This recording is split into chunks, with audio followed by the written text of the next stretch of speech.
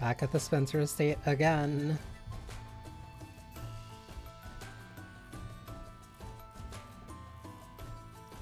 These residents may be evil, but they sure know how to make a mansion.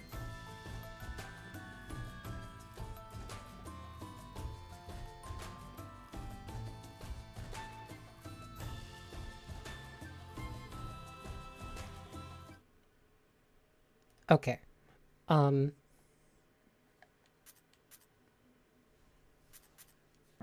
Resident Evil. This one's going to be weird and different. I'm also still doing like slightly self-imposed things. I want to play this on original still, just because that's how I like the game.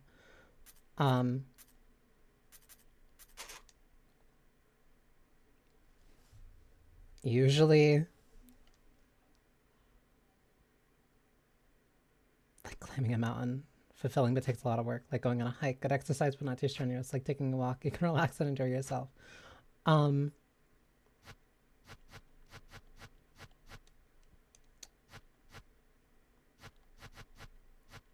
I don't know. I'll do like going on a hike.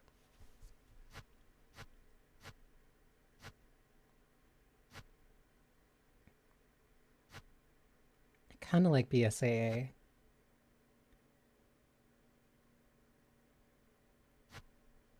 You know what? I'll do BSAA. Because I've already played through it original with the original look.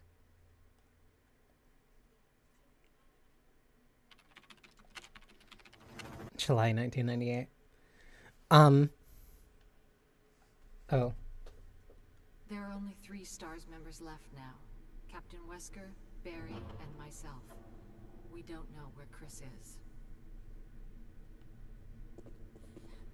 What is this place? She gives the ponytail. Nice. Not quite your ordinary house, that's for sure. Hey, Wesker, where's Chris? Jill, no. You don't want to go back out there. But we've got to find... What was that? Chris? No. Jill, go and investigate. I'm going with her. Chris and I go back a long way. All right. You two go. I'll secure this area. Stay sharp.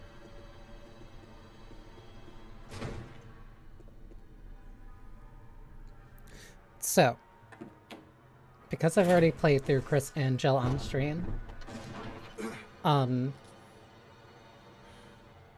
she looks so weird in her RA5 outfit in this. A dining room.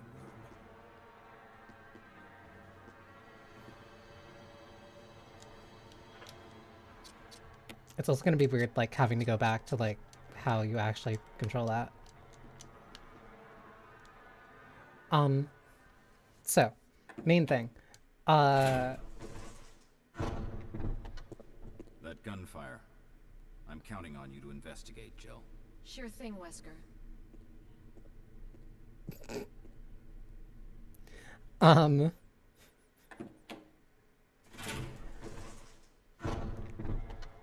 The intent is, like, pseudo speedrun stuff.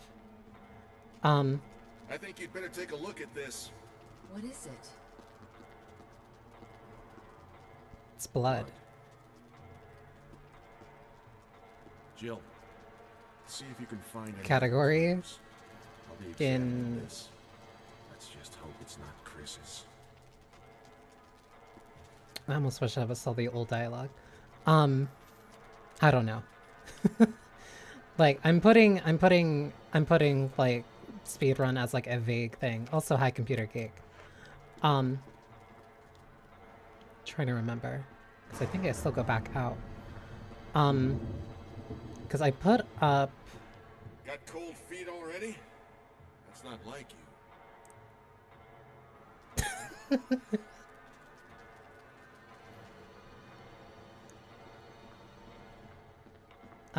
Because I watched, like, a little bit of a video. Who is it?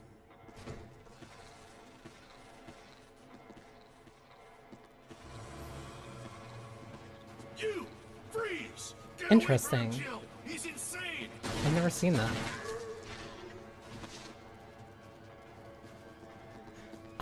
This is very far from like actual like speedrun thing. I know nothing about how to actually Better properly report speedrun this this to game. Wesker. Weird.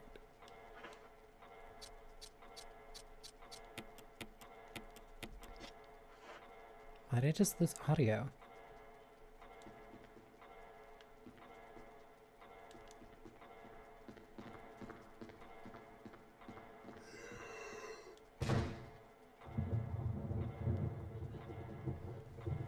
Weird. Hang on.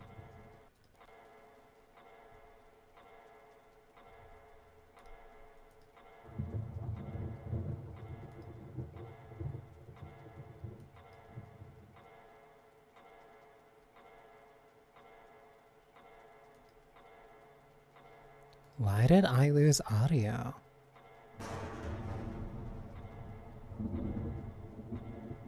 Because now I can't hear anything.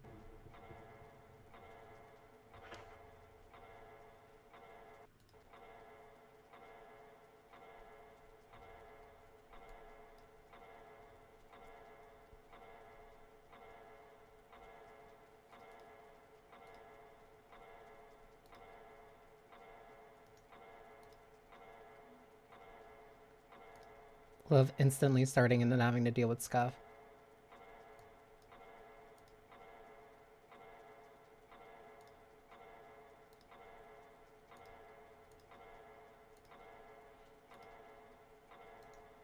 But yeah, the intent is that because I've already played through the game with Chris and I played through it with Jill.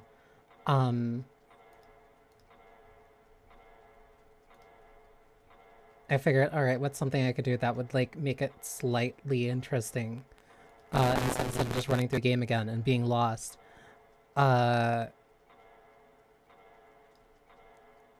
so I have a video on my second monitor, that kind of just explains like point by point things for how to run for. I have no live splits. I have no idea how to do any of that. Also, hi Saidaku. So I have a thing on my. Why am I like struggling? I have a video on my right monitor that's basically like a hey, here's what you do here and here and here, like a very basic tutorial for speedrunning with Jill. And the intent was that I was going to kind of like take looks at that when jumping back and forth between these things. But for some reason, I don't have audio right now. This is very far from like an official or like anything resembling like a real speedrun. I'm just doing it because like I want to play through all the RE games and I know I can finish this in one session, so I figured I might as well see if I can finish it as fast as possible. But for some reason, I lost all of my audio, and I don't know why.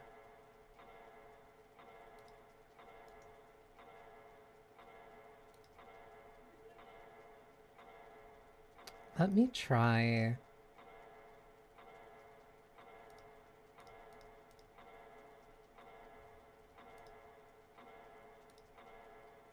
Let me try something while I fix this.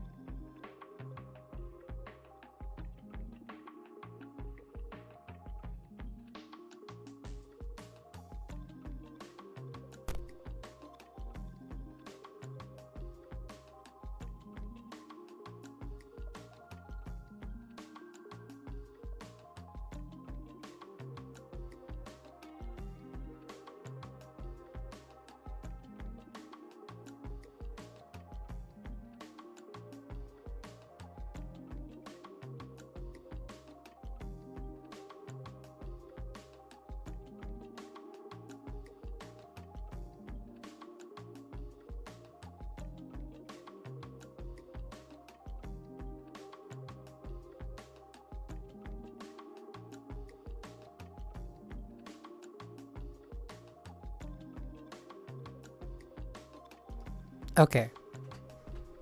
Seems to be working. Now. Now.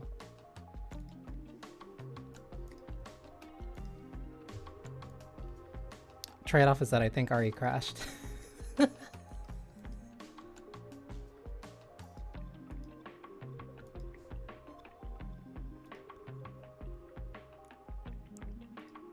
Alright, it's fine. It's fine, it was literally to start anyway.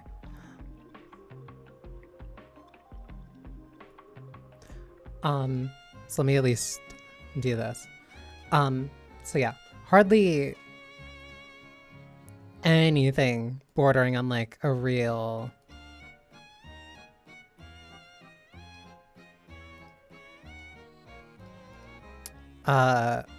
bordering on like a real speedrun. I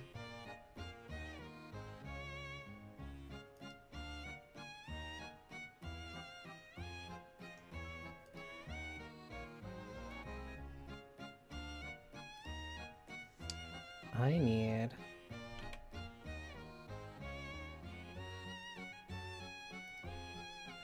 give me 1 second.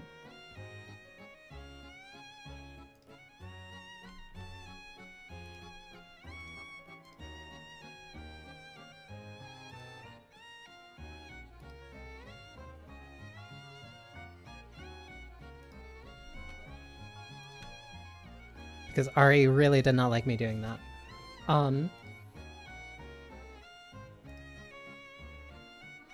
But yeah, point being, not real speedrun. Not anything close to it.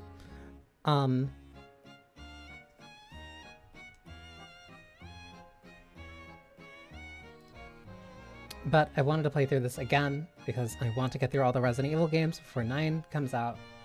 I know I can finish this in one setting, so I figured like, alright. I'll make something interesting out of it.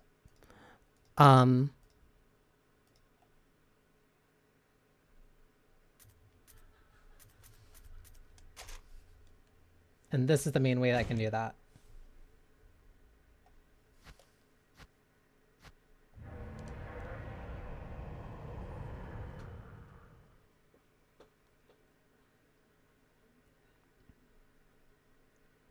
Just to make it easier on myself, I'm probably not going to worry about the video immediately on my second monitor. So I'll put it on, There are only 3. on something here.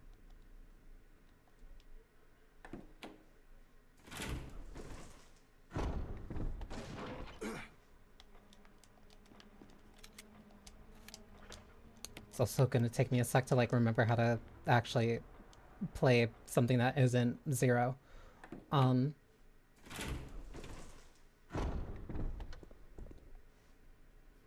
That sends me back.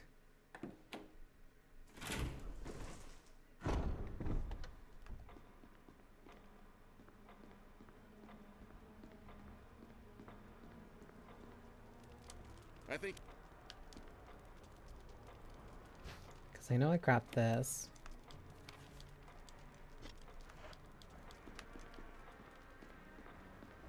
And like, I was considering before, like, quote unquote studying, like actually, Already? like watching the, like genuinely kind of like sitting there watching the video and then giving it like a couple tries. But then I realized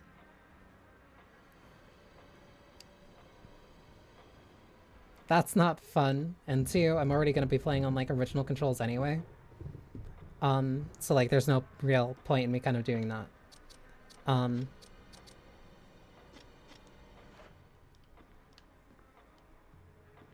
Because I remember I grabbed that. Yeah, and I think I just keep... Wait.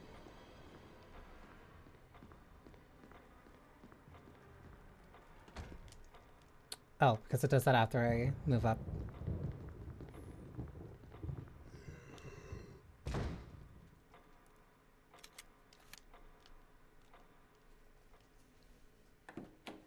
It's also not like I have the Because I know the dude, like, the person in the video mentioned the,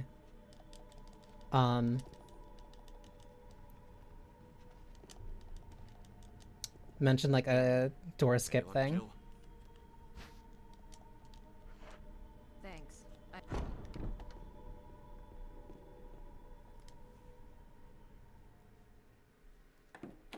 So the main way that this is actually going to manifest is that I'm going to try to see if I can just follow along with the speedrun. The only parts that I'm really probably gonna have a little bit of trouble are like very specific things that are like mentioned in the context of just like, hey, you should probably do this, or like, hey, this is how you deal with the boss. Because on top of that, I'm also gonna end up running to the save room. I'm gonna end up running to like save rooms a lot so I can actually save and be just like a little bit safe. Because I may be saying that like I'm trying to wrong place. Is that a Crimson Hell already? I forgot. Please.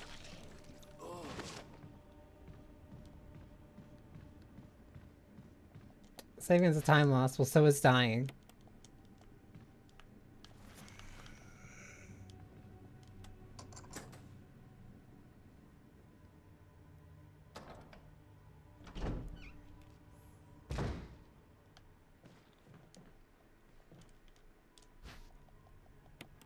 Don't die, I'm already in caution. I can't guarantee that.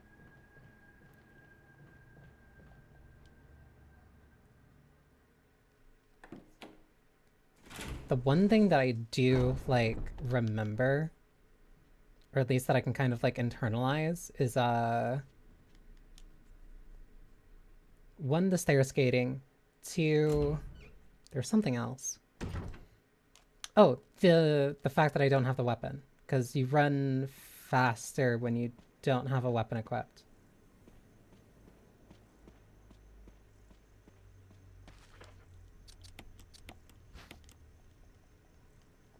So it can be removed. Please.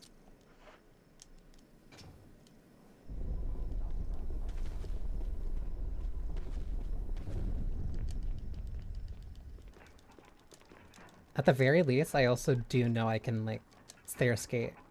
Because of something that I saw, like, years ago. Because I think I was also doing it during my other, like, playthroughs.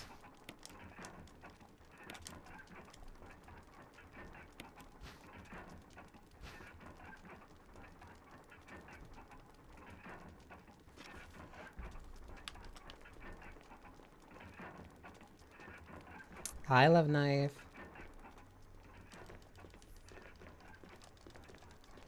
Just in time for a very bad speed run.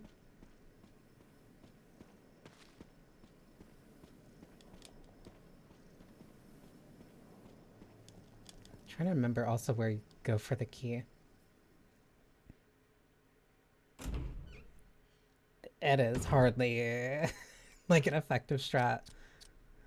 Oh, the defensive items don't take item slots. And another reason why I kind of wanted to like see a video is because I can't remember where I go a lot.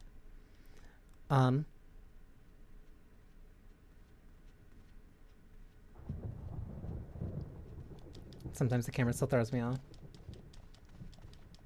Right, it's through the art room.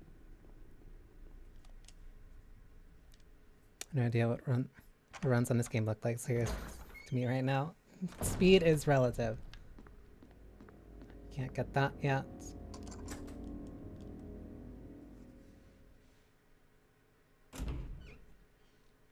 Like, I'm constantly... Crack. I'm constantly, like, doubling back to make sure that, like, I look at the... to look at the video. That's also why I'm doing this on hike instead of walk.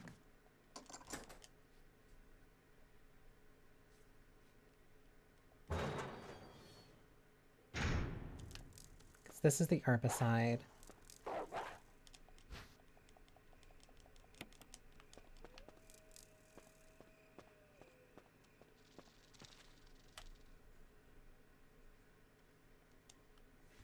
I think I lost track in the video.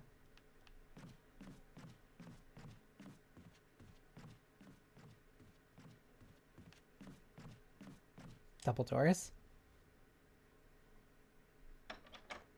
Then I think I turn immediately, like, right?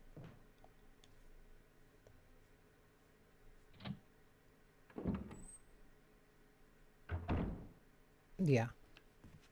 Hardly vroom vroom. Hi, Lena. I think I go this way. The one thing that I have going for me in terms of, like, actually being decent at this game is that I do remember how to at least juke zombies, like, a little bit. Even on tank controls. I forgot if I even need the board. No.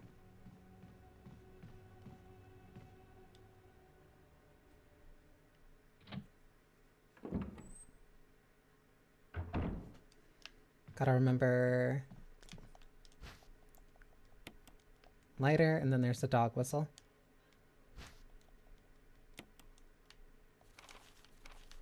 Another thing that is also inherently going to slow me down in like any like feasible way is the fact that I am playing on English, because I still like there's some cutscenes and stuff that I still want to like see and read. Make it all the way down.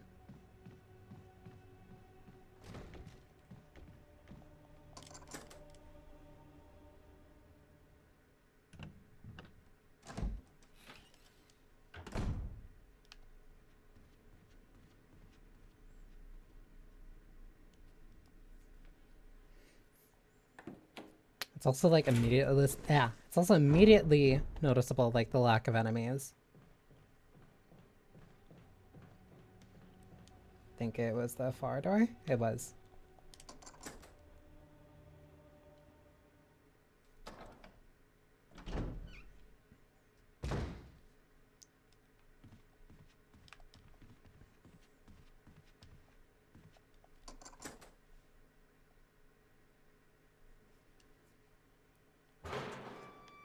It's the first time I actually have to pull out the gun.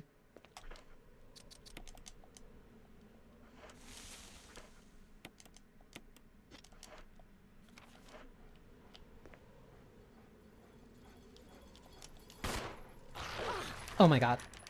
I forgot the trigger.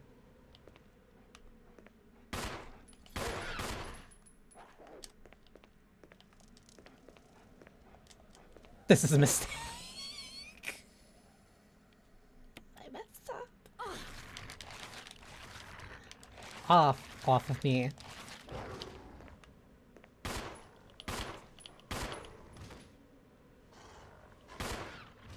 There's also like a specific tempo. I'm in orange caution. There's also a specific tempo that you're supposed to fire at.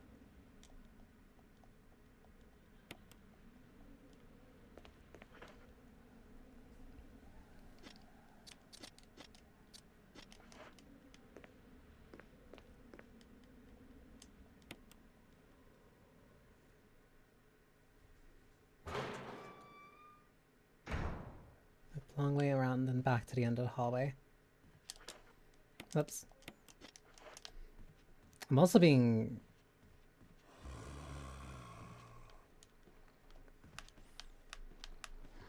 There we go. I'm also being a little bit kind of cautious and nervous. I think I...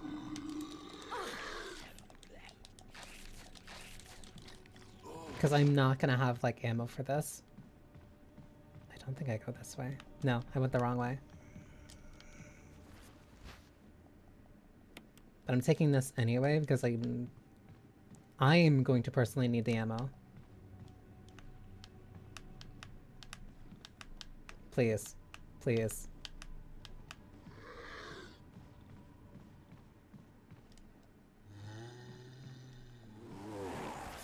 That's Crimson Head.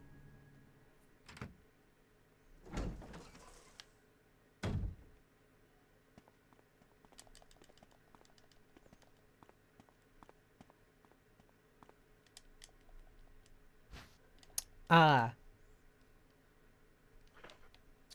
Hang on. Oh, and it's not like I can discard it.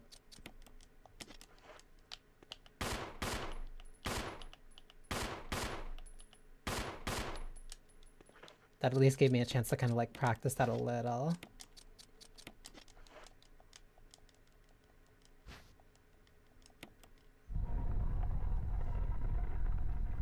Because then that goes down.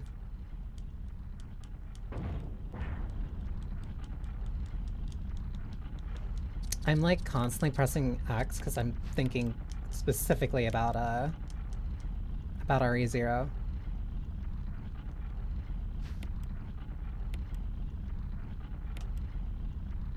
It's the armor key.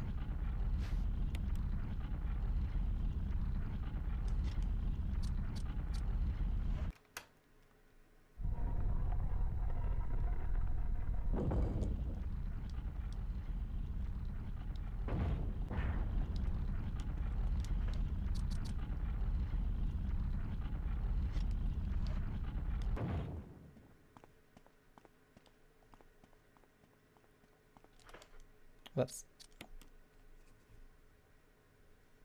Yeah, then I just go straight all the way through.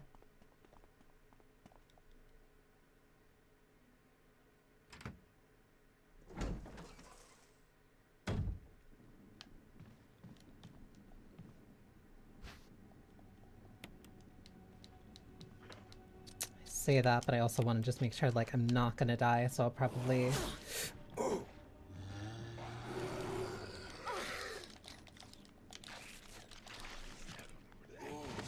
I'm gonna end up stopping by and swinging around. Wow, that I'm already in red caution. To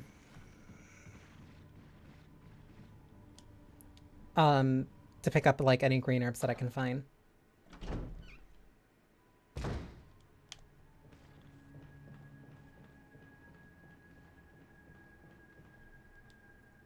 Because I know I'm absolutely going to need them.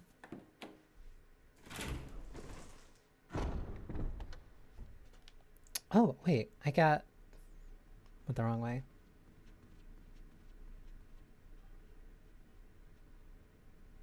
It's also gonna probably... like, down the line, eventually, it's gonna be an adjustment period for me to, like, learn how to play on alternative controls, because I like playing on... I like playing with the original 10 controls. Jill, don't scare me. Sir, you could have seen me for like a good 20 feet. Yeah. Well, I think you should take a look at this. I warn you, though. It's not pretty. It's forest.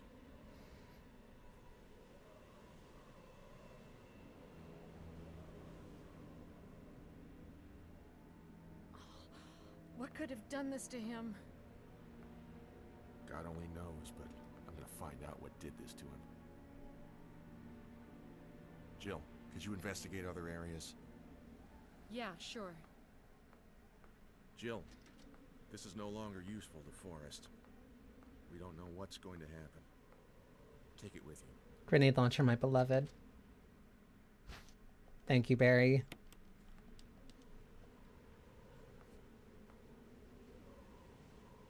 I still can't believe it.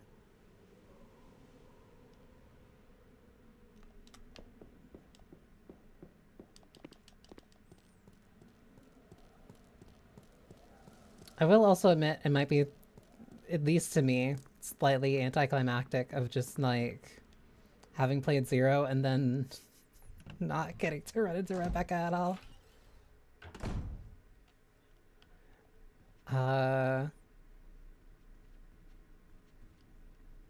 Trying to remember. Not remember. I'm also partly just watching to make sure that like I'm going the right way.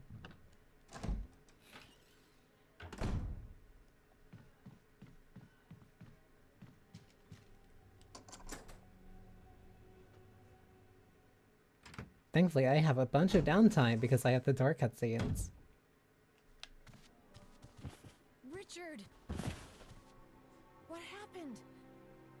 You're wounded. This whole place is a killing zone. There are monsters. What did this to you? A big snake. And it Jan. had to be poisonous. Poisonous? Richard, hold on. Bring me serum. I saw some, but didn't bring any. I'll go and get it, okay? You're gonna make it. Thanks.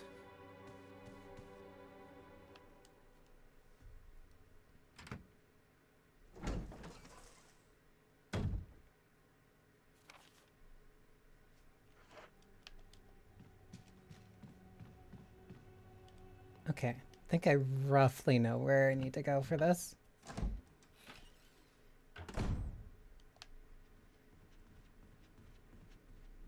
Because a lot of this is just going to come down to me, like, memorizing kind of exactly where I need to go. The only caveat being, like, when I actually have to start dealing with any bosses. Remember if it's this door or not. I think it's this one.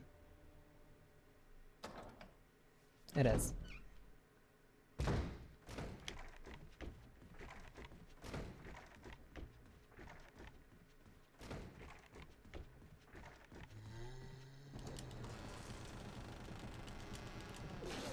Gross.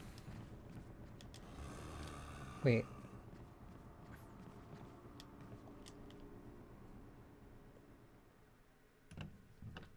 Perfect. I made it to the first safe room.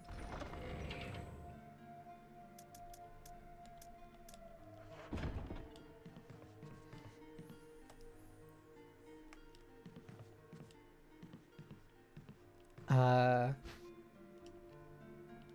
can't carry the serum. Oh, right. I also had the... Whoops. Knife in my inventory the whole time.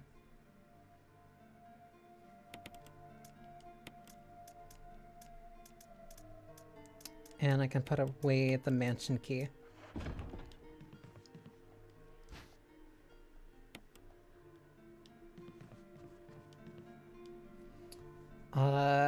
I think I'll save here too. Just to be safe. It's an old typewriter. You can save your progress.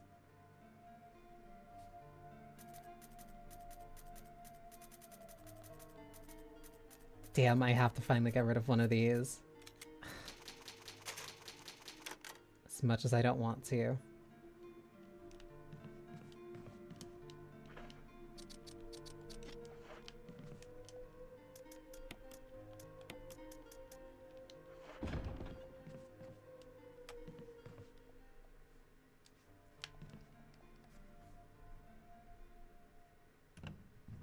This is such a weird experience to constantly be...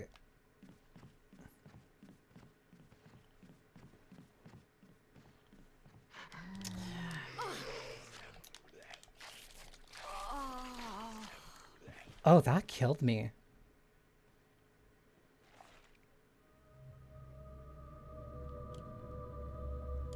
Well then, good thing I still saved there.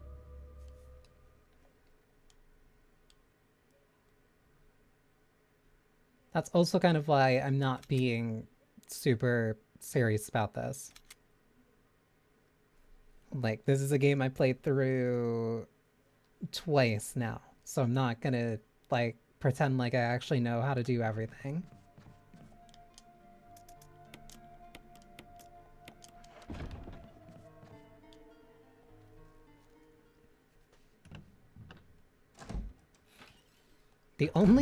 I think the only two... Oh my god, I messed up. The only two that I would genuinely feel like comfortable even attempting like something resembling like a real speedrun would be 7 and 8.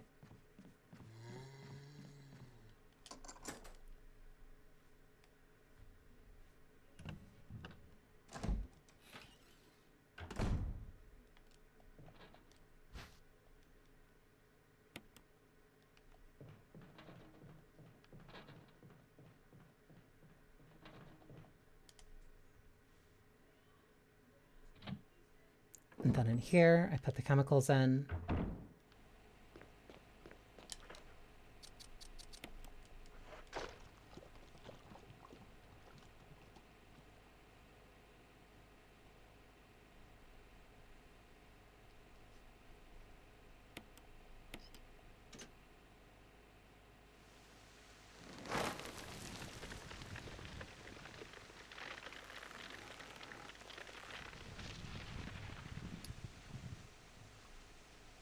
Stupid plant. Doing not the right way is important, so I can get my herbs.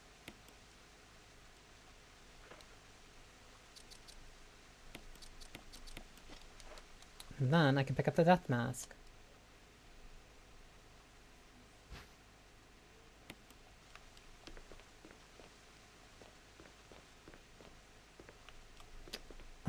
I wonder. No, because I'm in... I can take this. Also, higher he is.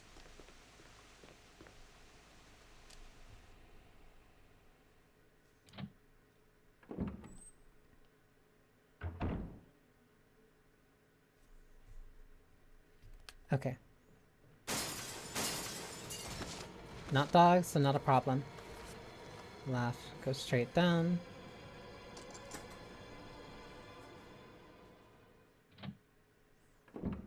Immediately to the right and through.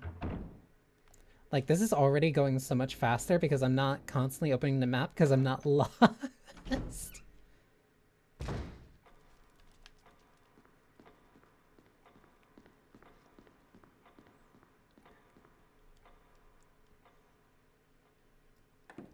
The speedrun never seen a usual route. I don't know. I don't know.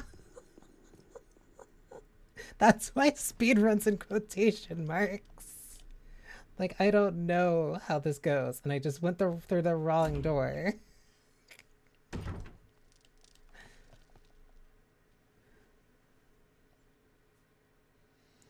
Like, I have a tutorial, like, literally right next to me, so I can see, like, how this works. And, like, at least to be fair, like, I am going through this a lot faster than I would be on my own. Right, this just gets me back to Richard. But, like, I do not know the layout and the order that I should be doing these things nearly as well as... You can't be dead. Nearly as well as, anyone who puts speedrun in a title really should.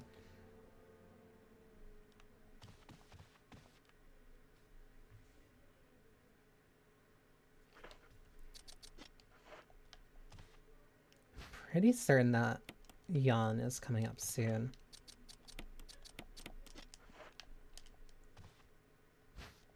Because, like, a big part of this, like... because, like, what I usually said was, like... What makes these games so interesting... Hang on, because there's a zombie here. 1, 2... There we go. I can at least do that. I can at least dodge like that. I watched one S+ walkthrough. First beginning my own attempt. Only 10 minutes to spare.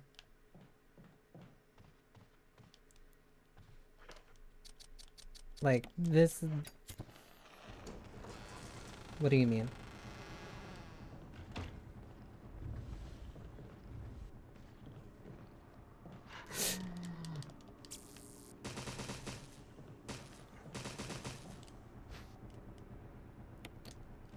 Ooh, right, the music score. Damn it. That, what do you mean wasn't towards you? My apologies. Because, like, I'm not... Because I can't listen to the video while I'm playing, so, like, I can't keep track of, like, what I should be doing. That's the Yawn boss fight, and I don't know if I do fight that right now. Also, something looks wrong about my inventory. But I don't know if that's just because this person... It's like showing something off.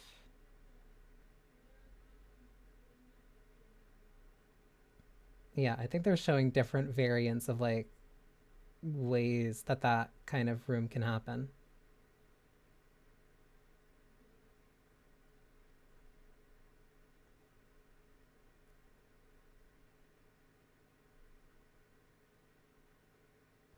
Because like, ooh. Oh, because those were ones without the serum. Wait.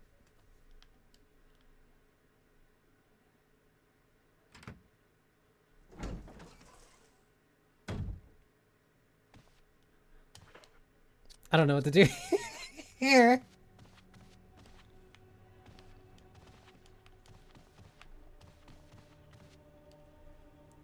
I think I just forgot to use the serum. So now it's just sitting in my inventory. Can I...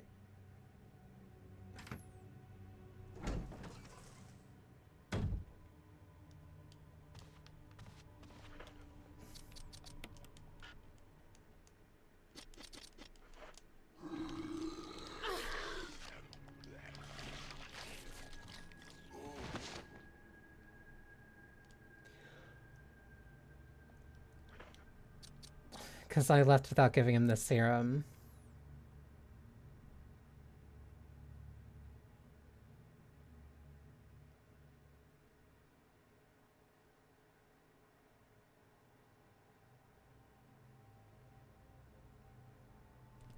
We'll see how far this goes. Because I know I still have to end up fighting Jan. Well, no, because that's going to actually...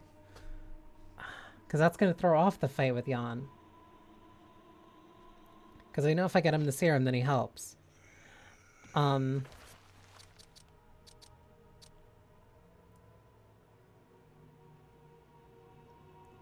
now this completely throws off my inventory. Well, it was already thrown off because of the green herb, but like I could... That's like the safety net.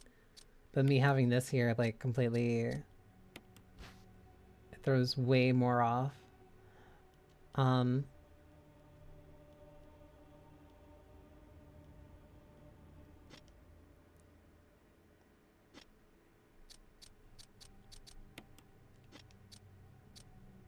think I just reload.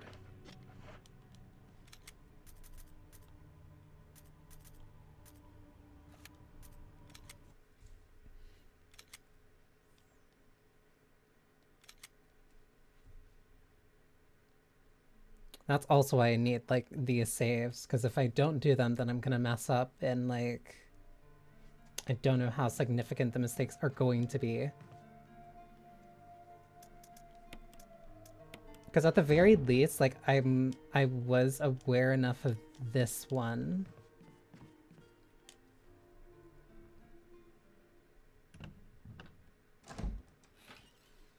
Plus, it also means I get to practice, like, actually doing this more. There we go.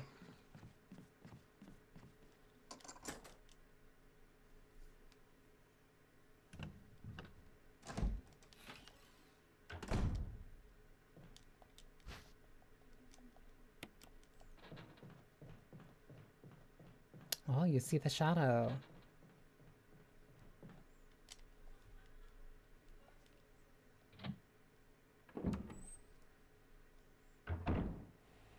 It's funny that I'm doing all this and like... I'm like 90 to 95% certain that I'm probably never gonna do something like this again.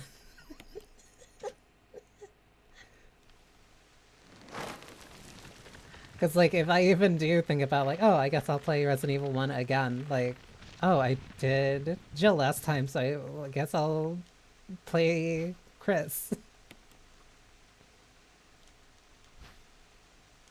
Not saying that this is like necessarily inherently like pointless, but it's funny knowing that knowing full well that this isn't something like I'm not gonna turn into like a speedrunner for it. This is more just kind of like an interesting kind of way of trying a game that I like a lot.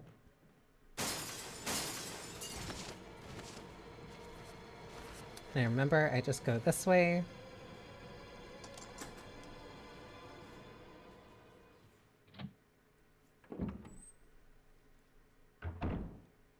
I love RE1 a lot. I love RE1 a lot. I just go here, then I run through.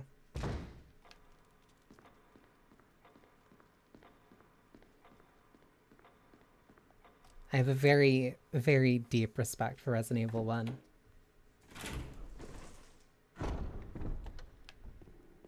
This time I know what mistake not to make. So I'm already slightly better.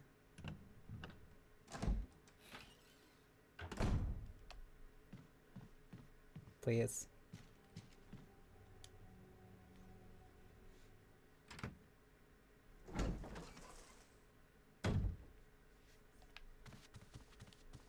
Here, Richard. I'm gonna give you a shot. I made it. I'm fast enough. Oh, that means I messed up last time because I went through the wrong door. Jill, here's my radio. Take it. I'm...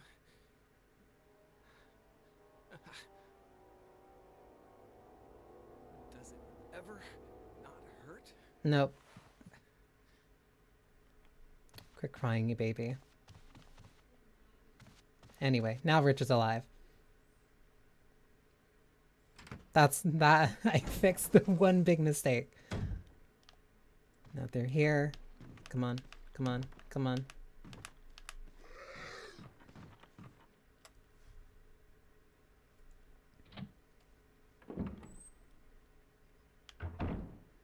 This one I can also improve on because now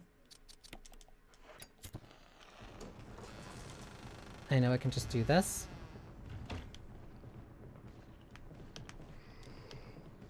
Woo! Okay, that worked. Why? Wait, why are you in the... whatever. That worked out. Okay, that worked out. I'll take it.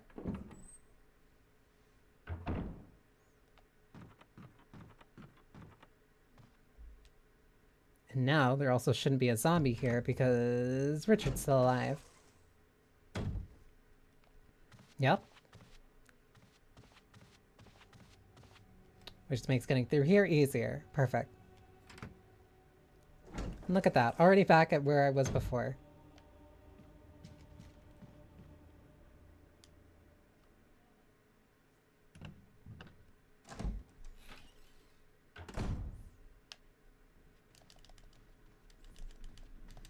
Also, it gives me an excuse to do like the scare skating stuff, and that's not...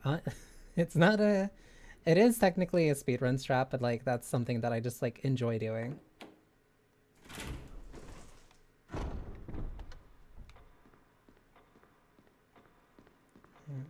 Yeah. Restore. Okay.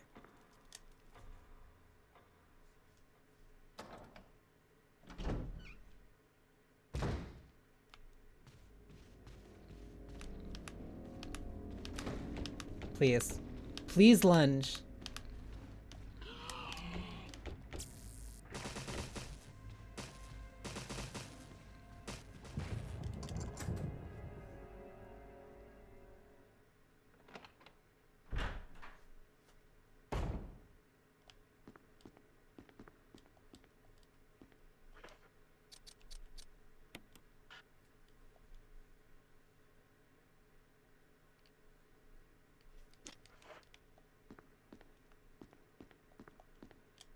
Wait.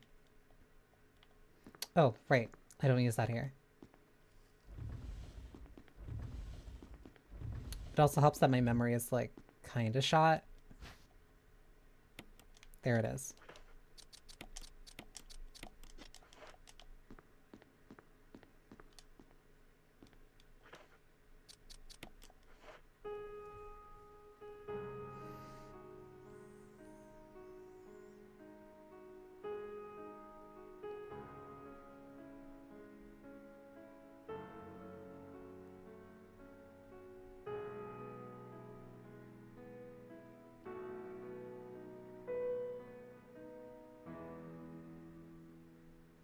Classically trained.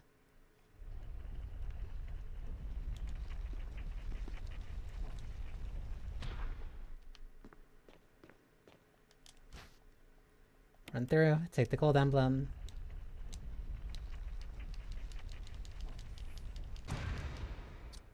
Closes, put that there.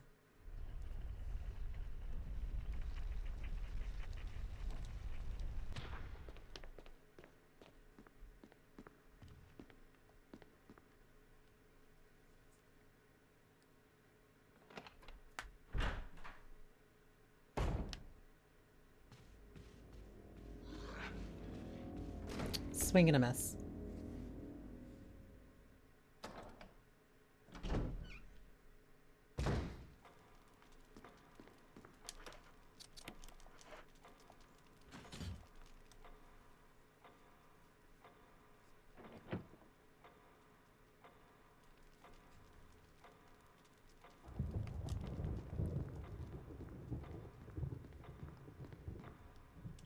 This one's gonna be a little bit difficult because I actually have to kind of like left, right, whoops.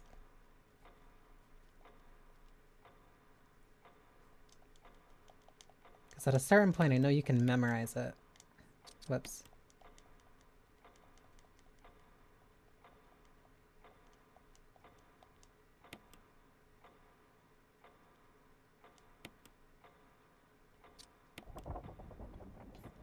Instantly went the wrong way.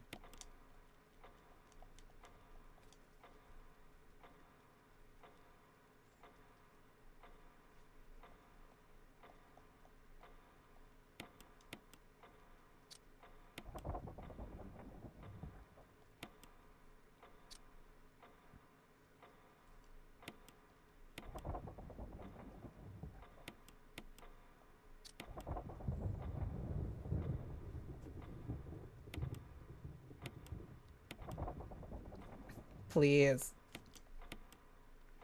I'm trying to mash through quickly.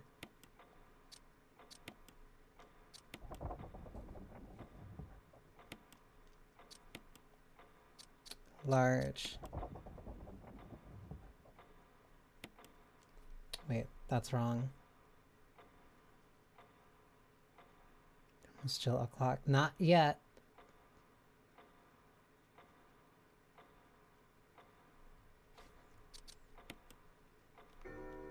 Oh, there it is. But also, thank you for 9 months, Effie. We're not at the best line yet. Here's the mansion key. Then going up.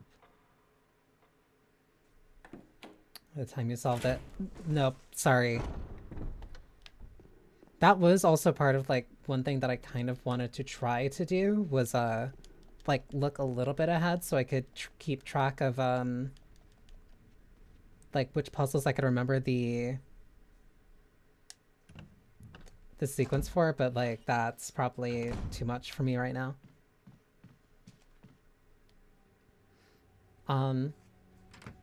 But also, ads are gonna start in about 30 seconds. So that gives me like a little bit of time to develop a little bit of future sight and see what's gonna come up next so I'm not constantly looking down at it every 5 seconds. Huh. But like this isn't going too bad. Not too bad too quickly. Again, a lot of it kind of is just the routing instead of just the movements.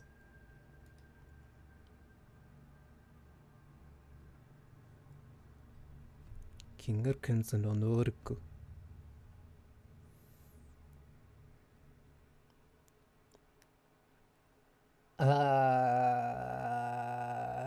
gonna be a little bit more than just 5 seconds though. But I can just take a look while the ads play. Cause like, that's a good chunk of the mansion done. the little jiggy. These damn things keep pouring into my atelier. Oh, you came at a bad time. The yawn fight is here.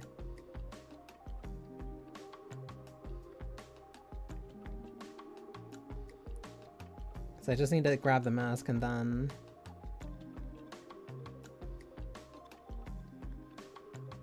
Okay.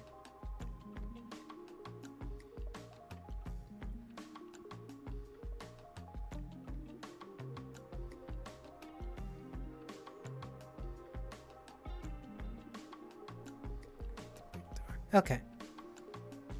That's as much as, like, I'll look ahead, because that's as much as I can probably just, like, maintain in my own mind. Because, like, it's fast.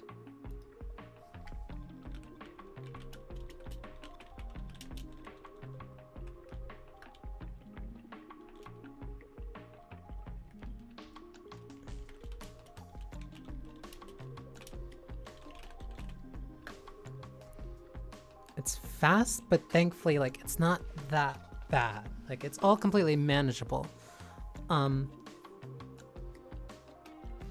Because, like, yeah, like I said before, the best that I kind of had before, or, like, that I could probably do was, like, RE7.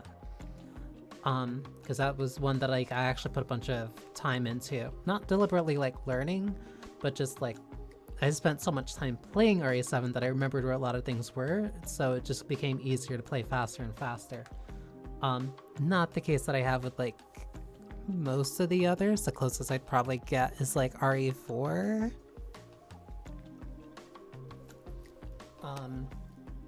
I mean, I could probably also do it for, like, RE3 if I really put in, like, a little bit more time. Since a lot of that is, since it's very linear and kind of directly combat focused. But for something like this, especially with the fact that I like playing with tank controls, especially the dodging and juking zombies, like that's something to me that's enjoyable. So playing on like the alternative controls, which would make it more intuitive and is like the smarter thing for being faster. Again, like I brought it up yesterday of like the whole optimization talk stuff, where it's just like, I'd rather just make sure that I'm having fun with it. I am not making a category because this is not something I'm going to do continuously.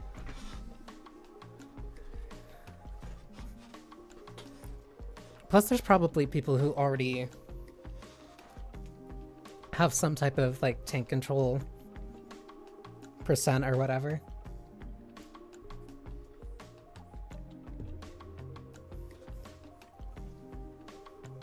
Whether, or probably, I don't know.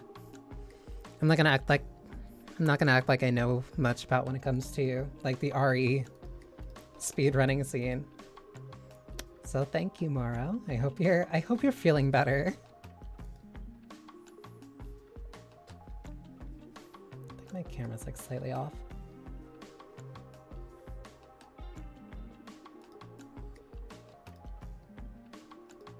I'm alive. Sometimes it's the best that you can hope for in like in these trying times.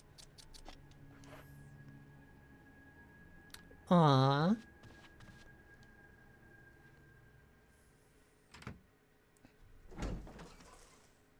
I think I remember, yeah, because this isn't difficult. Mansion key, no further use, get rid of it, which means I don't need to use the mansion key anymore.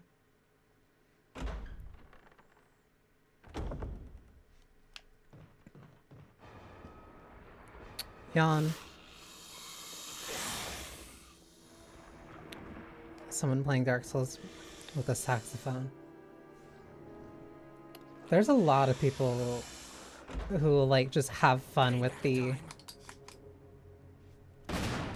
Run this way! God damn it! Please don't tell me I got poised. Fuck.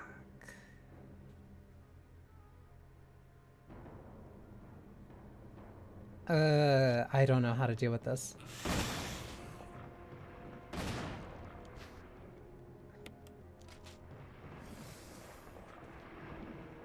You're just lucky it's not the library, which means I don't kill it right now. Because that is mandatory.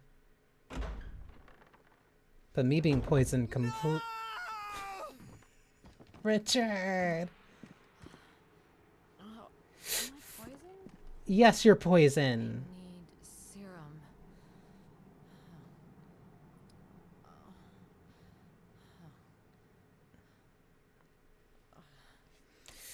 Yeah, that's also kind of...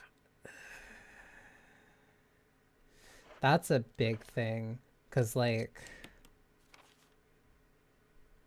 I now have to go completely to the other end of the, completely to the other end of the mansion. Which completely throws off the routing that I'm supposed to go through.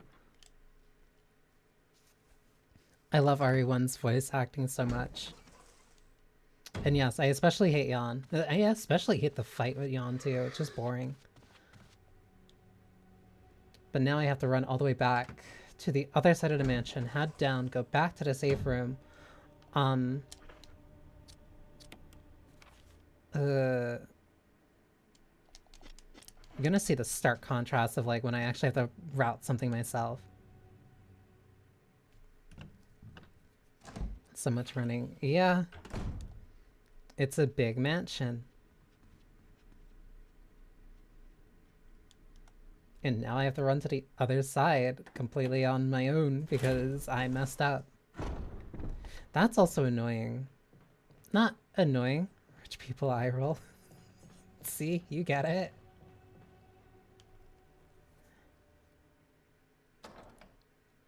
They made the evil residents. That makes them even worse. As long as there's... I can make it through this one. There's one at the bottom of the stairs. I think. Yes, okay. Rich and evil, the worst combination. Okay.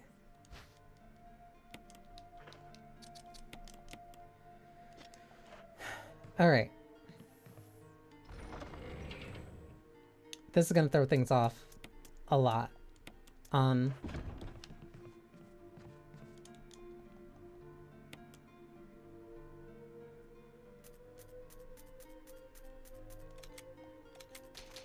I'll rotate saves. This is gonna throw things off because now I need to figure out my way back. Because yeah, that detour kind of throws off a lot of what I'm supposed to do. So now I need to make it back to the east side. Come on, lunge already. Lunge, lunge. There we go.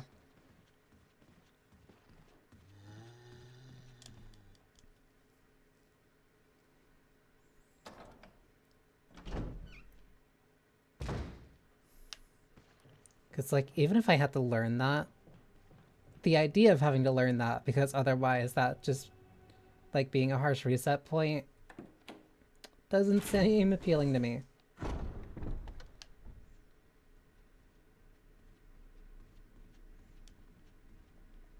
Okay. Because if I didn't get grabbed, if I didn't get, like, snagged by that poison, I could have just went straight into here.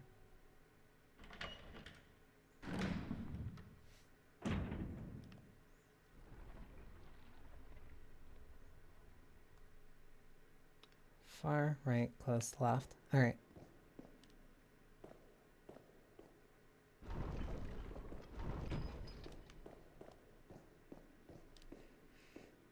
But like even with that minor like mistake, the rest isn't like too bad.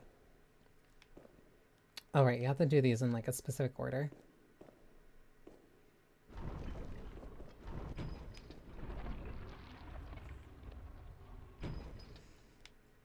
Elements are poison is different to venom. Poison and venom are different things.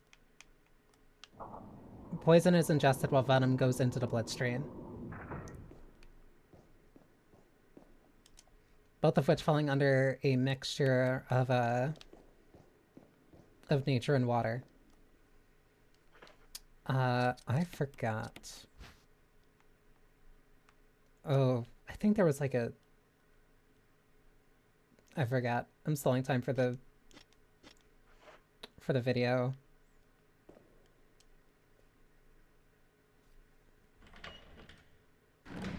Cause like the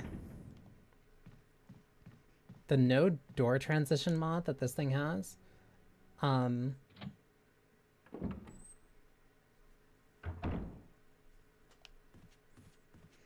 makes keeping track very difficult. Also, there's so many paintings on the wall to the point where it's like ridiculous. Please, please, please, please.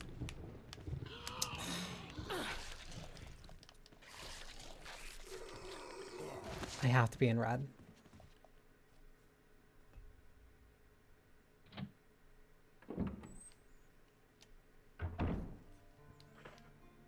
Knew it. Annoying, but not impossible to work with.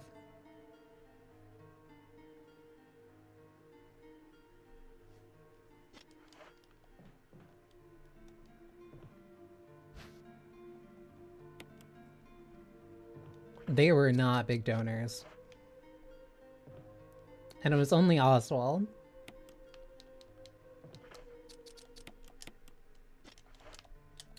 It's all pharmaceutical money. So like, no, he absolutely... I want to almost say allegedly. It's all pharmaceutical evil money. Spencer's the type of guy to have art in his mansions. Plural, by the way. That is important. He's the one to have art in his mansions because it makes him look like important. Or make him look cultured. Doorknob looks like it's ready to fall apart.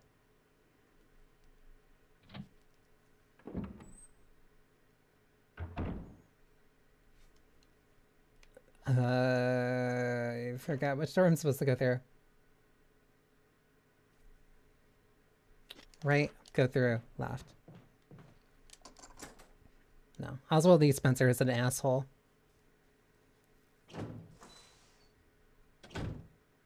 Well, he runs an entire pharmaceutical company. Of course he's going to be an asshole. But still.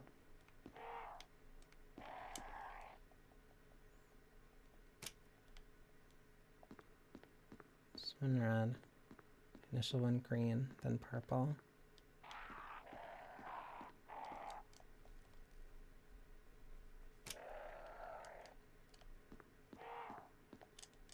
Then turn this one purple.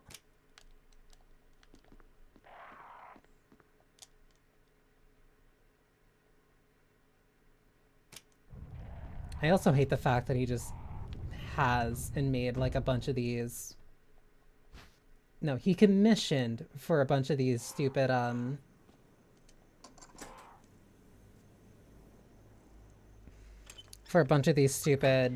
like puzzles in his house.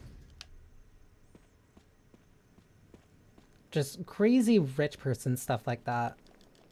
If you needed any more of a reason to hate Oswald E. Spencer.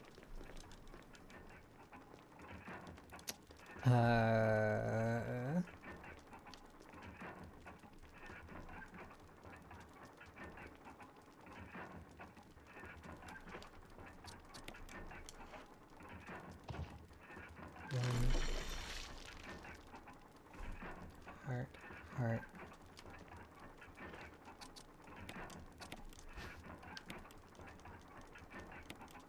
Heart. Heart.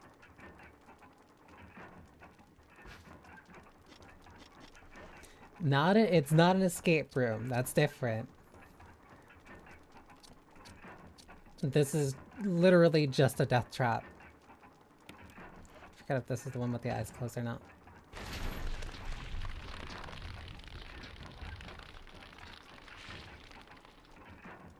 The no-nose haver. My god.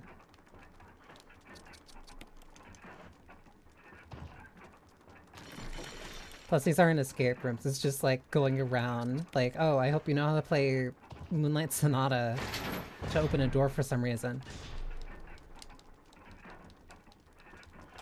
Okay. Other Crimson ad.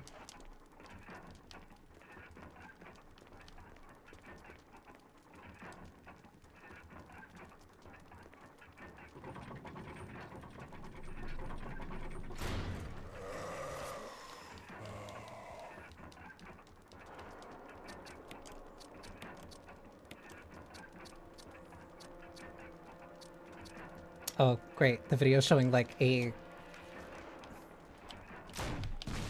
Whew. Okay, that was like almost slightly off.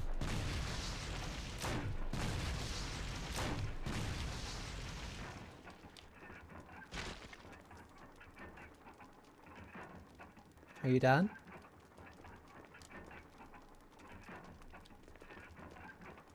Can I leave?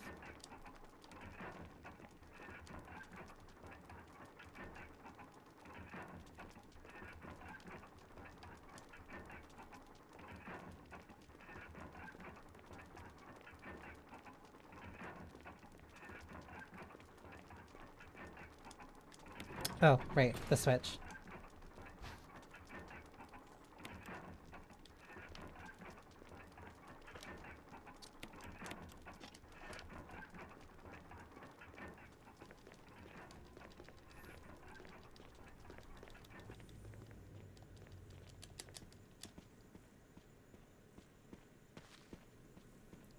Head through here. He's so much of an asshole that he killed his architect. Like, I keep forgetting that. And experimented on his daughter, too. Like...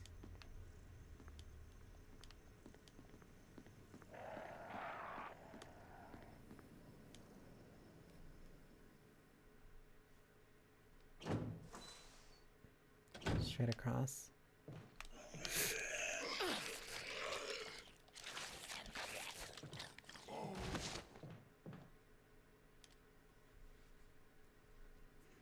And now, should be the garden house.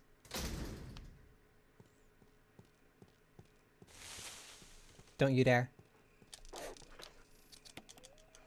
Please, please, please, please, please don't make me deal with this.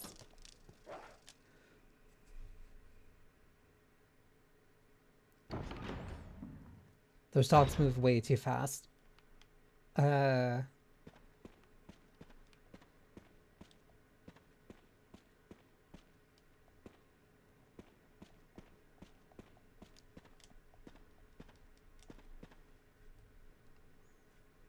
Like, why can't I? Oh.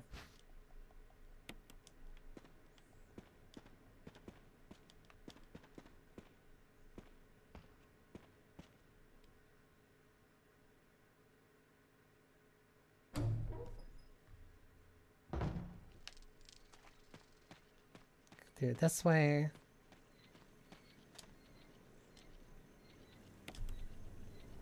Has to stop west.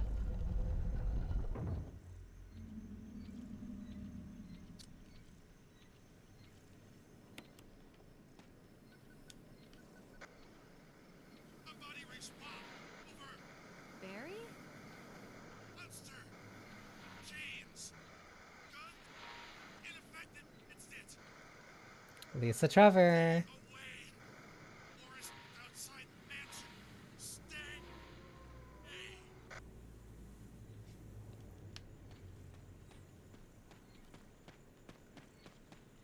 And this one stops north.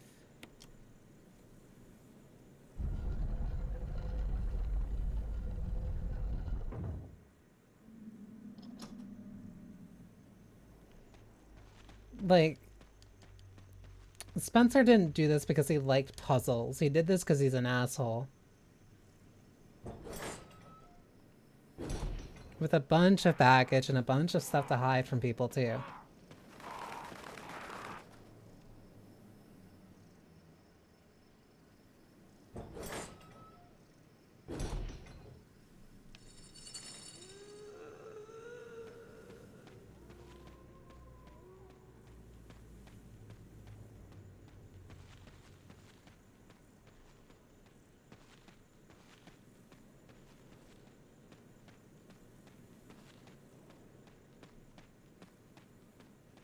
Because I'm heading up to the garden house, I should save soon too.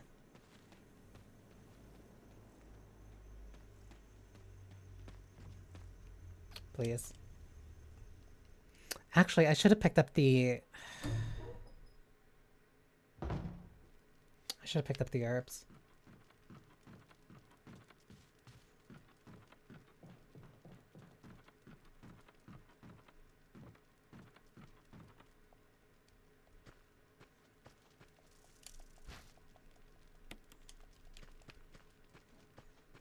Crank.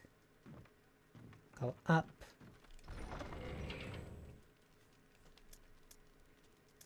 I think I could put away the mansion key in the lighter for right now.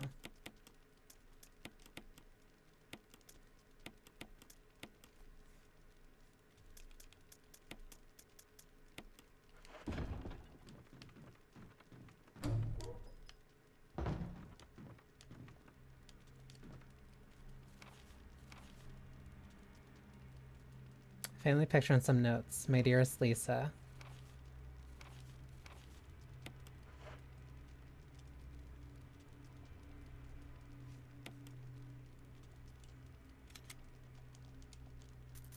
Don't overwrite that. Save here.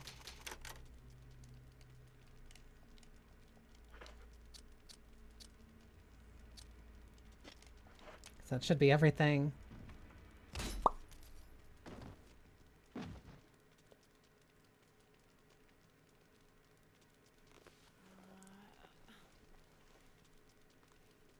Like, part of the reason I am kind of like very harsh on Oswald is like all this stuff with Lisa Trevor.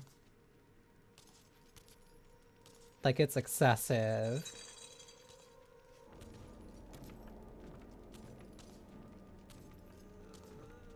I forgot how I deal with you.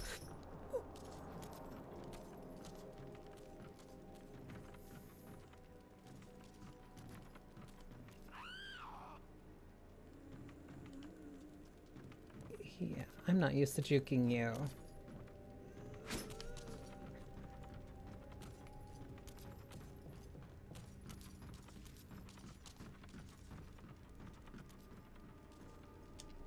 Yeah. Good thing I actually didn't use those herbs then.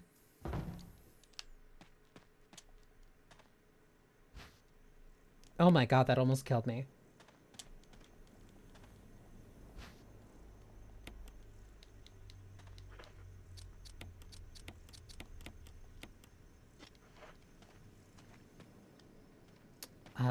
That got me to crank. I don't want to go back up there.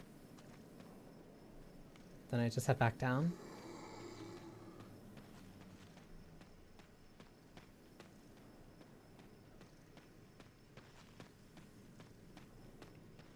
Like, killing... Ooh, hi, bye. Like, killing George would have been... I don't want to say, like, understandable, but, like... I get it. You want to keep your secrets. You want to keep your secrets and make sure that your architect doesn't, like, rat on you to the police. Even though you already had your hand in the police force, but that's different. But, like, yeah. Bring your wife and kid here. Let them tour. Surely nothing bad's gonna happen.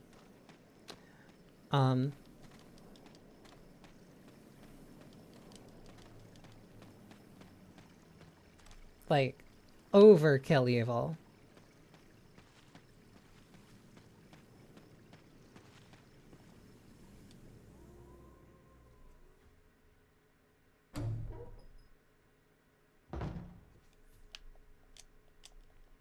I don't want to look at the pots. Give me...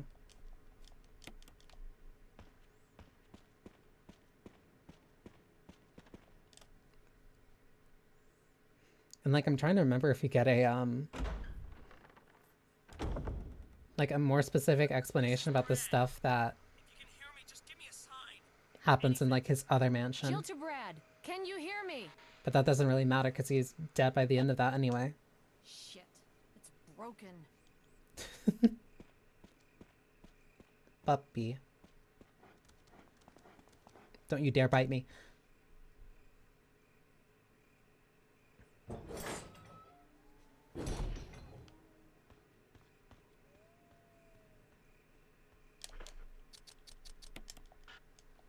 What do you mean it's not necessary to use right now?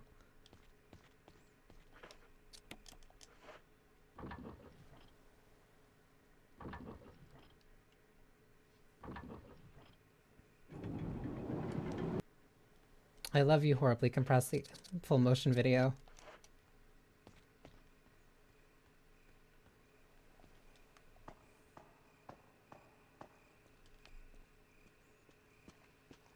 And at least now I don't have to worry about frogs jumping out to kill me in one bite.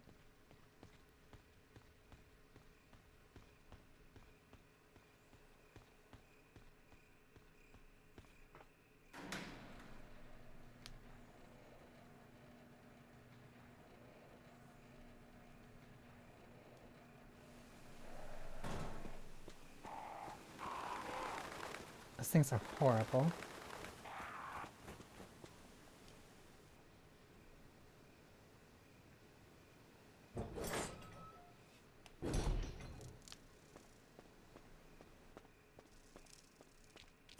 That's right, the snakes.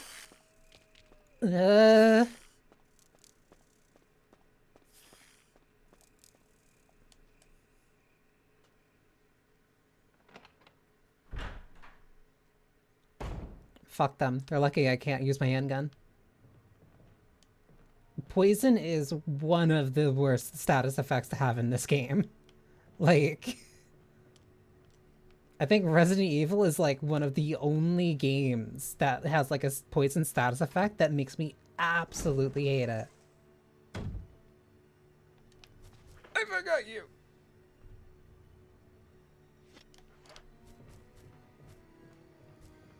Hey, Black Tiger. That's also a reason I hate poison in this game too. I have to remember where I go. I have to watch this really quick. I go down, grab the book, and then I have to head back out. Whatever.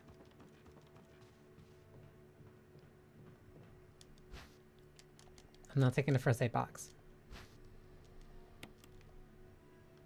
Like, no, poison in Resident Evil is like consistently one of the worst statuses. One of the worst statuses like in the game, just because of like the nature of how the game works, because it turns into a compound problem. So anything that can inflict poison becomes like a really big issue.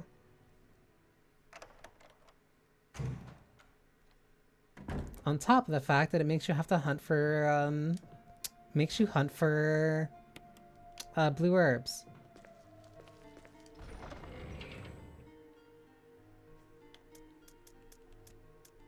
I need to pick up ink ribbon.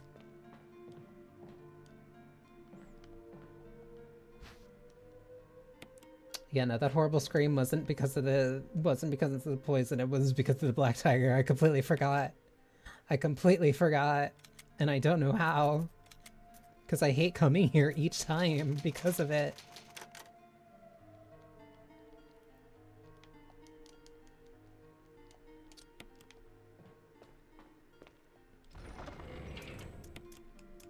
And like the fact that I'm running around with a grenade launcher with only like a few rounds in it doesn't help. Because otherwise I would usually kind of just like shoot at.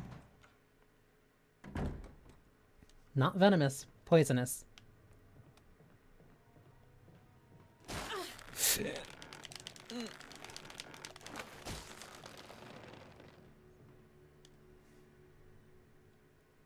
Well, the thing that they spit at you. The thing that they spit at you is poison. That still did damage.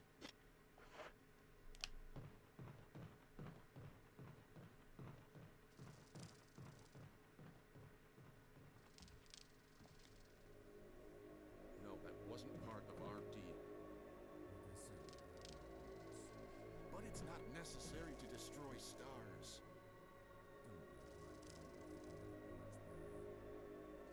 What about my family?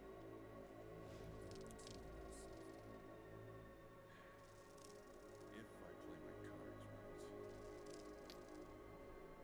They're not really sneaky if they're just falling from the... They're not falling like from on top for some reason.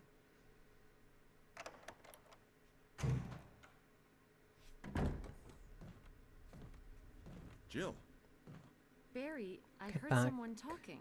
Into the bathroom. you heard. Pick up the key. I think age is starting to take its toll. Then run out. Talking Okay. to myself is becoming a bad habit. Talking to yourself? You alright? What's gotten into you?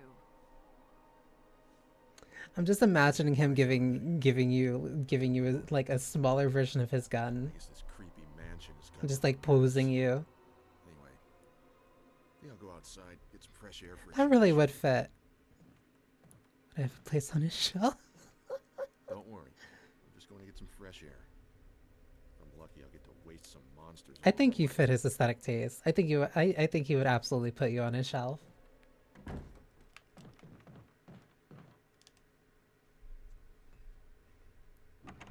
Funnily enough, coincidentally enough, we both have a thing for like for ADCs.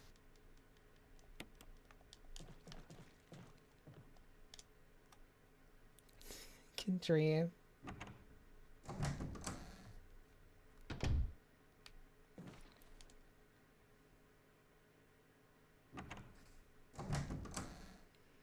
I love the number 4 because of Mana Edgy. Aww. No, that's cute. Cause like, I'll admit I might have. Oh my god, you just run through it so you don't have to deal. That's why you grab the first aid.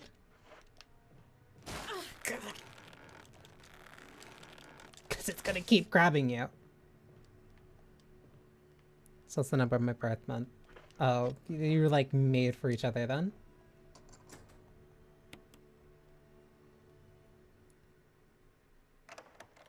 Drain the bathroom, run out. Okay.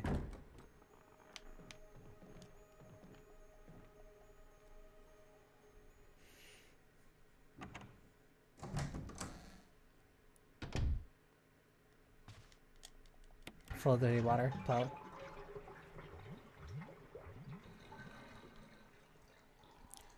Trending is too fun. He's incredible. I forgot to grab it. I forgot to grab it. He's incredibly fun.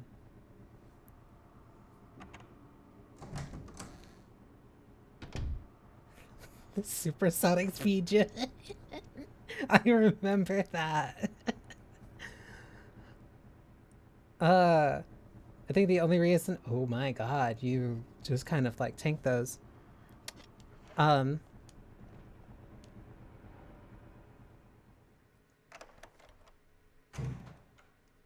legitimately think the only reason I didn't— that's orange caution. That's very dangerous.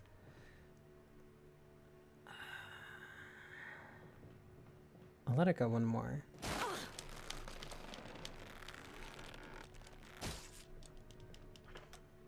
Okay, that's danger. Ooh. You cut it really close with that.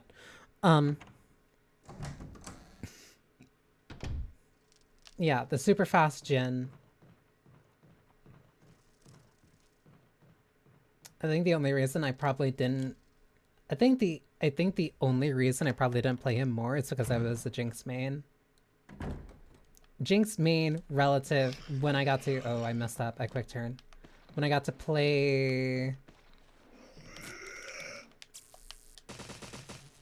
when I was playing ADC and for some reason I didn't get to play oh, that's bad. And I didn't get to play Jinx. Why am I messing this up? I can't help you, Moro. I can't save you there.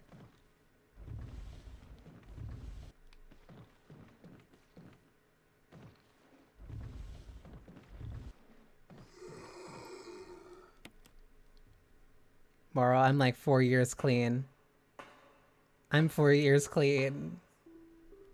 I can't go back now. You can't bring me back like this.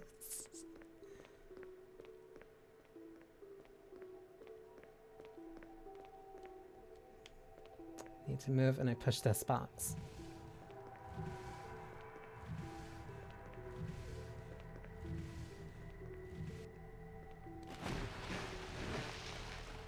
I turn back and then I push this. I was clean for like 2 years ago. wouldn't wouldn't wouldn't we can spend time playing.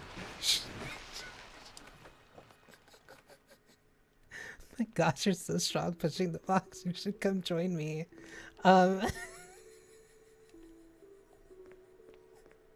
That's devious.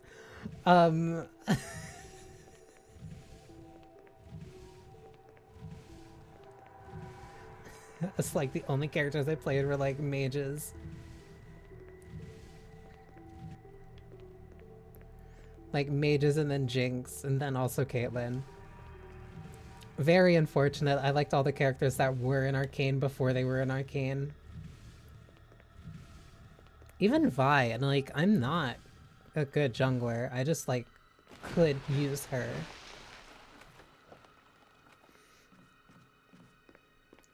This is the shark part.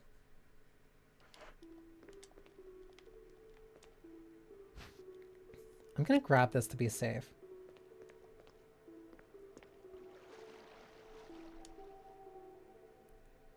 I think I gradually shifted to being more of a support player, like, before I quit last time.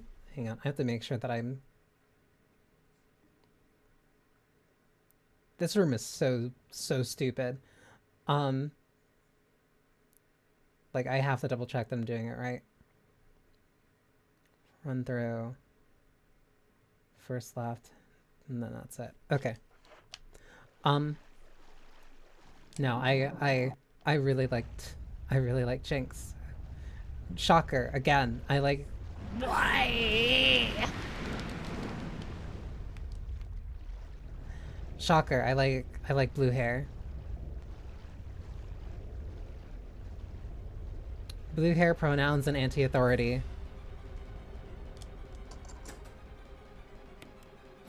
Fish aren't... I'm not a fish!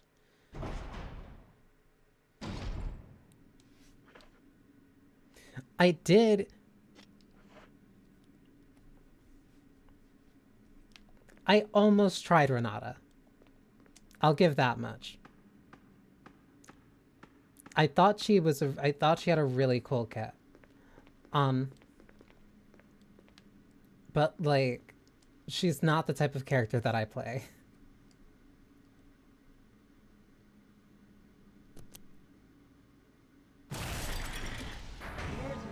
Emergency. Unknown source of pressure detected. Locking all doors to achieve maximum Need to safety. remember. Because like the only last time that I played a character that like... the last time that there was a character that like I was interested in... Brother, you gotta stop. Reaching 30% of pressure threshold.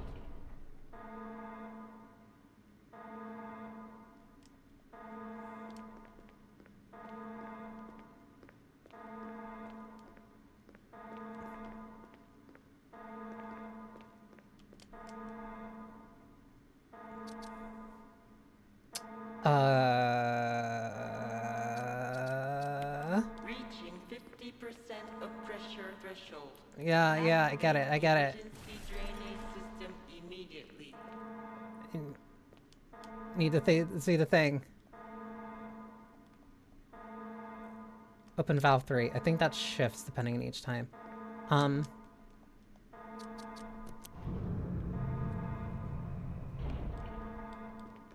Reaching 70% of pressure threshold.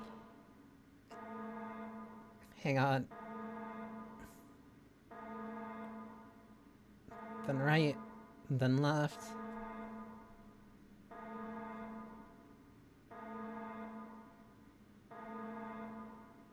Okay.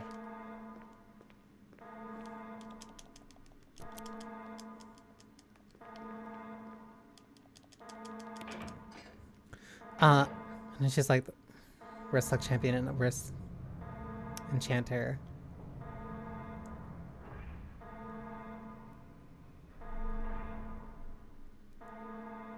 I only really play mages. The only... Yeah, no, the alarm is coming from within here.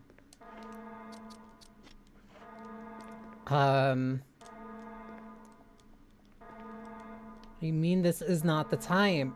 Just let me... Wait, didn't I? Wait. I thought I did everything I needed. Oh, right. Please, let me do this. I forgot.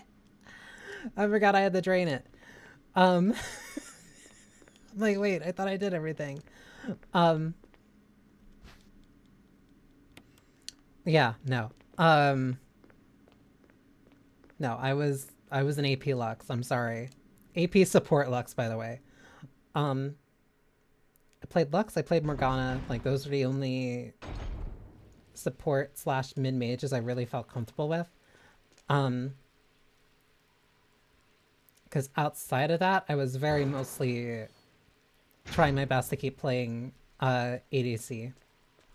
Because I really like Caitlyn, and I really like Jinx, and I really like the Cops and Robbers thing. Literally, as much as I could, I would try to play like Jinx or Lux. Lulu and work on my maze, of course. Lulu completely fits for you.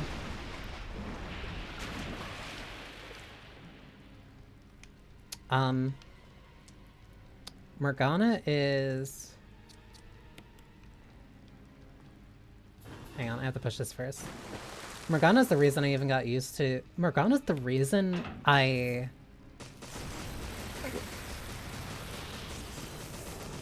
That part never stops being funny.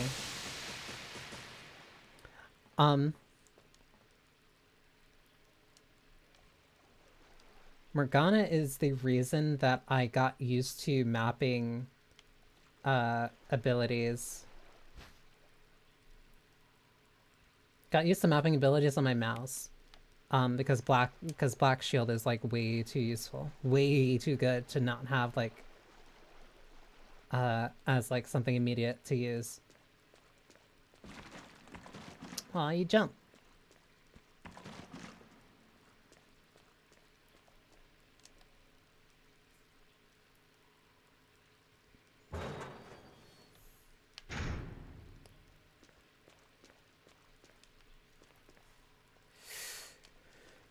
Still gonna take this though.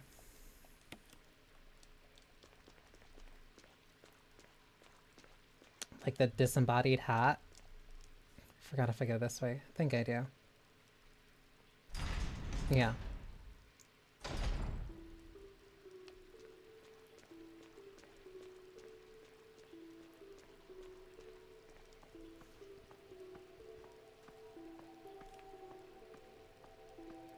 Maybe it's because of the era. Maybe it's because of the era. Maybe it's because of my taste. I wonder why. But yeah, I ended up liking a lot more of the characters in Rayman have. I don't know. I never played Rayman.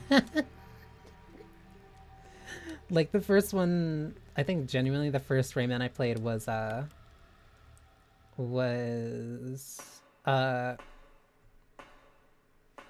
Origins, and even then I didn't like beat it. I didn't want to do this. I didn't want to do it this way. Please. That was really sloppy, but whatever.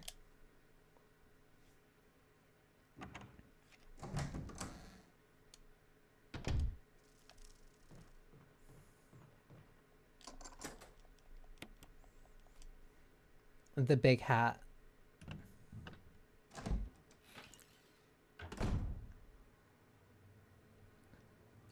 Cut through, go all the way down to the corner. Grab the insecticide. Oh, right, bees. I forgot that they're just actively in here.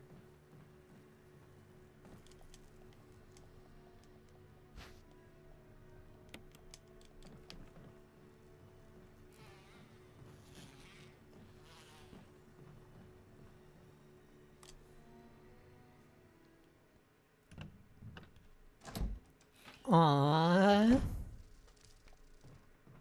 That's cute, Moro. Take the map. Do not look through the hole in the wall. Use this.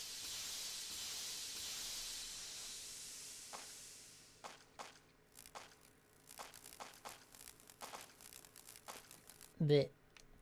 Alright. Now I shouldn't have to worry about that. Yeah, no, bees. Just normal bees. They're not even experimented on. Forgot if I go back in here for anything. No.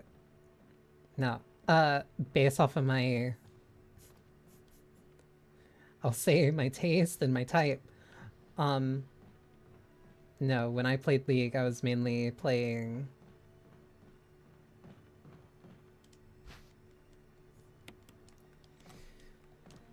Caitlyn, Lux, Jinx. I even did put like a little bit of time into Sona. Not like a lot, but I did play her. I didn't play her, but I liked Old Akali. Which is funny because I ended up like coming back around like the last time before I quit. And I did learn rework Akali. Oh, I remember this one.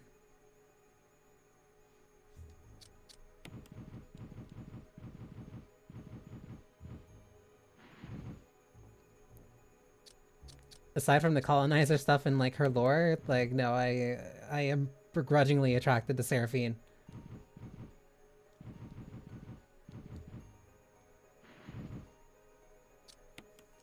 Wait, I still have to... Like that was genuinely insane. I don't know how that got past. I don't know how that got through anything, and like nobody thought like, wow, this looks bad. But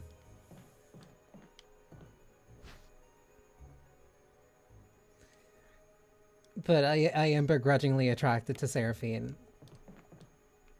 And I wish I wasn't. This should be Plant 42. Never played her though. And funnily enough, I'm more interested in playing the Rakan than playing Xayah. Mostly because I think Rakan's a very fun support. Also, I have to double check how I do this real quick.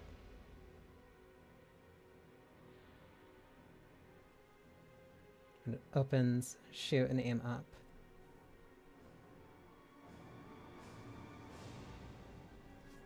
Okay.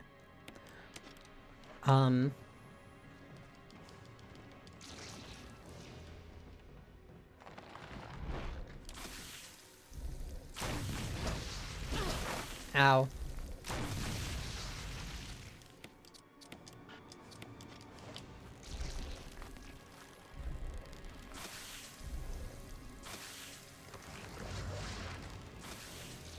Went the wrong way, went the wrong way, went the wrong way.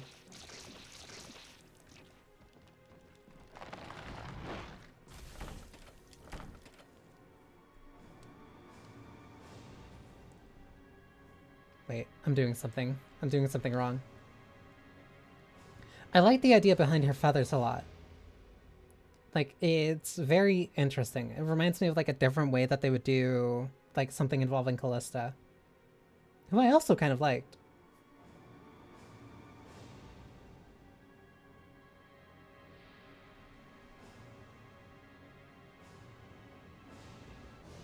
Oh. I think I need to shoot it like one more time, but I messed up.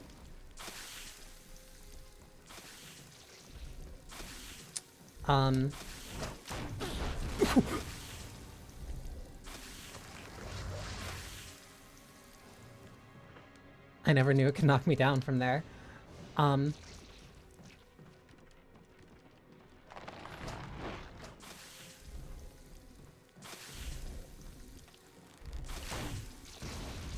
Oh, that's bad. Oh, that's very bad. There we go.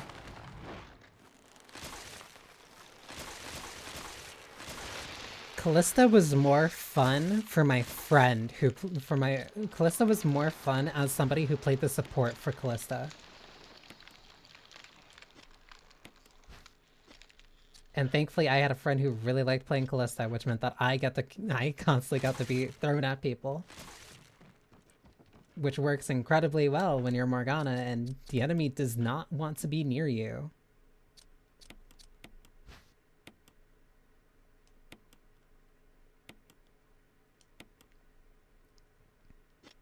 Can I please open you?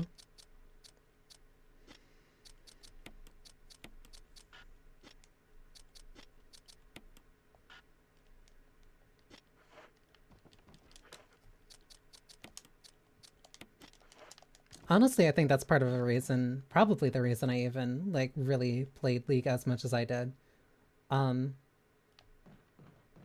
Largely because of, like, the friend that I played with, because we would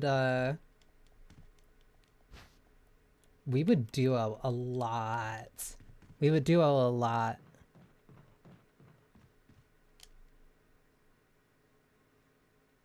And, like, it didn't matter if it was first aid or whatever. Not first aid. It didn't matter if it was like, ooh, perfect. And like I opened one of the other ones. I could have sworn I opened one of the other ones, but I don't know why I can't open this one. Or it's just like the angle.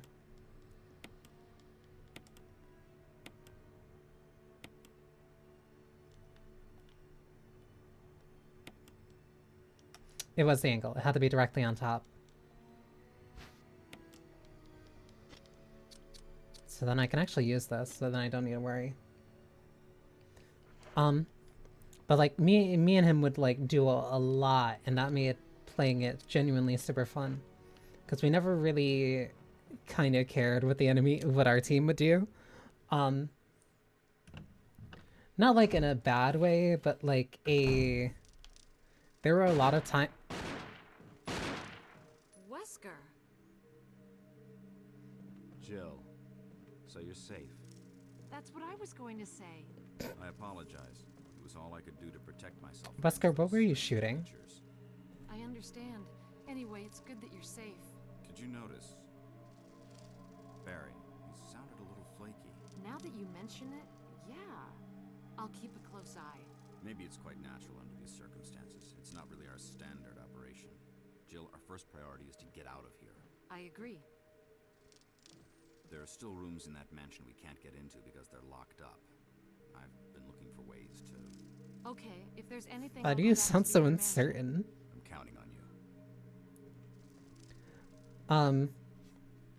But yeah, me and a friend, we would do a lot, and like it didn't matter what kind of like our team wanted to do. We would kind of just do what we wanted. Didn't matter if it was meta or not. Like we would do.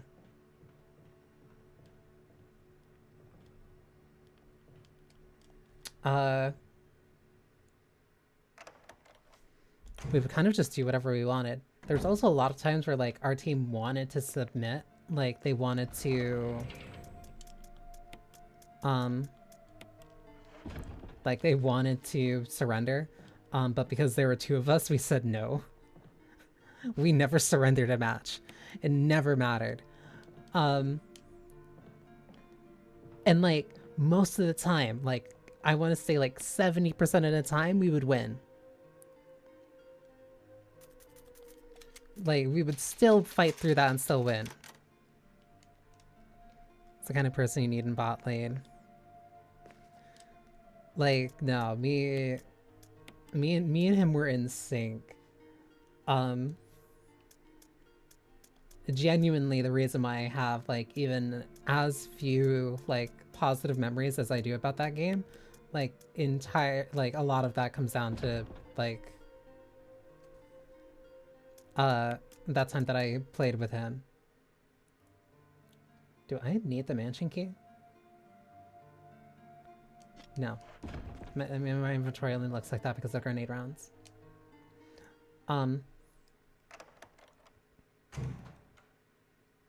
Like, if he was not my lane partner, if I didn't start playing the game, if I didn't play the game with him, I don't think I would have nearly gotten as into League as I did. Even to the point where like I made an alt to play on EU with him when he moved. This is Jill. Does anybody hear me? I hear you, Brad. Brad. Stars Alpha Team. Bravo Team. Doesn't matter. Respond. He's way about someone that can see it at the slightest thing. It's coming from Dota, which apparently, but yeah, Dota swings are a lot more. Jill to Brad. Can you hear me? Dota has a lot more.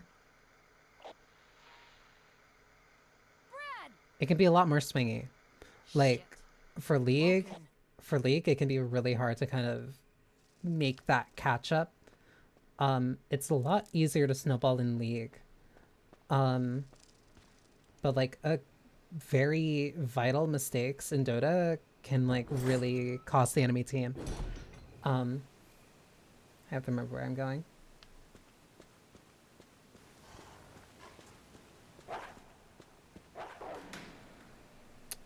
That asshole was gonna bite me. They're constantly back conceding for Frisco to be like, even if it's winnable, I don't want to play it out. Coward. Like, no, you like, sometimes it's the mental game. Motherfucker. Okay, not poison.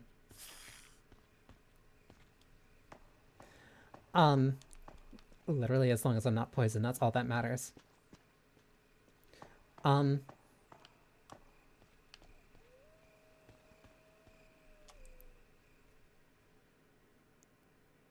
Play a game, not send another queue. But no, the game, no, you don't understand. The game's over. The game's over in 5 minutes. No. I'm like 5 CC behind. Just surrender so I can go next.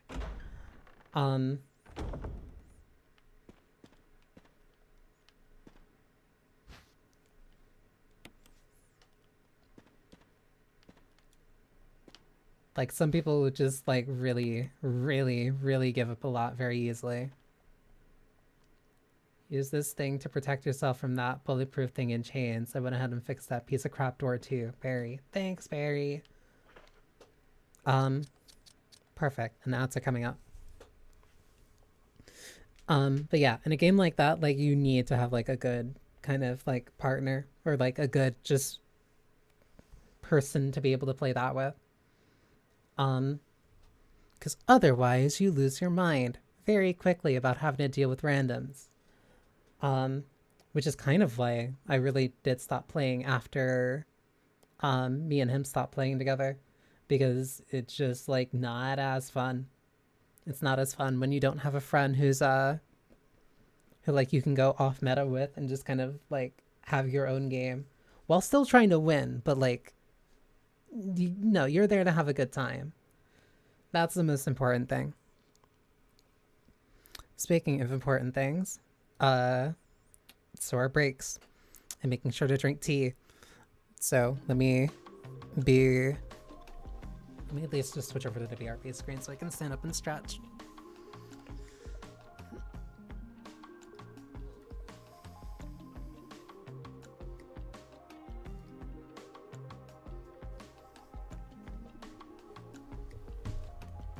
My back.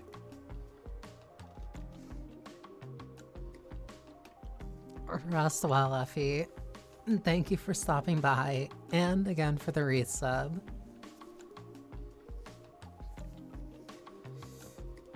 Ow.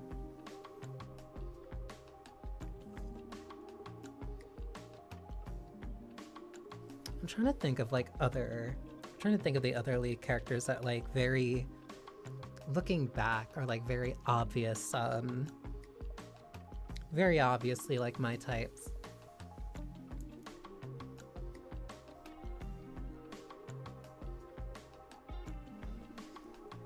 Riven, Akali. I liked older Kale a lot more.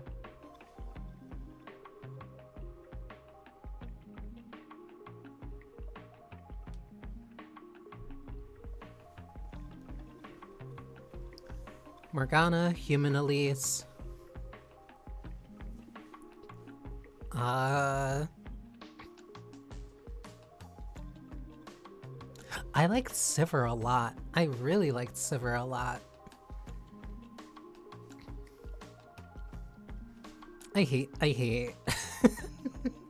hate this because the more that I'm thinking about it, like, it's like a part of me has been kind of like, I'm only human. I've been looking at Deadlock. And I'm like, every time I'm like, I'm not gonna get into another MOBA. I don't want to get into another MOBA.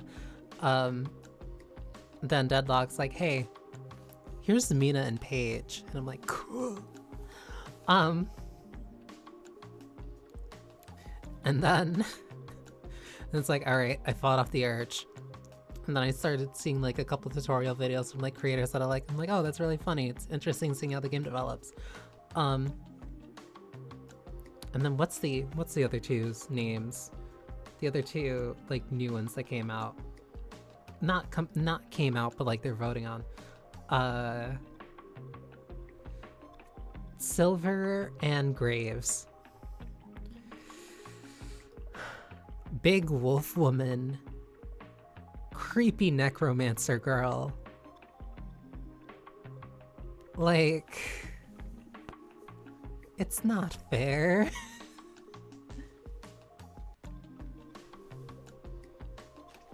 Also, whoever is on the Deadlock team and knew to make sure that Vindicta didn't have shoes is a fiend. They know their target audiences.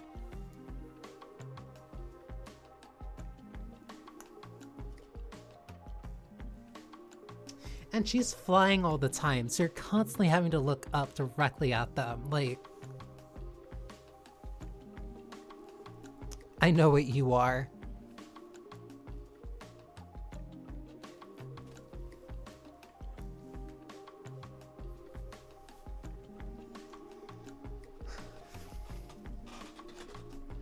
If/when they decide to do skins for that game, it's going to be... It's going to be dangerous.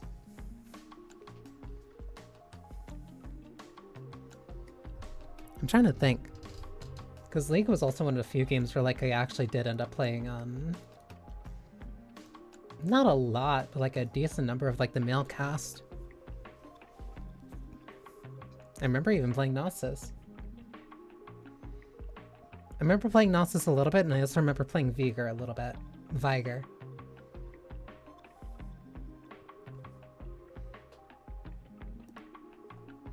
But I mainly stuck to like the cute girls, because of course I did. Because of course I did.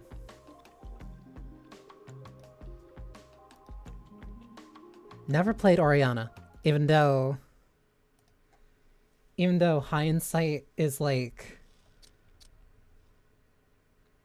Hindsight is screaming at me. Hindsight is screaming, saying like, you should have. Or like, you would have. But that's different. Dog's not here.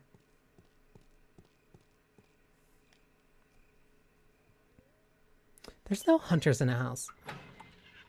Or else. They really are. Whenever... I was wrong. I was wrong. I was wrong. I was wrong.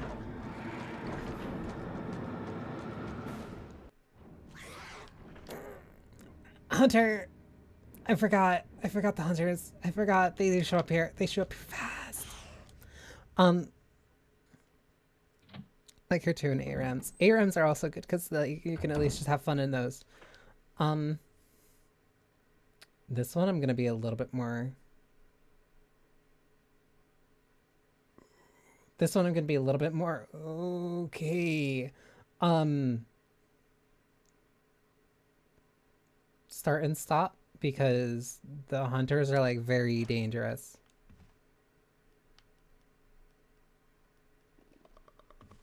Hi, buddy. Can you turn around?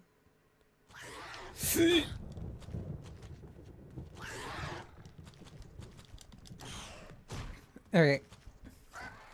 Am I in caution? I am. I'll take it. It's fine. Um...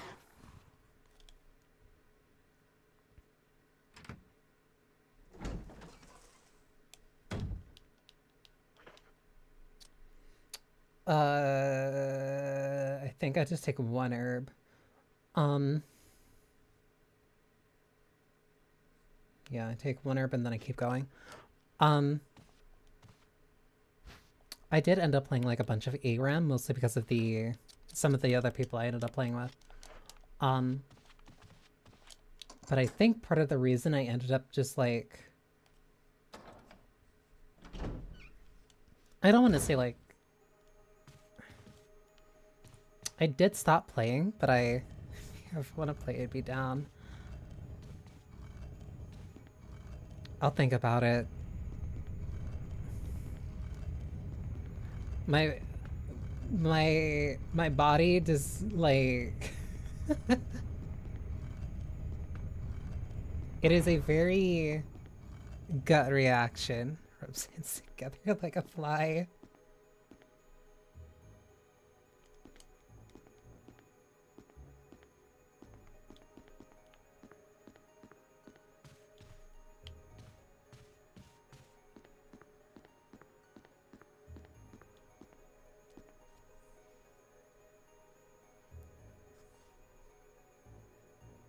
I have to remember. Okay.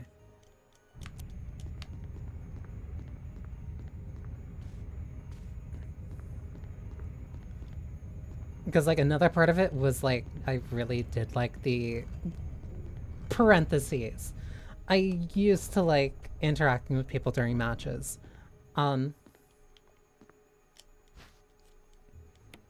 But kind of like a lot of the down the hole we go. Now a lot of the kind of like things that I would enjoy from that previously, I now get out of Marvel Rivals and just kind of like, what do you mean not necessary?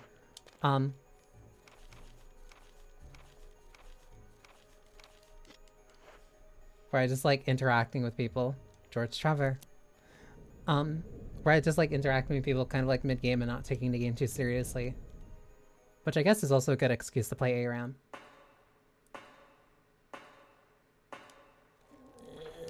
Black Tiger, my beloved. Alright.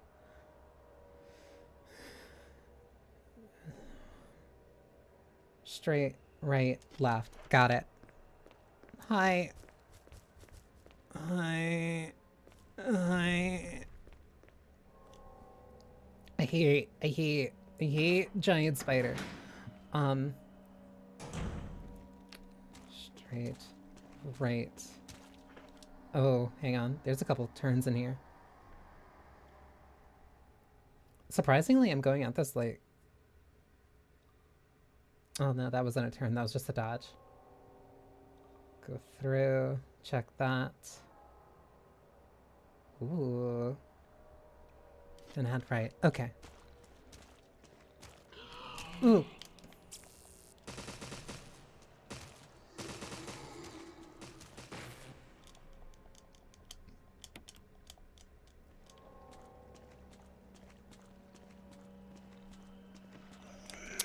I messed up.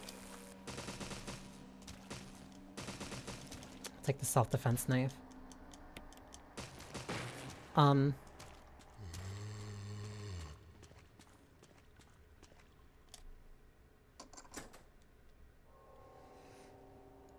like mentally like yeah, no, the having fun part of the game is like such a it's like such a big part of it to me. Uh-oh, I messed up. Oh, alright. Just because like especially people can get very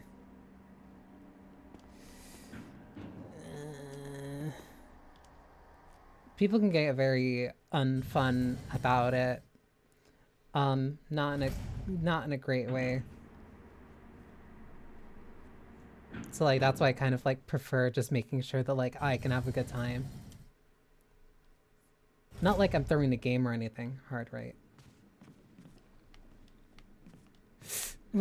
Not like I'm throwing the game or anything, but just like I prefer to have the people like having a good time together.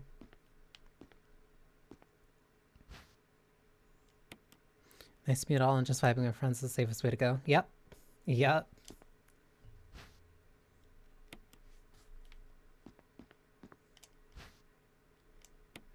I know I need the battery. Like it really kind of is the best way. Just so that way you can stay sane while also just making sure that you have a good time. I'm keeping this in mind. Oh my god, that is an insane hallway. And I have to go all the way down. Alright.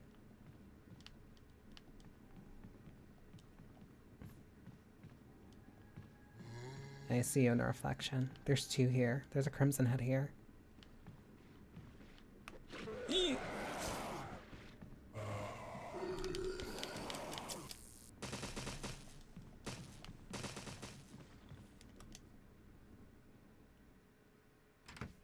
Okay, that was a lot. But it's not too bad. Go up, take the left, go through.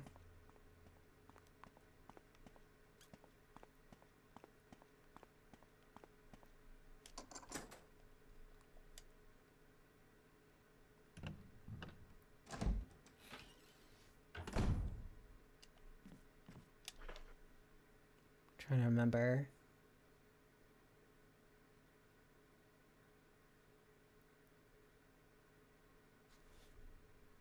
Oh.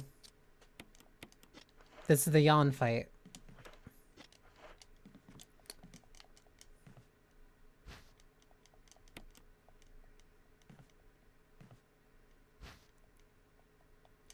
Right, and I can't combine it. Whatever.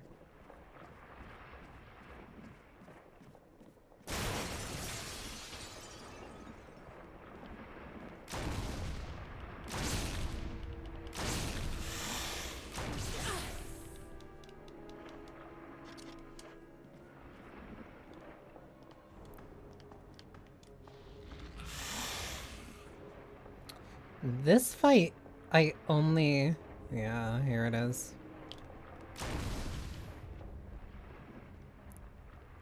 Thank you for petting Fifi. Oh my god! Oh, that's scary. Ah, nothing wrong with lurking. I need to move.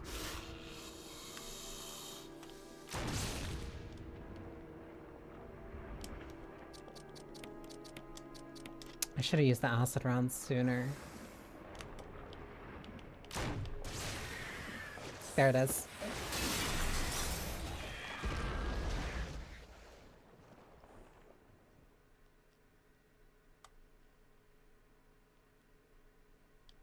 Probably don't want to eat it after hitting it with an acid round, but I did hear that snake tastes like chicken.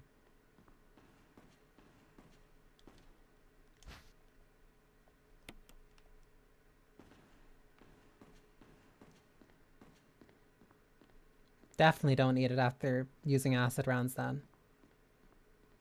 Also don't eat this one because it definitely has the G virus in it.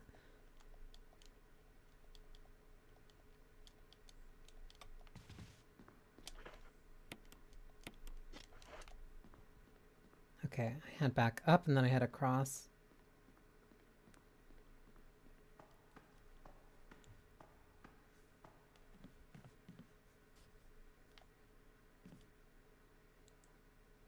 I forgot.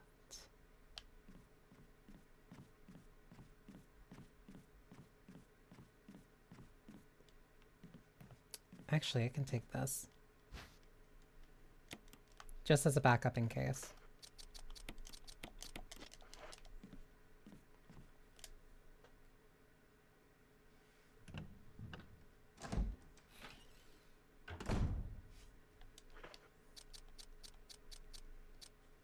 always the second visit that like I'm the most kind of thrown off by, because I keep forgetting what it is that I kind of need to do.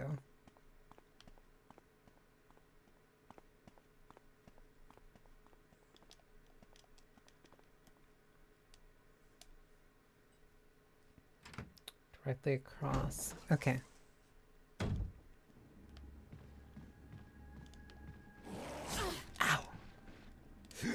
Ow. I feel bad that like half the time I'm just like looking down to my bottom left.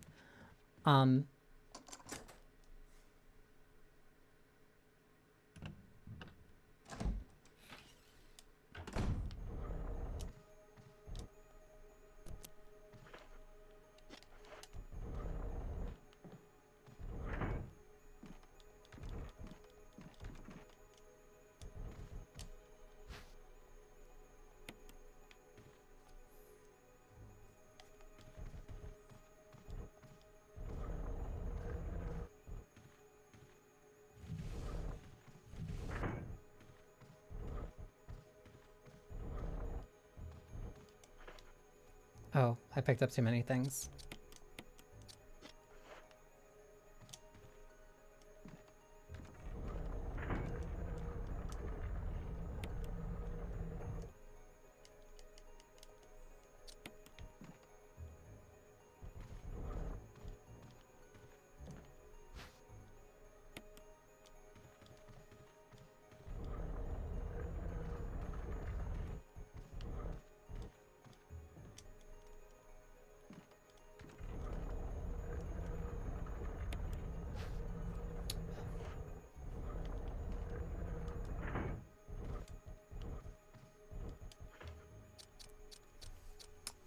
I'm kind of running out of inventory space.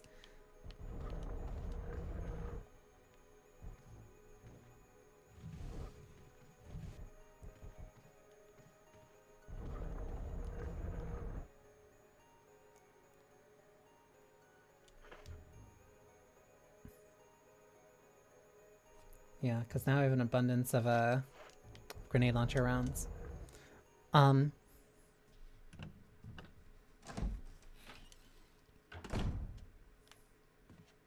So I need to go and drop this off and then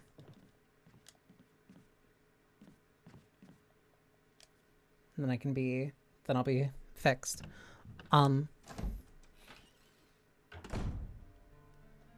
Like I feel bad that I'm just like constantly looking in the bottom left, but like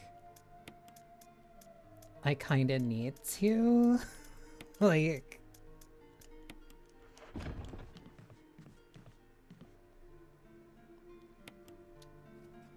I'm at least doing pretty decently. Like aside from like the few mistakes that I'm like making on my own, like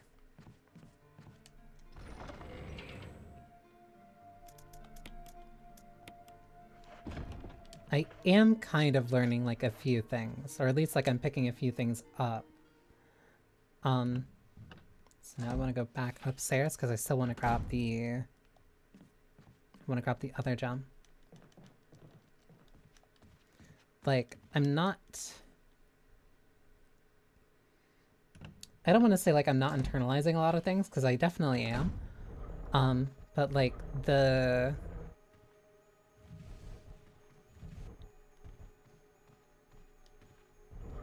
learning method.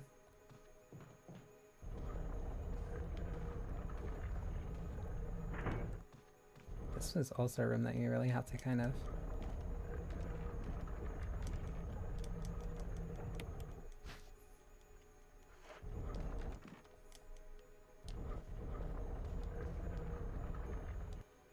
be somewhat kind of smart and quick about. Like I am learning things and I am kind of like keeping track of some of it. And like I don't think I'm like executing too badly. I'm spending some time in my menus and like there's only been a couple issues when it comes to directions and like dealing with some enemies. Oh cool. Hang on, I have to focus. Oh, okay. No, because they are playing on a higher difficulty setting than me. Um.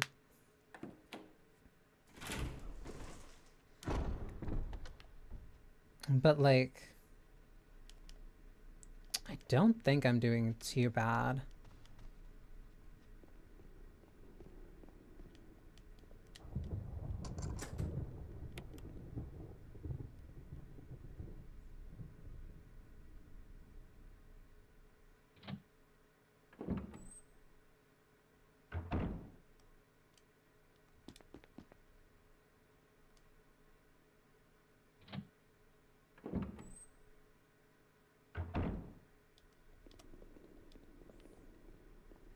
Wait.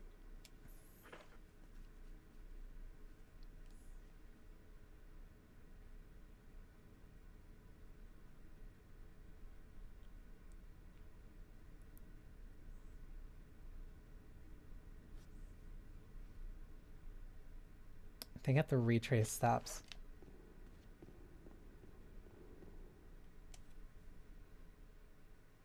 Because I think I did something that's optional. Because that was the MO disk that I don't need.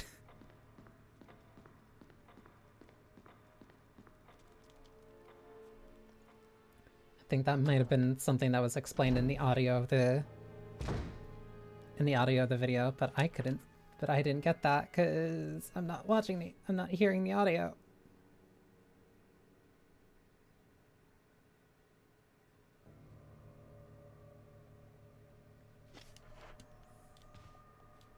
Yeah, okay. So I guess I'm rescuing Chris. That's dangerous.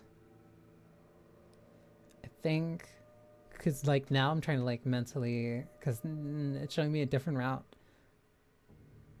Yeah, I go through and I take the right. Okay.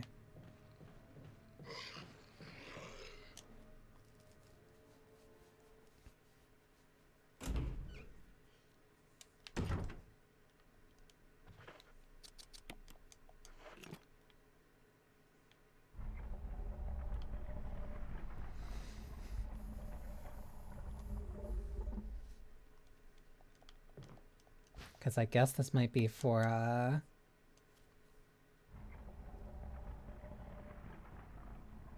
this might be routing for if I wanted to save Chris.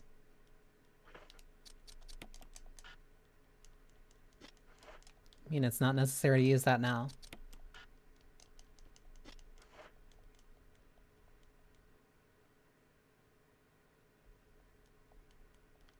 Blue and yellow light. Oh, so I need the red, but then, oh, I'm blanking.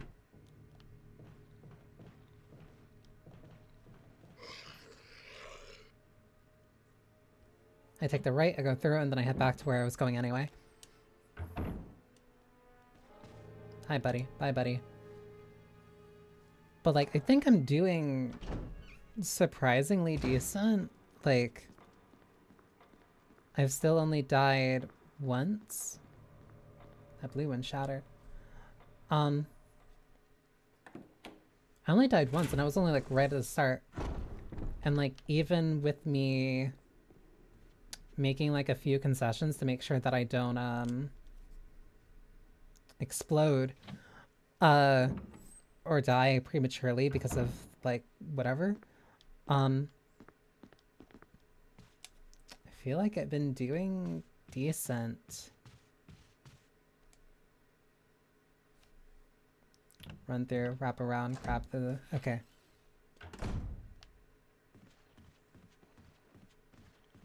Oh, I went wide for that.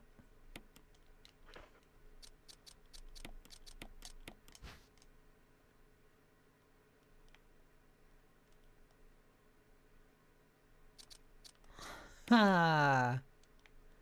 I forgot that this would make you do that, like, immediately.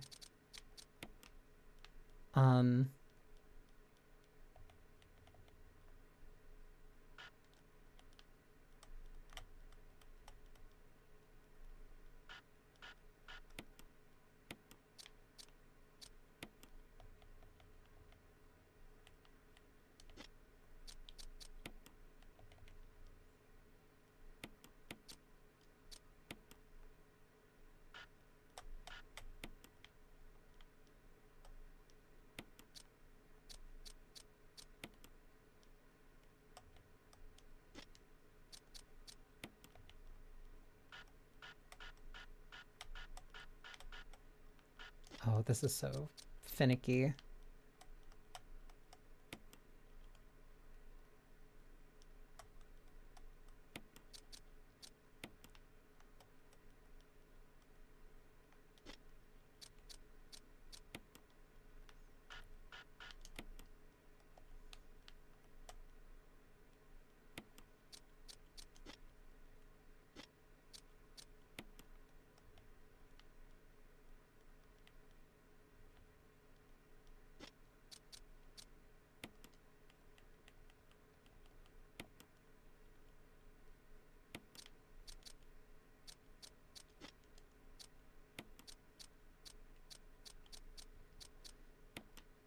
Oh, I should have just waited until I got to this part.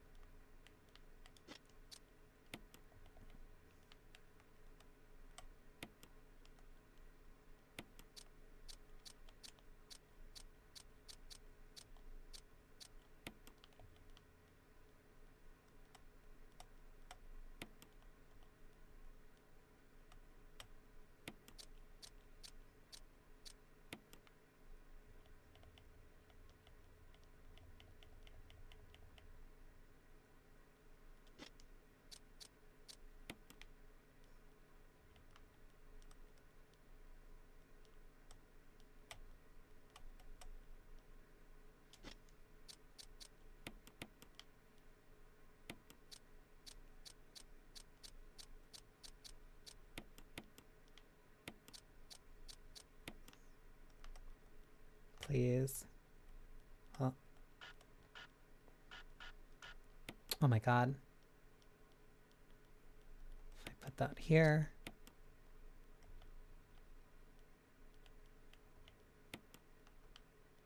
That goes there. You go here.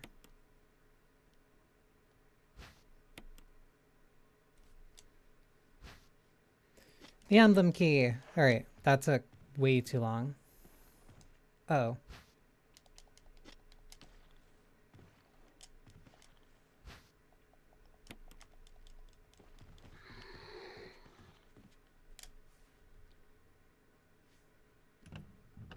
I probably should have waited on doing that a lot. I should have waited on doing that for a bit.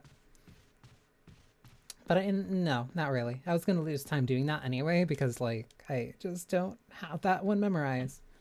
But doing that also makes doing that segment a lot faster. But that also means I really didn't need the yellow disc. Or I didn't need the... I didn't need the yellow gem, but I did do it anyway. So that means that the only, like, mission critical thing, unless I'm rescuing Chris, is the red gem. So now I cut back through the art room with the horrible crows.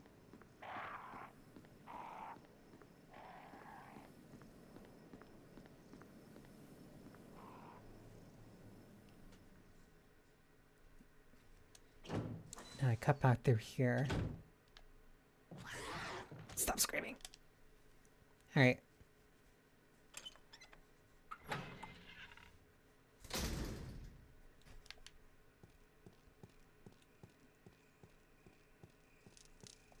Then I think I'm done here.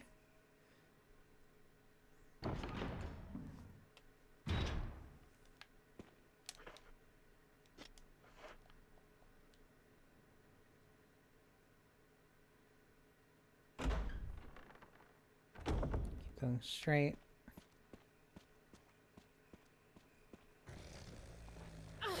Oh, come on.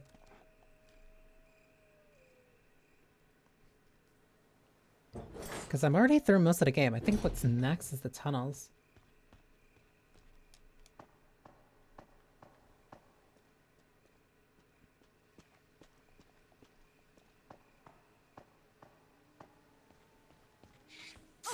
Come on. Okay, well, I'm on my way. Oh my god. I'm on my way to the garden house anyway.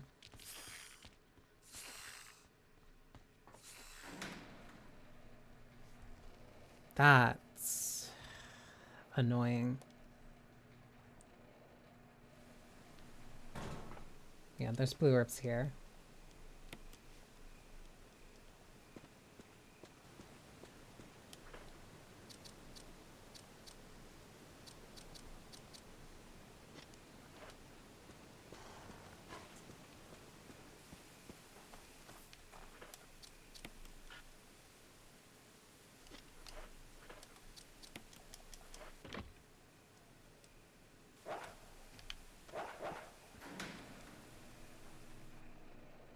That sends me back up.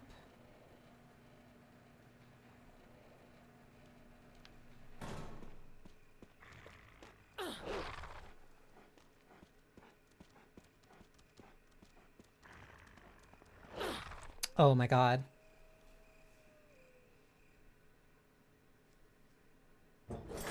That's bad, because I'm either in... No, I'm not limping. Alright, so no orange caution. But I am still in caution.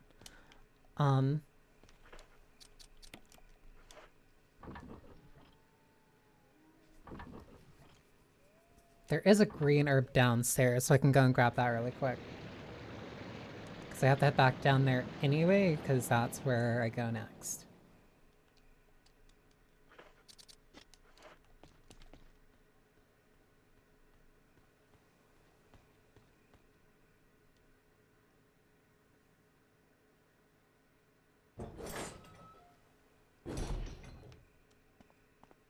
Dogging away.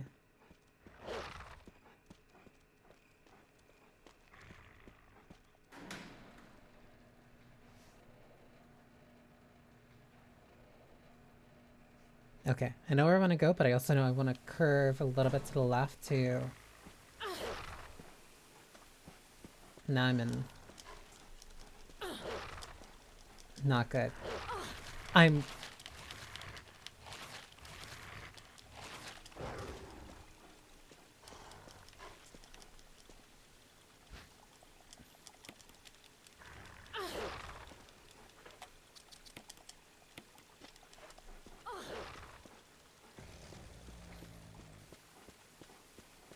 That was not worth it.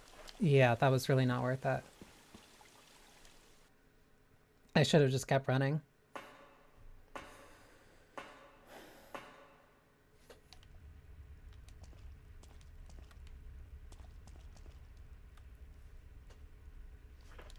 I forget where the safe room is. Oh, this is the safe room.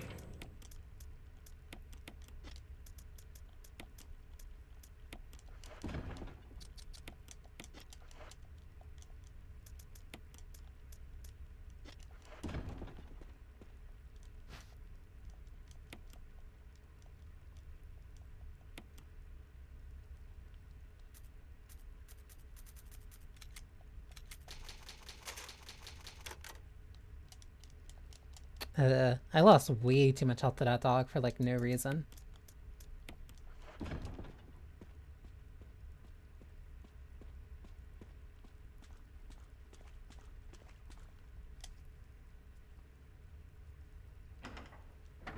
Okay. I have a general sense of where I'm going for this.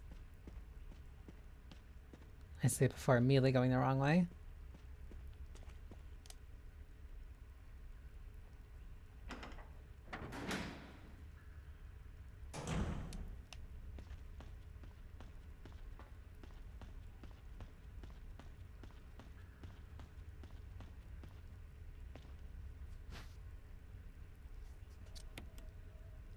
I didn't mean to grab that.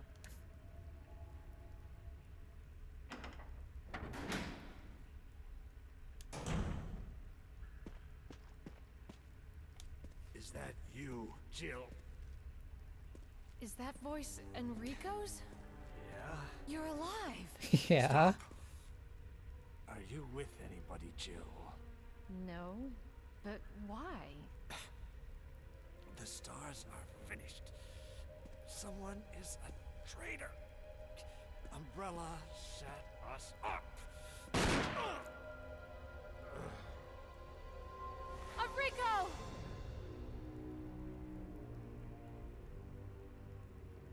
traitor? Who?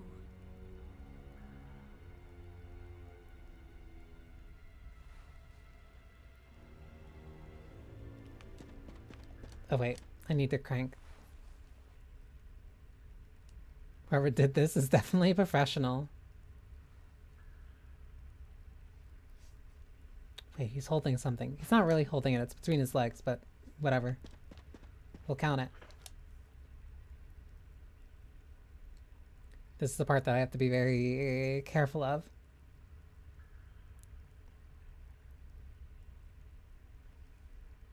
Right around. How great. Okay.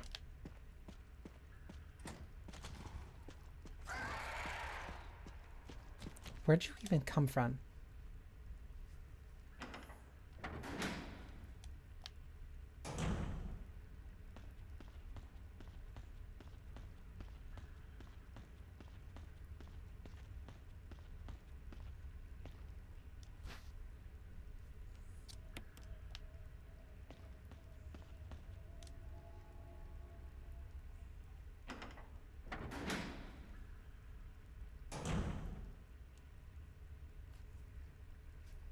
Okay.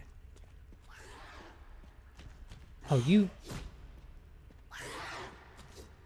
I'm a natural.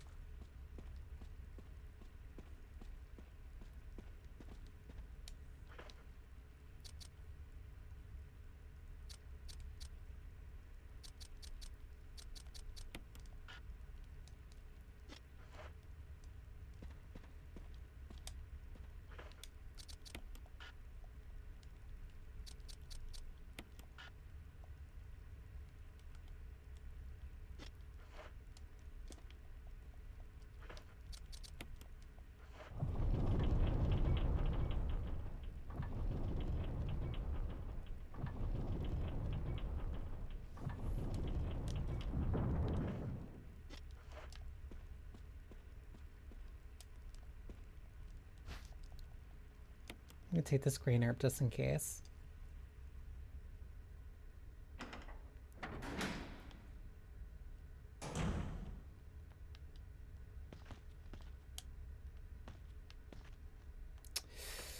Oh, right.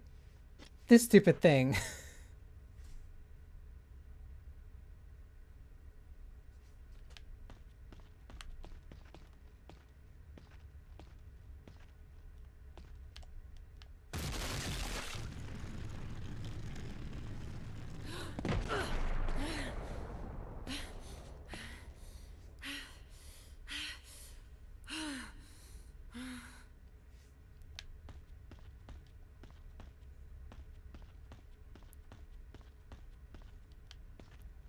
Indiana Jones, stupid trap.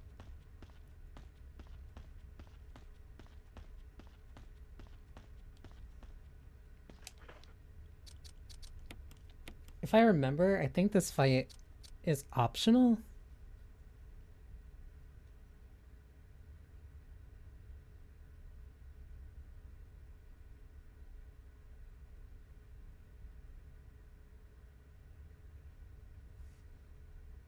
Oh, that's weird. Yeah, this fight's optional.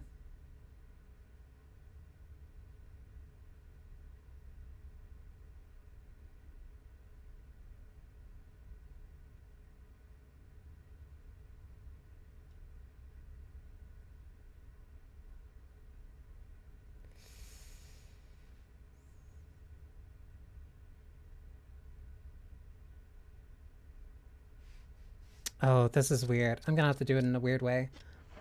Because I don't have the knife on me.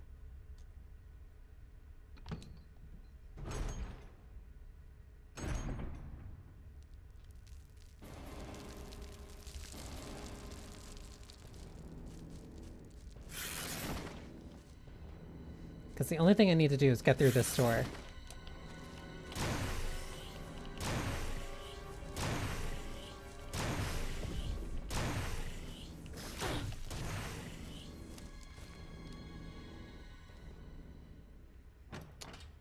Interesting. That worked.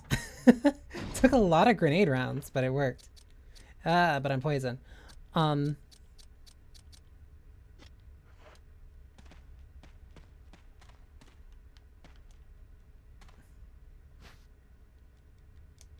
You're kidding me.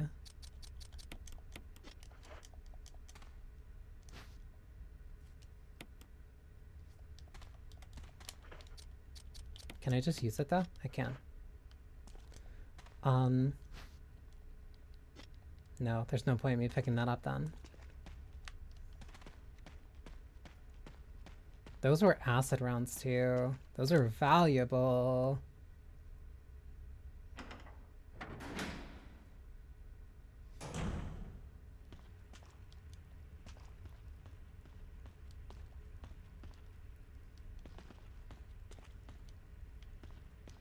Another stupid boulder trap.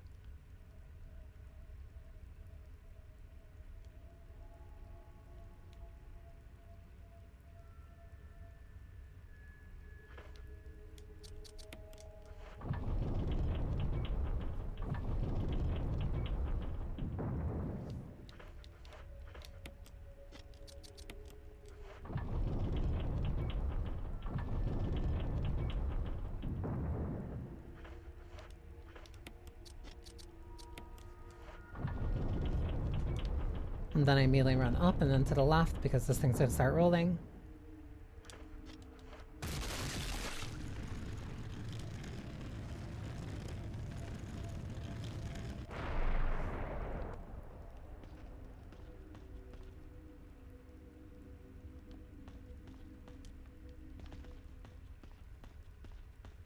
Wait, I just go through here.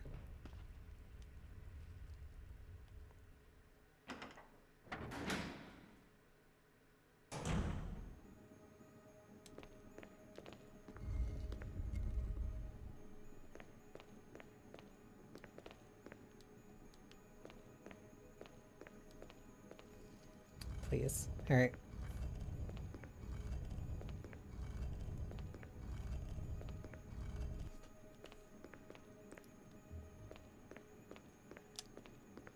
I think I use...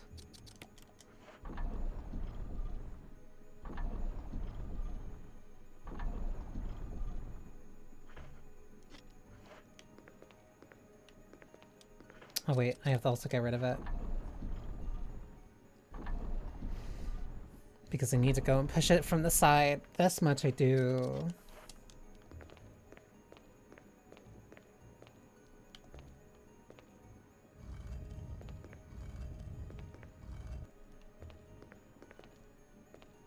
Uh-oh.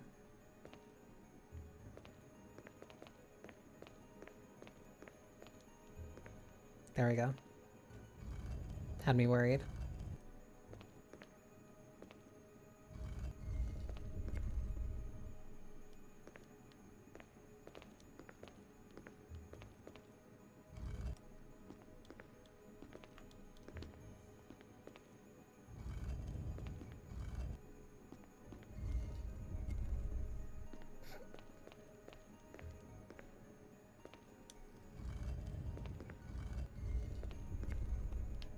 There we go. That works.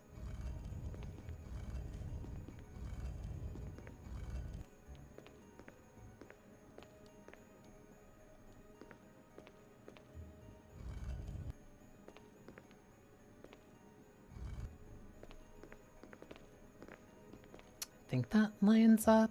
I think it's like slightly off.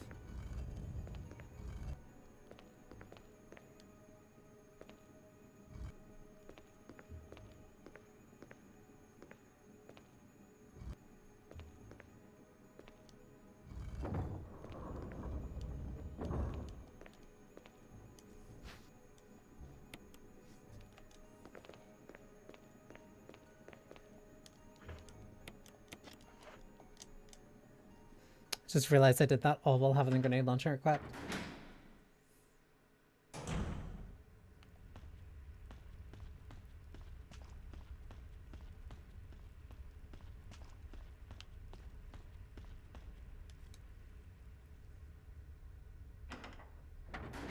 Still gonna have to run completely right through.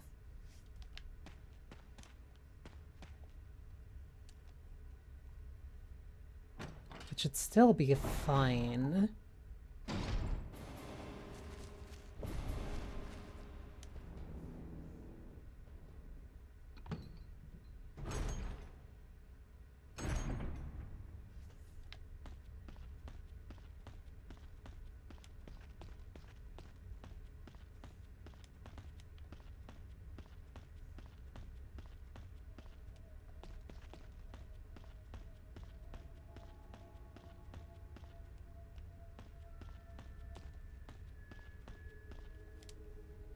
The cameras in here got me a little bit mixed up.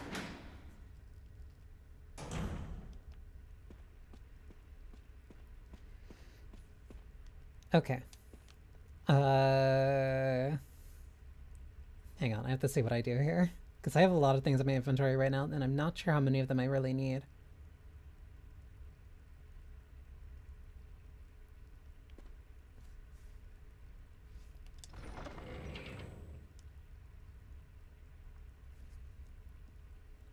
Grenade launcher, the green crank.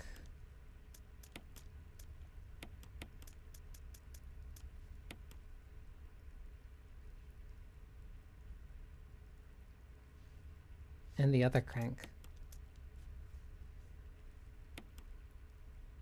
Don't think I need the ammo disc.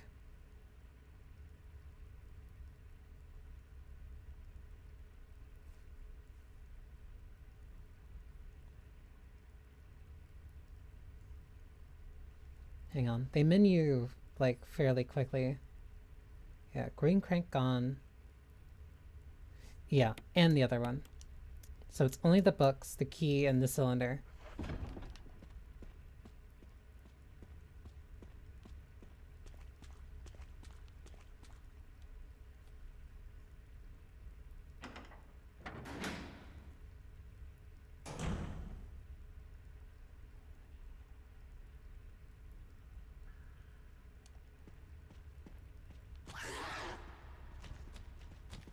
Really prefer if you weren't here.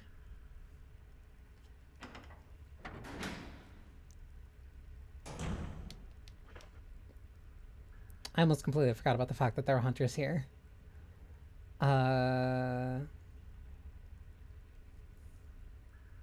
Straight across.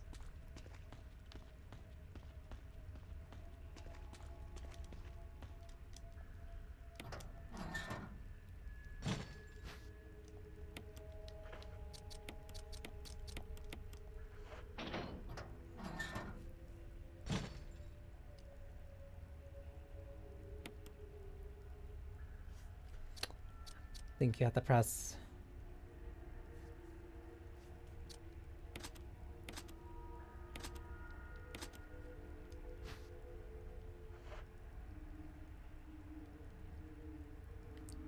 Four, two, three, one. Okay.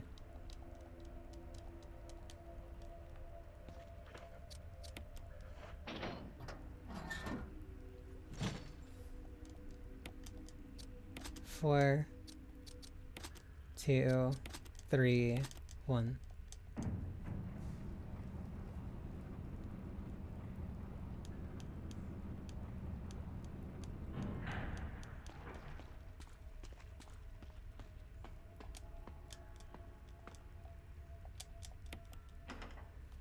Jill! Barry? Barry! Thank God you're safe. You too, Jill. A noise I heard brought me down here, but I didn't expect to find a place like this. Was it a gunshot? Have any idea as to what might be at the bottom? There's only one way to find out.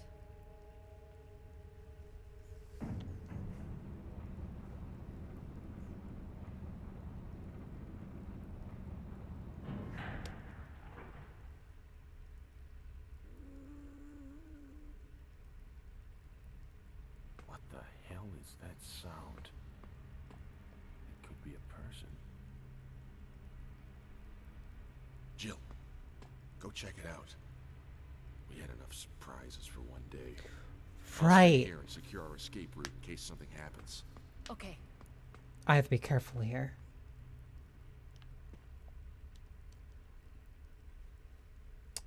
I honestly completely forgot that this is the Lisa Trevor quote unquote fight.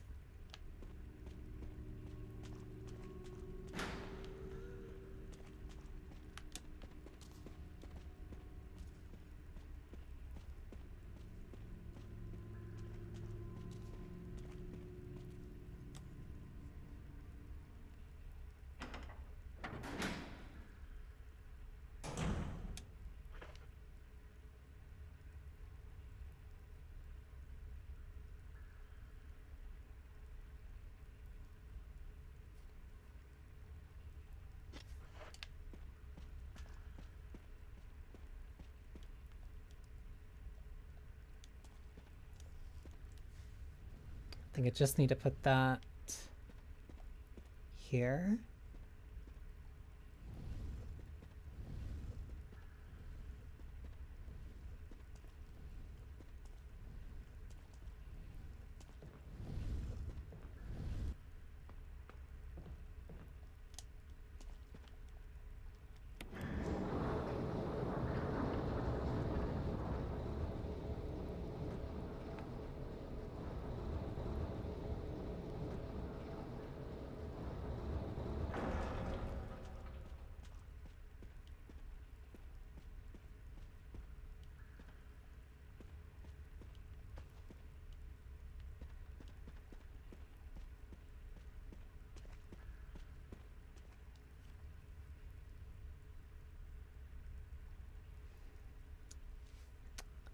I can't make heads or tails of what the video is doing here.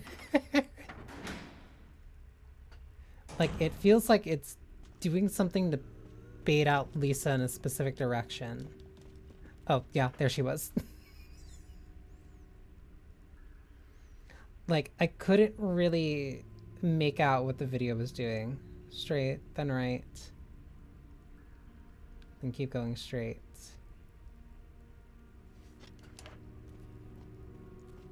So I had to like go completely based off of vibes and like, okay, why would they do this? And the answer is because it's probably baiting Lisa in a direction so that you don't have to run into her.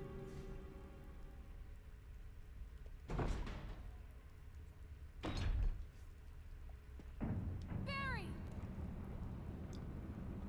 Barry, come on. That's rude.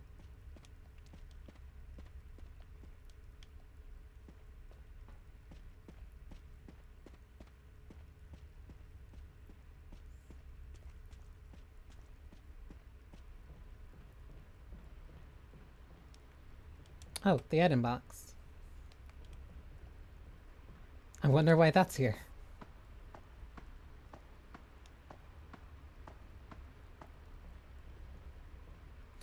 Oh, right, because you... Hang on.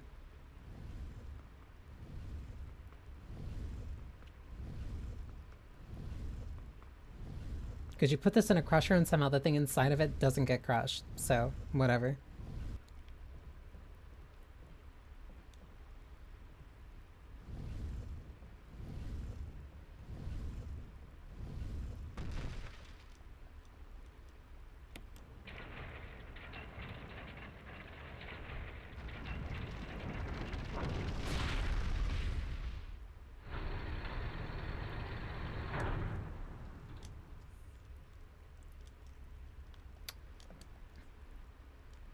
A flamethrower. But it's broken. Also only takes 1 inventory space.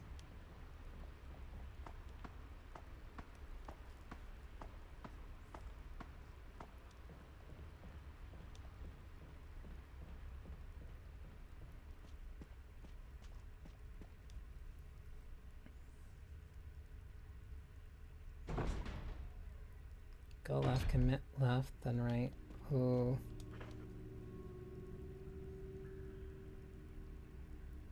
Oh, that's tricky.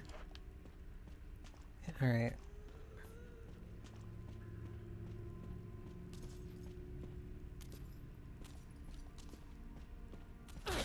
Oh, she swings wide.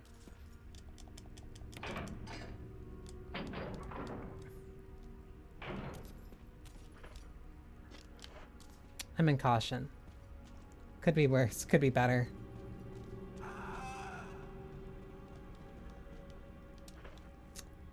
I forgot where I need to go. Oh, right. It's down. Not good. Yeah, she's this way. Which means... Ooh, that's time, too. Oh, you're there. Hi.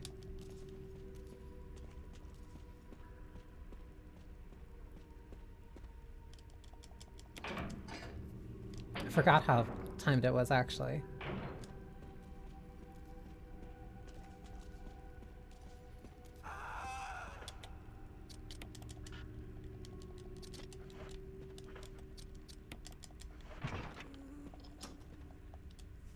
Okay.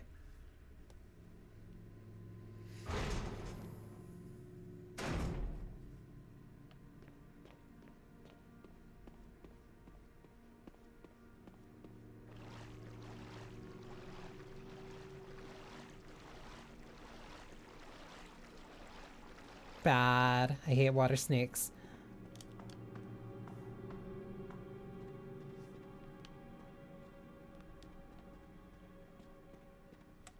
Wait, I almost missed something important.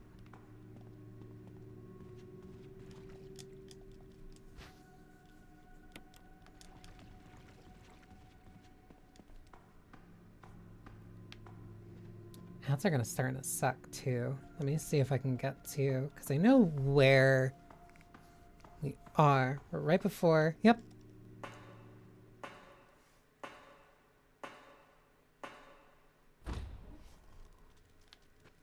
Back upstairs.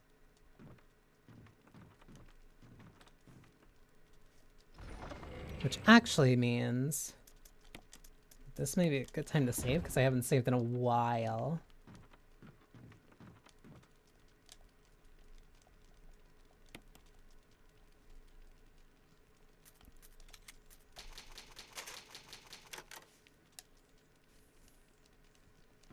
Because that was a pretty decent stretch.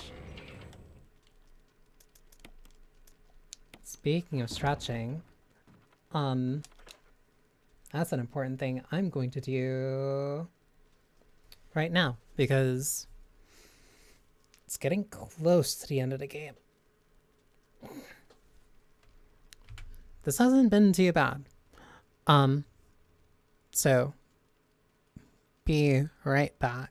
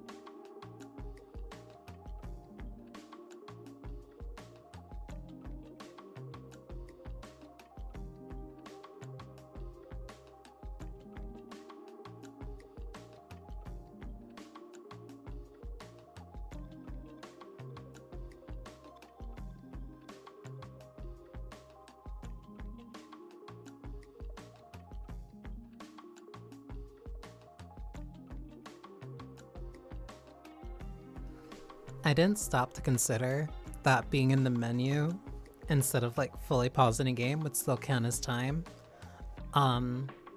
So I guess I'm gonna find out if it does count later.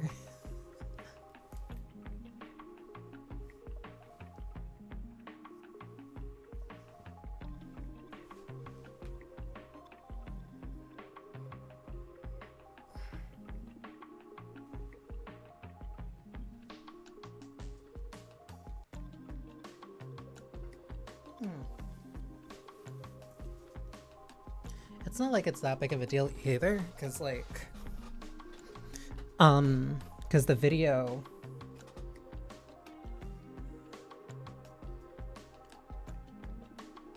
itself only has like 15 minutes left. So like I can't be that far from the ending. Even less time, because like I'm assuming the reason why I did multiple versions of the of that one room,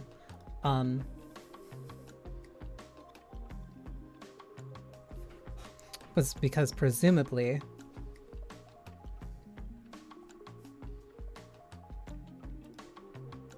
there's one for if you go for the MO disc or if there's one where you don't. Thank you for the bit, Lilith.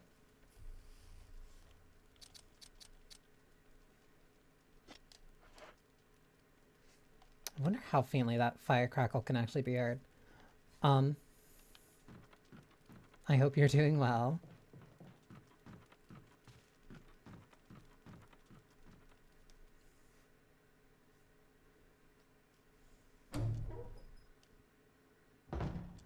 Almost at the end of quote-unquote an RE1 speedrun. I forgot if I have to go down this way. I think I just go back to the mansion. Hi, buddy. You're still here.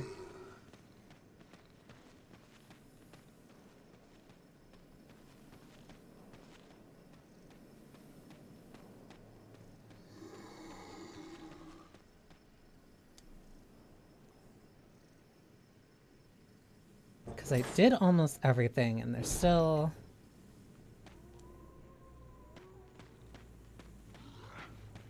I did that badly. So I did almost everything. The only thing that's really left is the lab itself. And the lab's not even that long, and I know that it's gonna end up splitting because of the MO disc. So that's the only thing I'm gonna end up having to make like an adjustment for.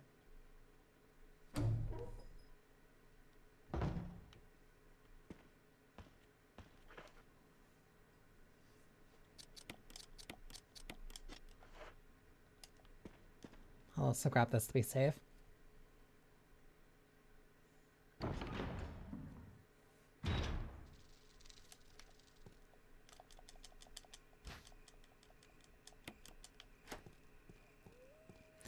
And like, saying that even the video only has like 15 minutes left, and considering that like it's been playing the entire time I've kind of been going, aside from like the few times that I'm pausing it, or like slowing down to catch up with it, like this,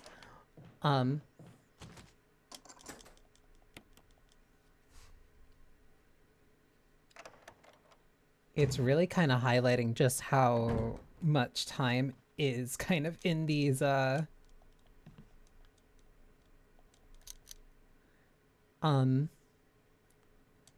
is in these store transitions. That's the other one.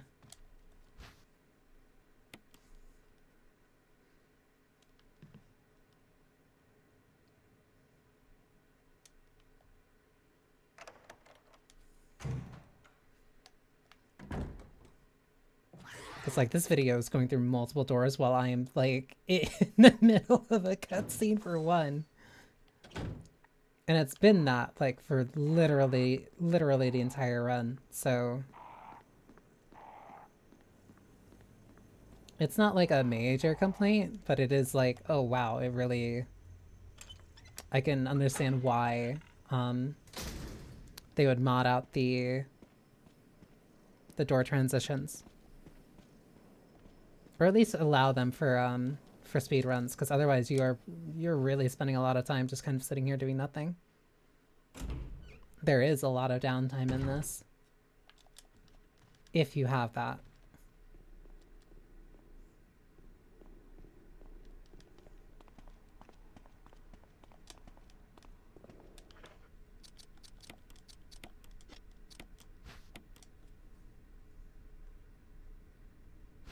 Oh, if I really missed that, that would have been...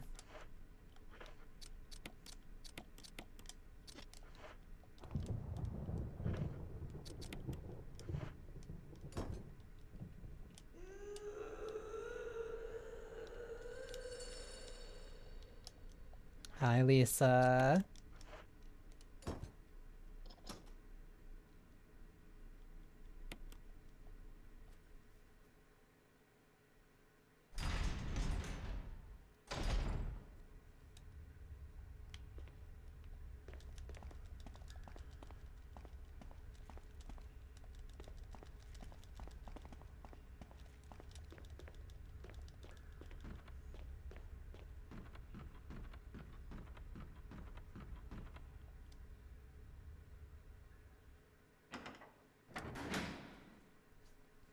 Yeah, because I'm almost at the lab now.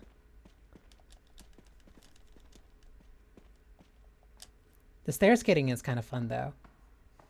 Like, in terms of an execution thing, it is, like, fun to do. Jill, you're alive. I was worried, because I thought you were... Start talking. Calm down. I didn't want to do it. Believe me, I can explain. Don't lie to me!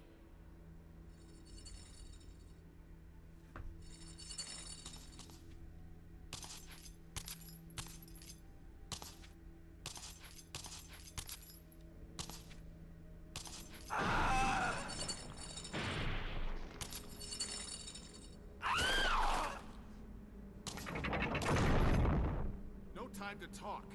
Jill, hand me my gun.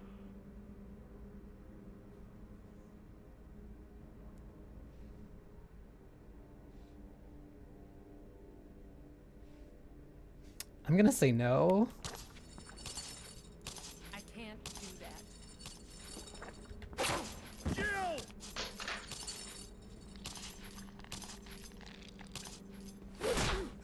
Barry!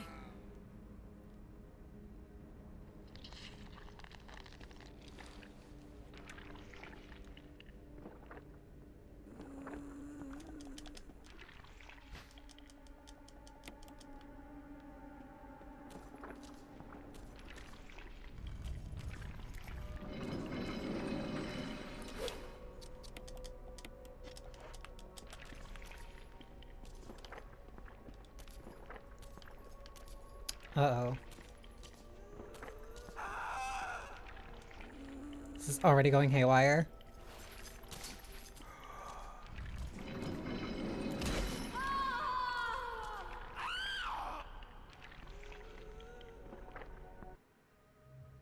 I didn't know she could knock you off. I had no idea she could knock you off.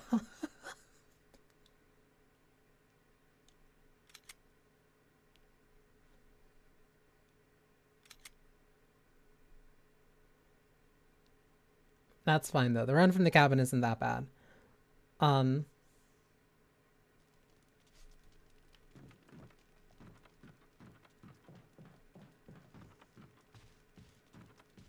to double check how this video does it. Okay. I think I have an idea of how it works.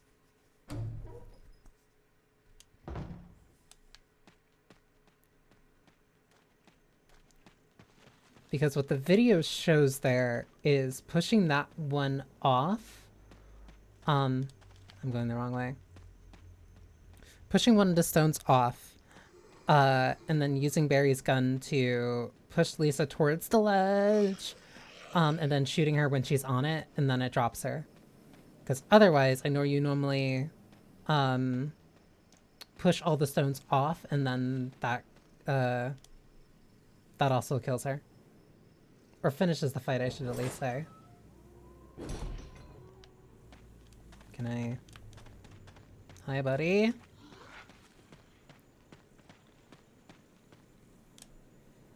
And so I guess the faster way, well, naturally the faster way is like risking that to do that.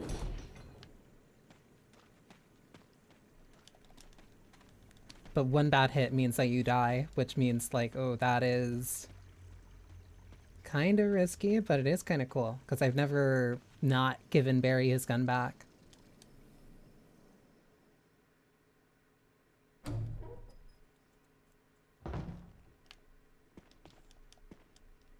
It also means that the health that I picked up there is kind of pointless. Or the health that I used there is kind of pointless.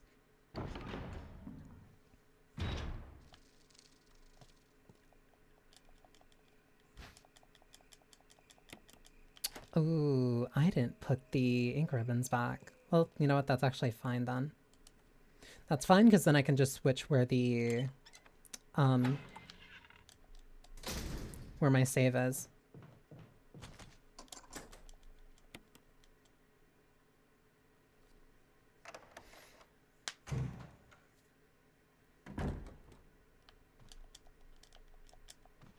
I know it's too dark to see anything, please.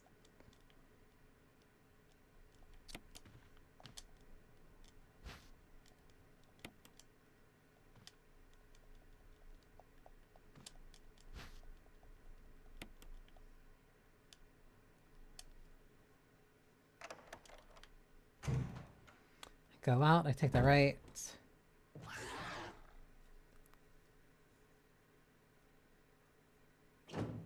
I think I'd still have the space for Barry's gun even if I hold on to the... I do have enough space for Barry's gun even if I hold on to the herbs. So I'll at least just use the ink ribbon so I don't have to do this again.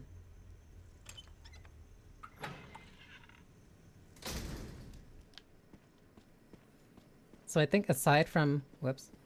Aside from like a couple of the bosses and just like memorizing where I need to go and like making sure I don't get bit by yawn, this isn't too bad.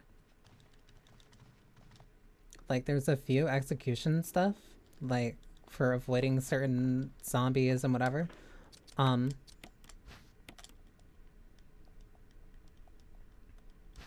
For avoiding certain zombies, especially depending on the difficulty that you're on. And also for dealing with the bosses, because I did mess up on plant 32. But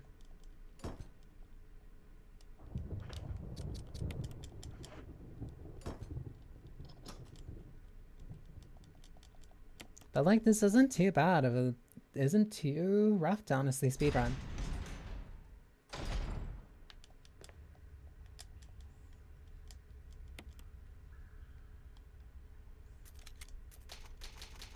Because like a lot of the issues that I'm having are going to come down to just familiarity and like memorization. And if I were to kind of like keep doing this, then like that's something that gets ironed out with time.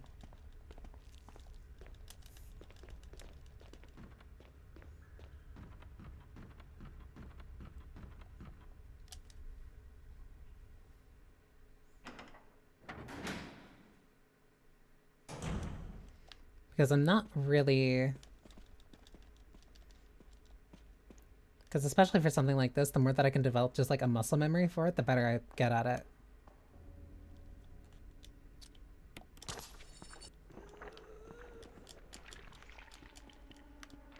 Oh, I messed up.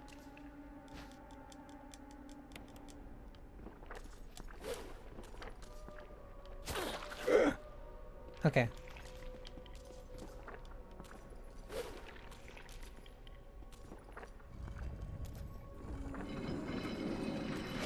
I'm dead.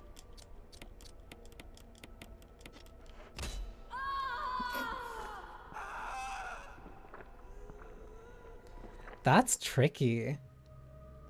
Because, like, I keep messing up because I keep spending too much time trying to pick up the gun. And, like, that is specifically an execution thing.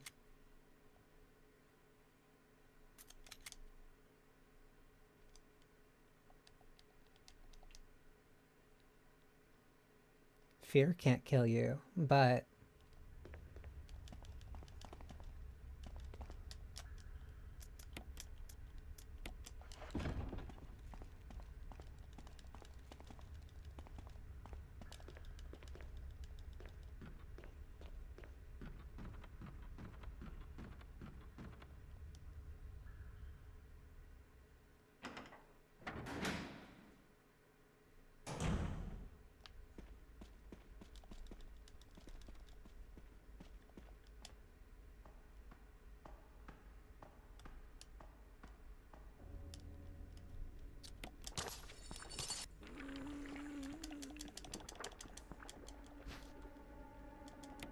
Better.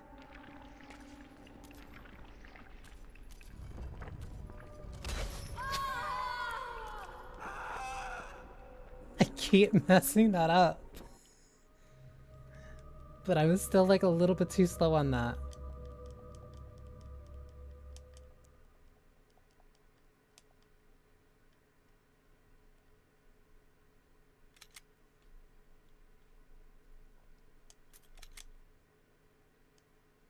But like I want to try for this. Fight your fears and survive. I'm not surviving. That's the problem.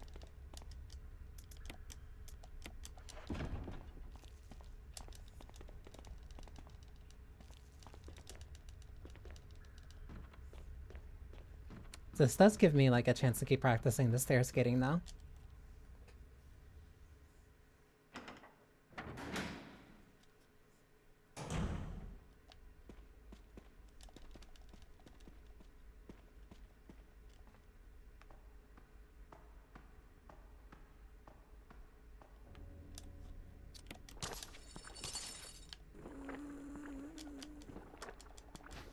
Better.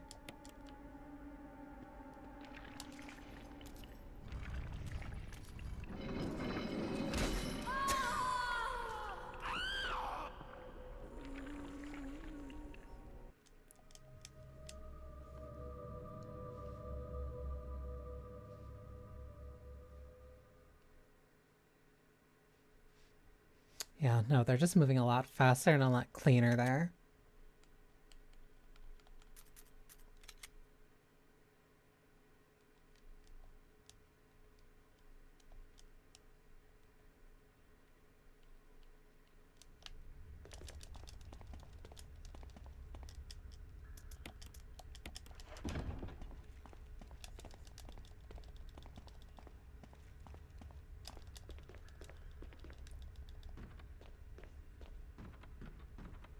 And I know I can definitely do it.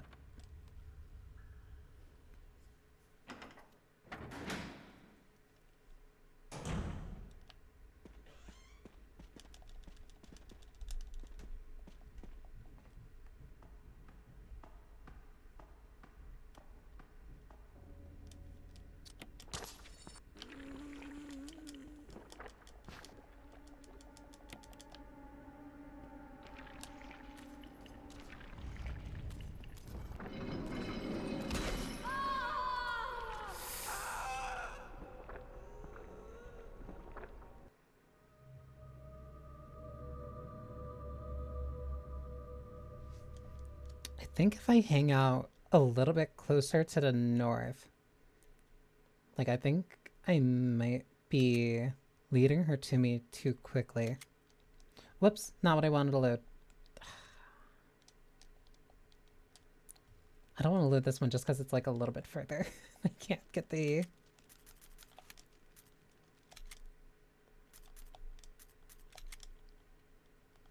Can't get there as quickly. But I think the issue, I think the difference between what I'm doing and what's happening in the video is that Lisa is hanging out a little bit closer to the top. But I'm going a little bit too quickly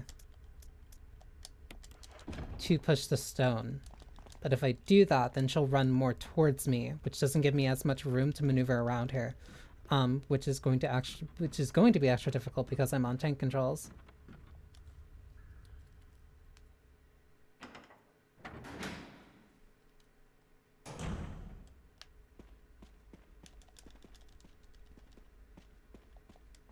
But if I can do it while on tank controls, I'll take it. But I also need to pick up the gun at the same time, so it has to be a clean movement.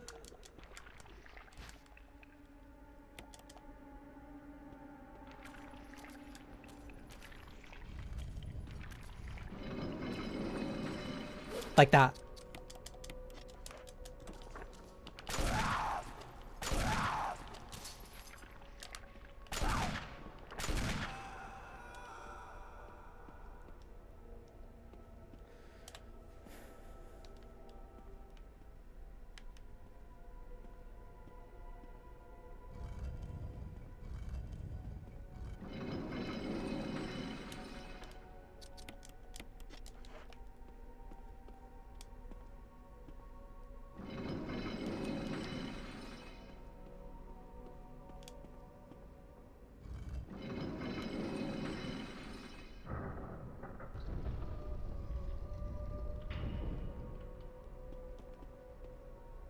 And that's it. That's Lisa Trevor fight. Huh.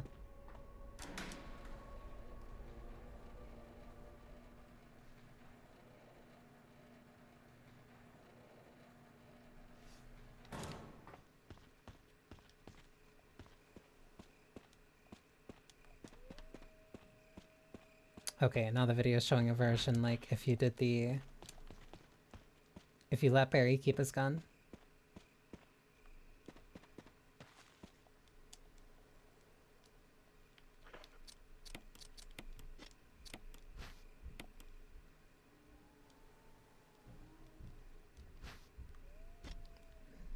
Eagle medal.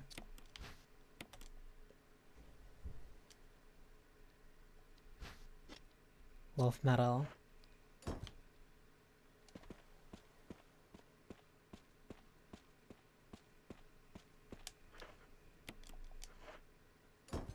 I really didn't give I didn't give the video like a chance to even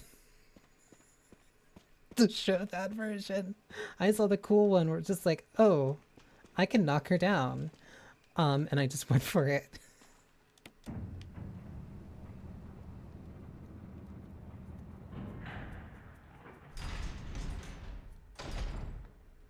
Either way, lab time. I have no key items in my inventory.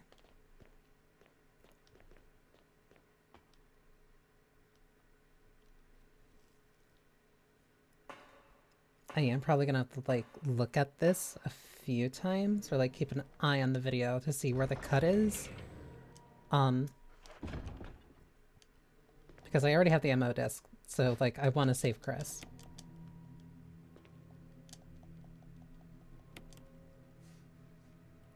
So this is a good spot to save.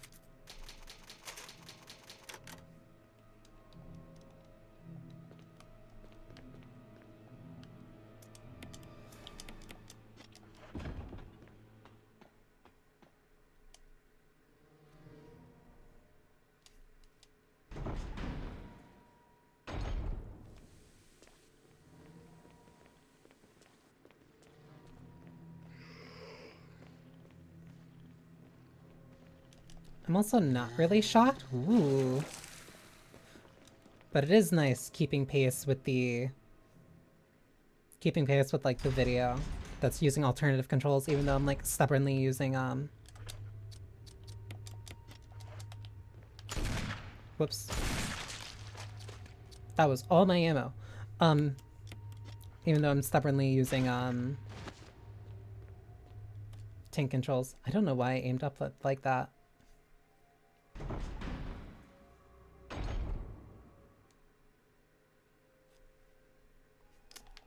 I'll take those magnum rounds, just in case. You never know. Oh, that doesn't take... Alright, let's hope that that's not a problem later.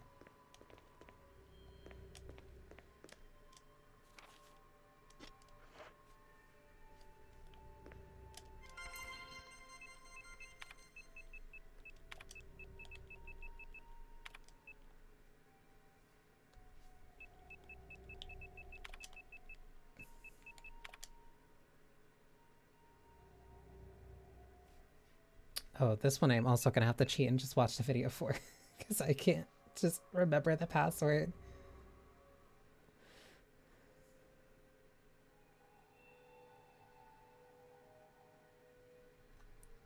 That's fast. Hang on. I'm gonna have to like slow down the playback speed.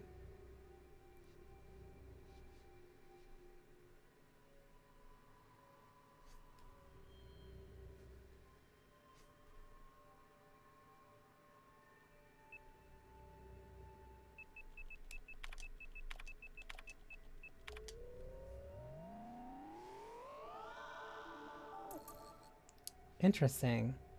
Thanks, Ada.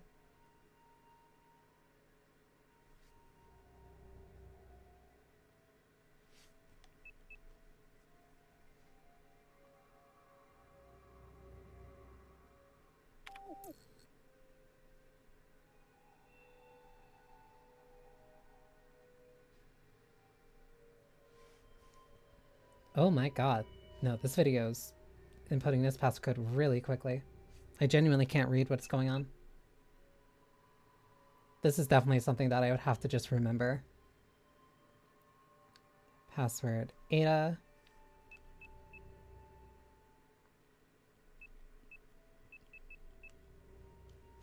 And then the next password for unlocking the second floor.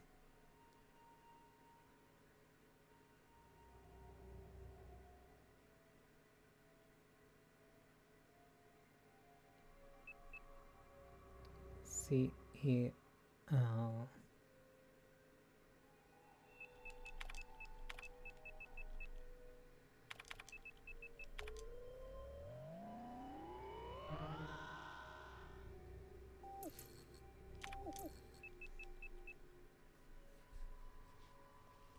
Oh, what am I messing up?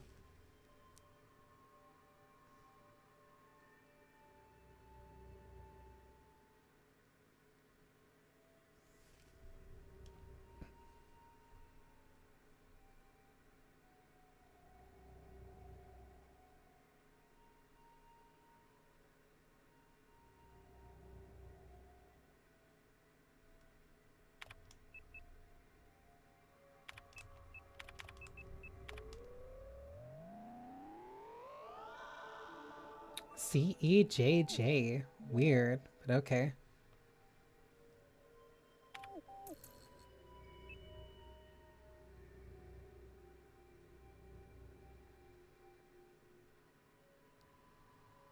I'm assuming...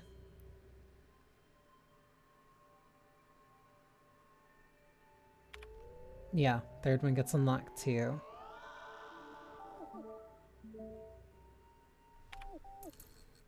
Oh, no passcode needed.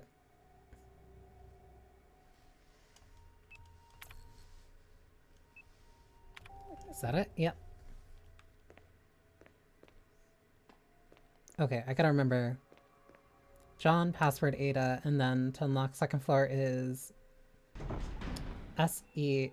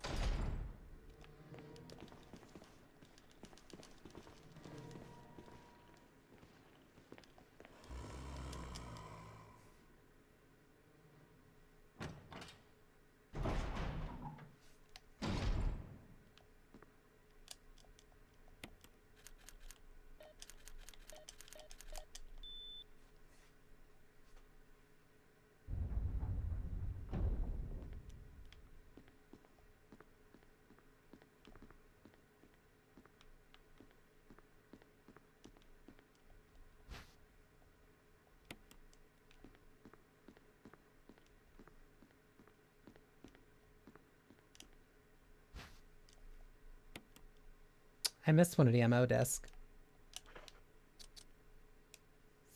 I don't think I'm saving Chris.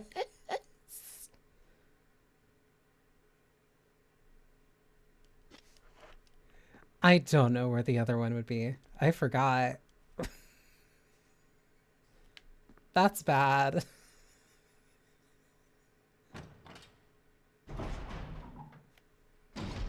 I only have 2 of the 3 MO discs that I would need to save Chris.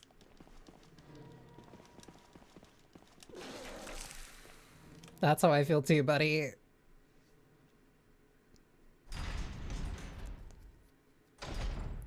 I don't know how I missed it. I was watching the video the entire time. Like, unless it's down here somewhere that I'm forgetting.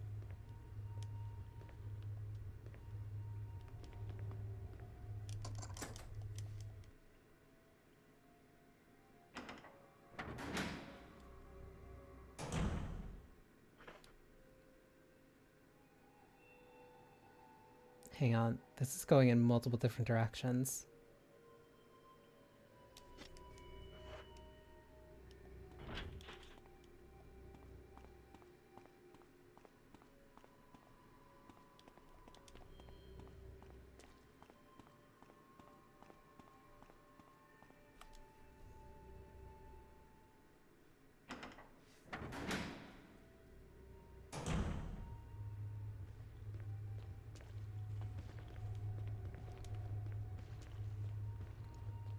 Not good. I'm getting like a little bit confused. There's definitely audio that's like being said, but like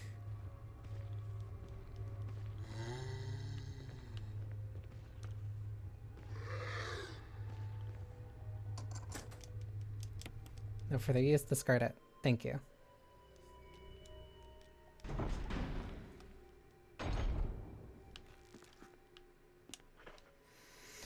I don't like that sound.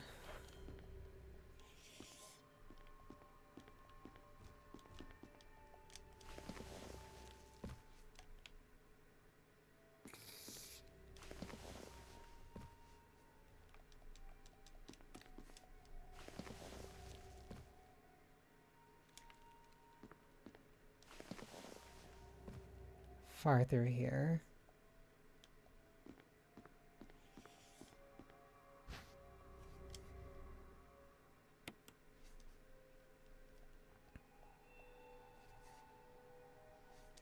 Oh, this is where you insert the MO disc.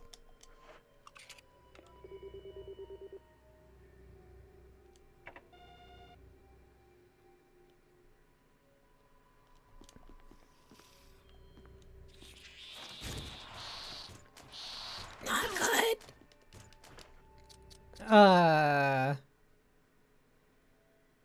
Really not good.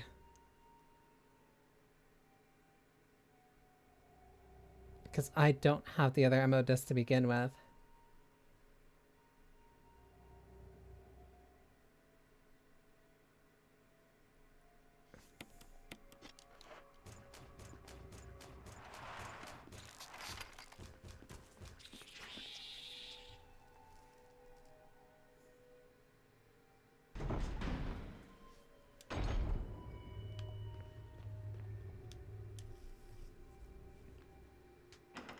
I don't know where I missed it.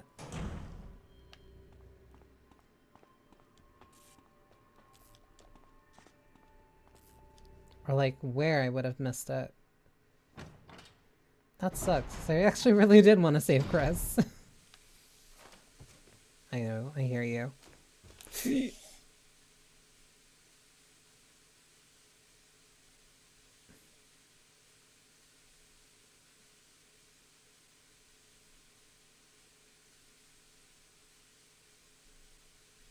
Ah.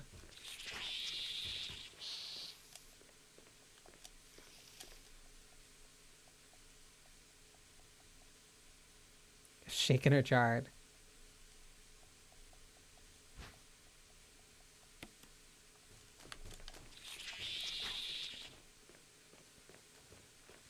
Feel better.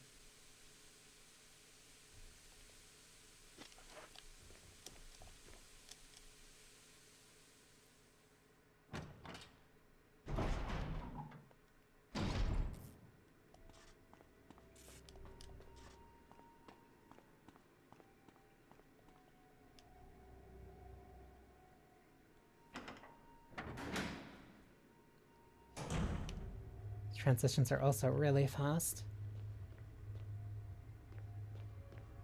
Granted, there's not really like a lot to kind of do here, so it makes sense. Ooh. Go through. Yeah, and then in there is where Chris is. But I don't have the second MO disc.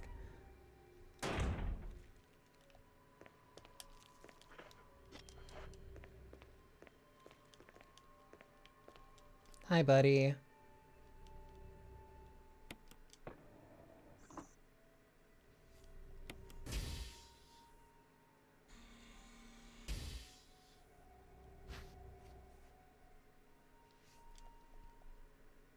Appears to be a nitro compound. Running could result in fatal explosion.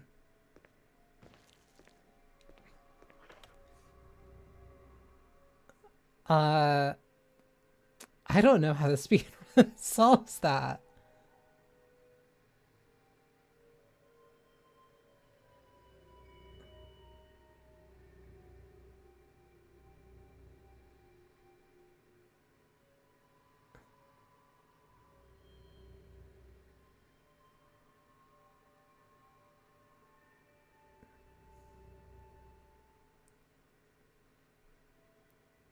Put one MO disc in here, because this is also the other room that has one of the things.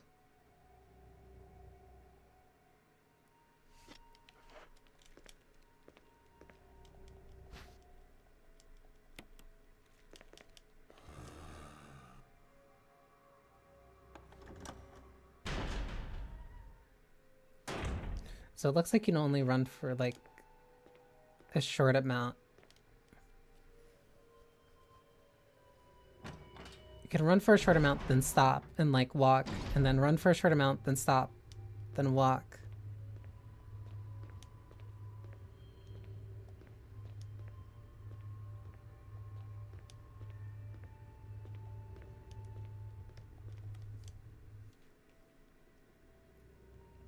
Exactly how much running you can do is kind of subject, I guess. Oh, I guess it even counts for like stair skating.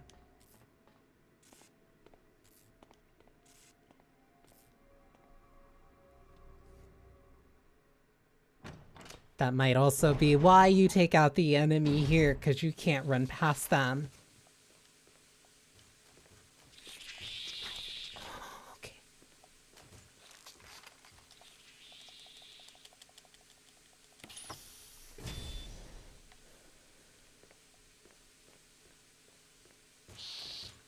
Because that just makes it very dangerous for no reason.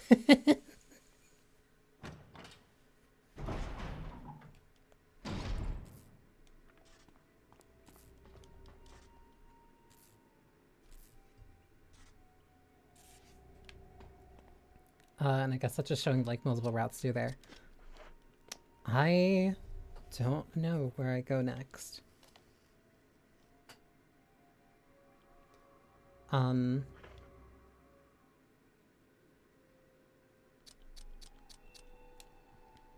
was really banking on being able to use these Magnum rounds.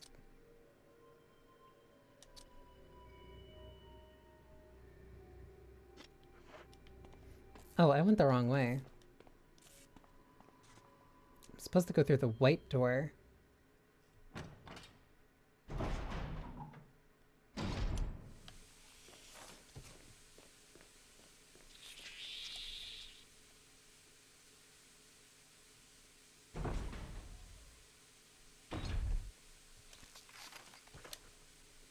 I remember this room.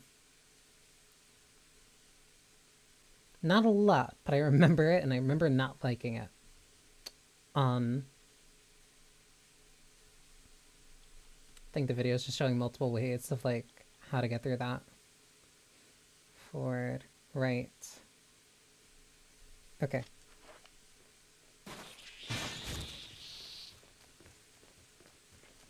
I messed up. Nope. Alright, we're good. Because that's also the last place that has where you put one of the MO discs.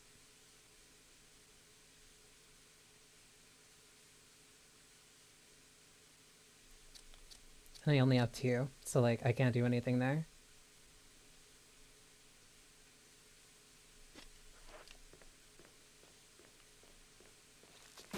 I'm wondering where I missed it. Hi.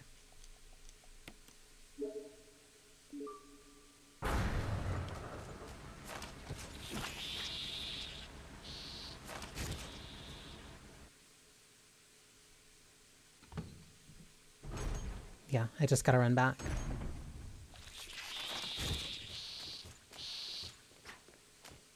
Buddy, I can't see past you.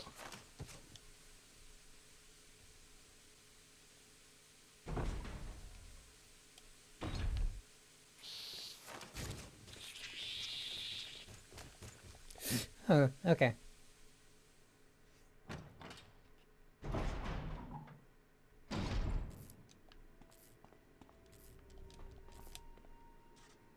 I think I just go straight, because I think that's the end.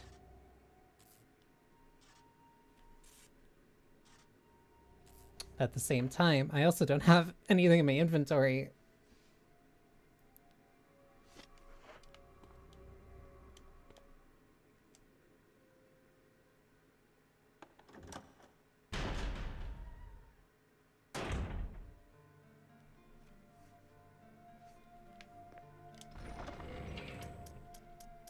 Yeah, so I only have 1 ammo disc. I don't know where I missed the second.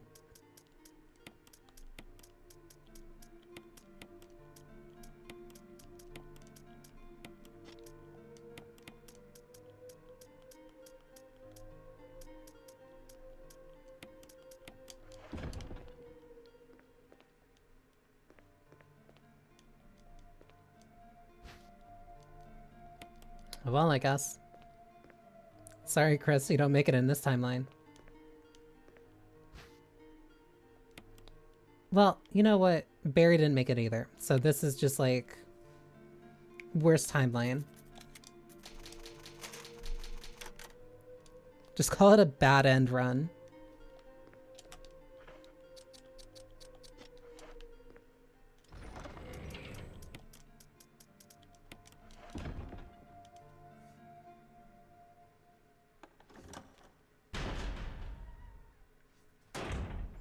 Yeah, because after this is just the tyrant and then that's it.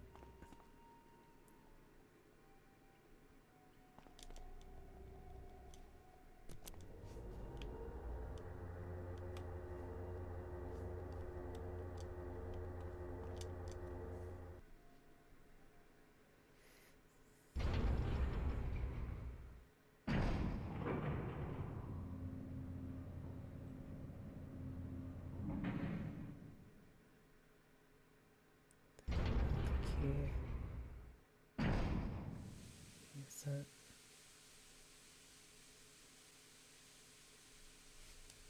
All right.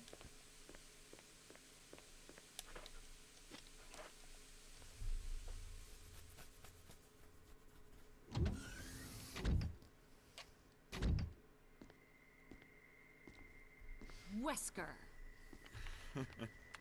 Barry's a disappointment. It's too bad he wasn't much of a poker player. You were behind all of this. Why eliminate stars? Believe it or not, that's Umbrella's intention. So having stars nosing about is an inconvenience. You're just like all the other things. A slave of Umbrella. Smart girl. But I think you misunderstand me. The things you mention are nothing. I'll burn all of them along with this entire laboratory. That will be the end of my connection with Umbrella. What? What are you planning? I want to show you something.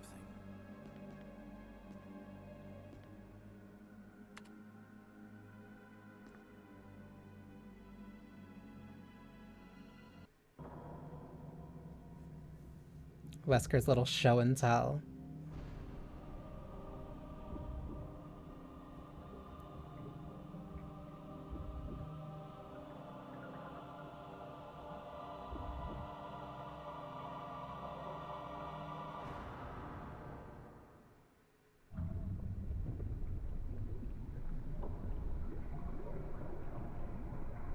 ultimate life form.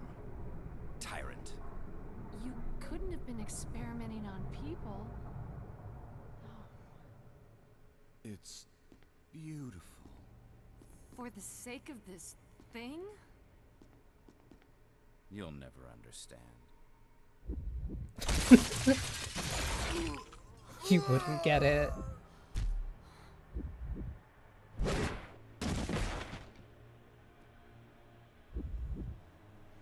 Hey, buddy. Can you just let me walk by? I'll deal with you, freak.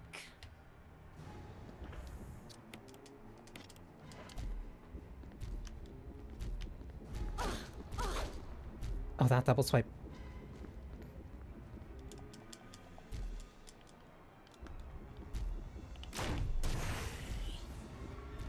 I ran past the key.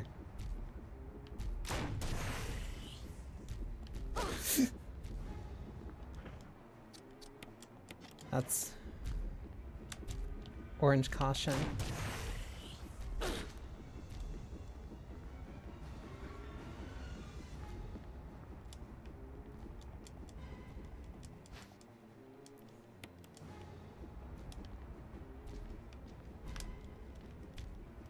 For context, the video just has one shot with Barry's Magnum and it goes right through him. I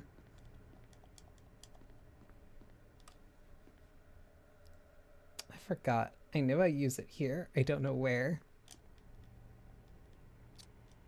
Wait, here.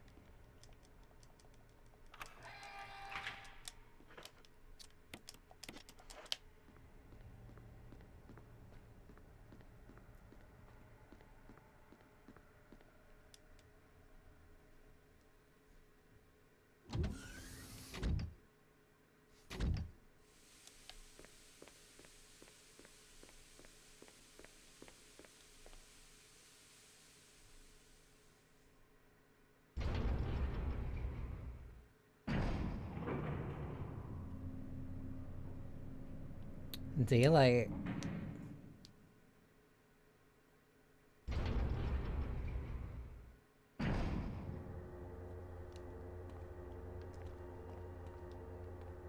Not daylight. I'm back down here.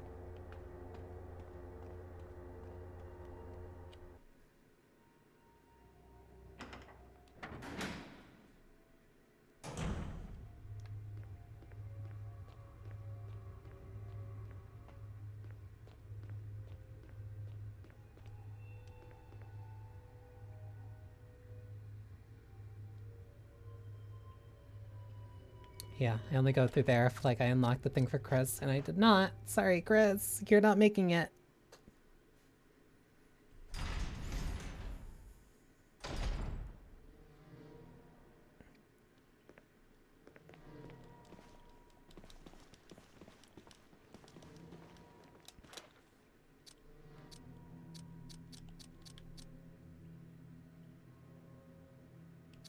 Woulda if I coulda, but I kind of might have messed up. Might have botched the rescue job. Sorry.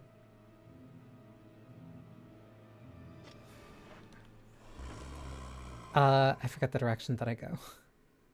I don't know if I cut straight or I cut back. I cut back. Okay.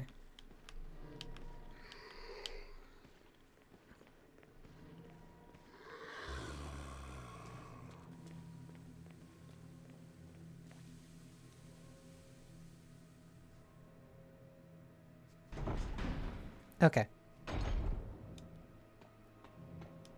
Rest of this should be a straight shot.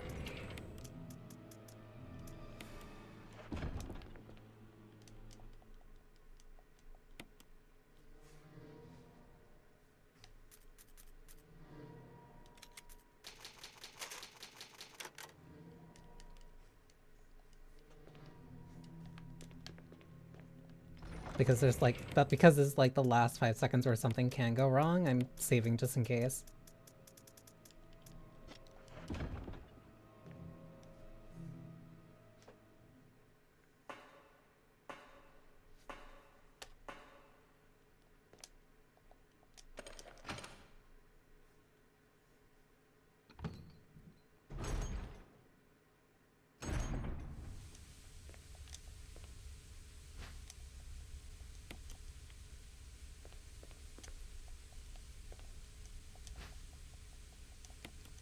Grabbing both of these just in case. Alright. This is Brad. I'm running out of fuel. If there's anyone alive, contact me now or just give me a sign. I repeat, this is your last chance.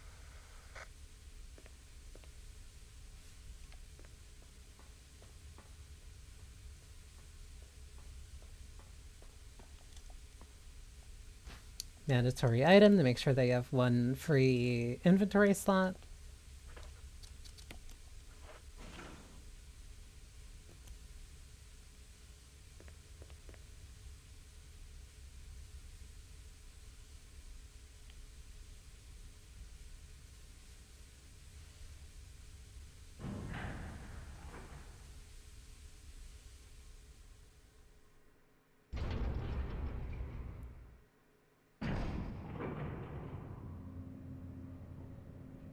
Sorry, Jill. You're the only one who makes it out this time.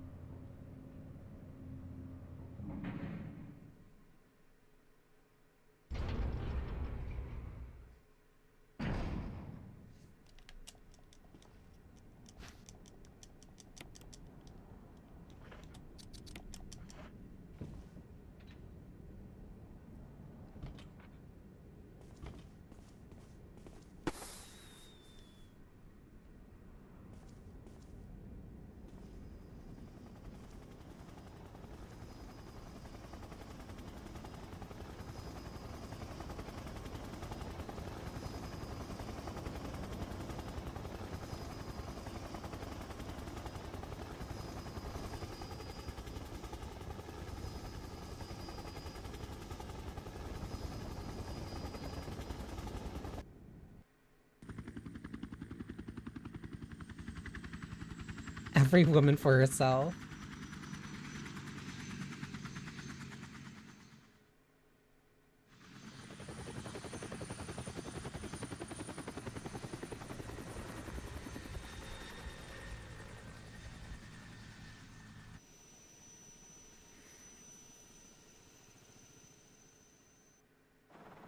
No explosion. The Spencer estate stays there.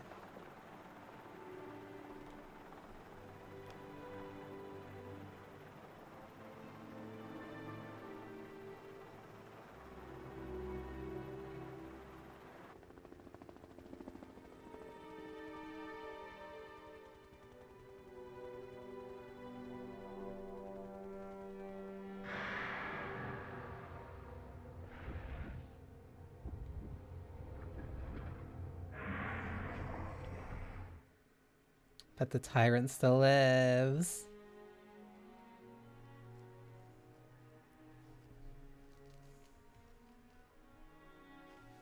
Well, that was another run through. You did a fine job. 3 hours, 8 minutes. I think a lot of that time in the menus really did count, but also 19 enemies killed, only 50 ammo used, 13 ink ribbons, 15 healing items. And I got the achievement for being under 5 hours. So as far as the game itself is concerned, that was a speed run.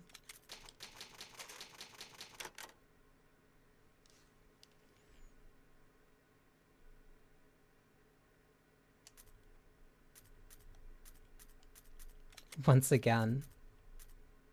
Resident Evil.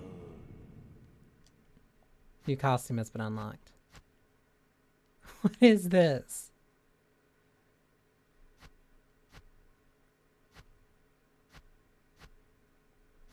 Nah, I like the BSAA one more.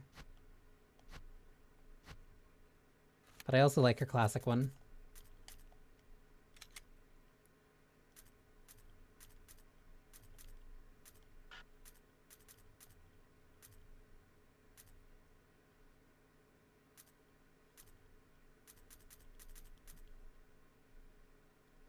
Yep, and then the solo endings.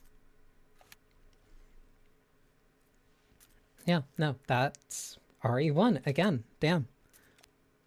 Counts as a speed run. I'll take it.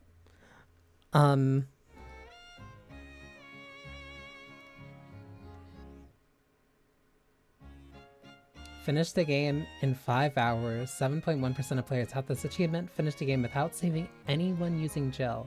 Only 5% of people have this achievement. So yeah, no, that's one, that counts as a speed run. Two, we can call that just the worst ending route. So in a way, that was something unique. So I will at least take that.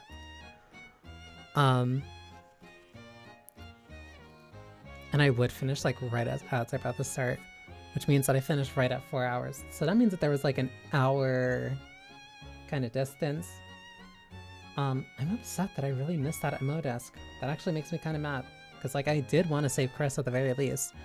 But not saving Barry was kind of unplanned. But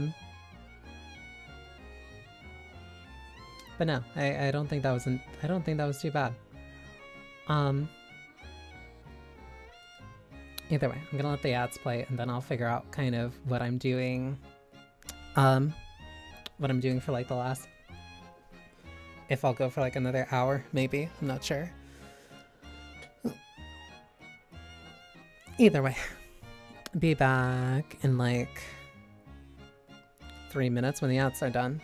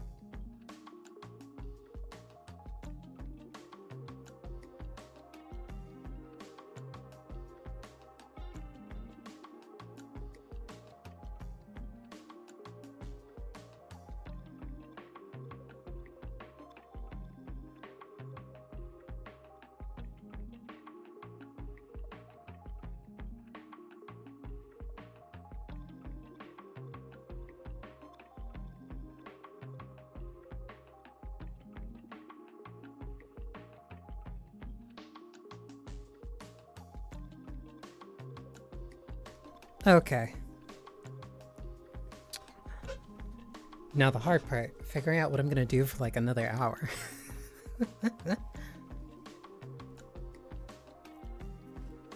Cause like yesterday's stream went short. Hang on, let me find. It's funny because I just went through the effort of like making sure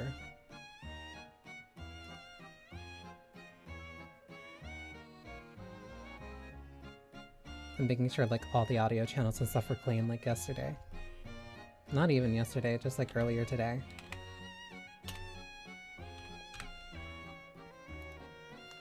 Because I like foobar, but anytime that I have to use it, or anytime that I want to use it, I end up having to switch it over. Have to make sure that certain channels don't just like overlap.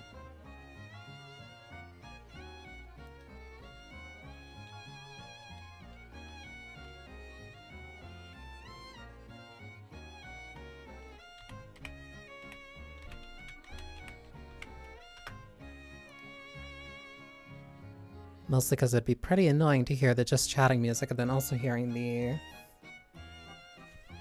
some type of internet radio music. Let me black screen very quickly. Whoops. Okay. And I can fix this. So that's not going live, but then this won't go into the VOD, and then I'm safe.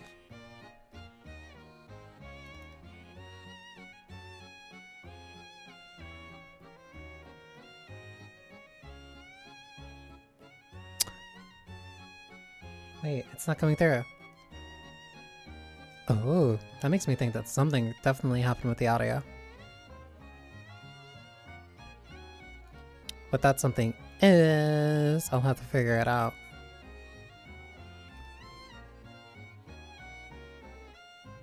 That's annoying.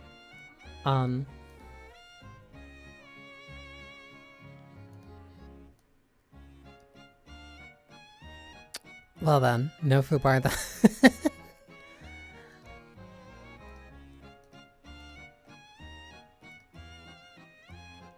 That's fine. That just means I get to listen to my own music.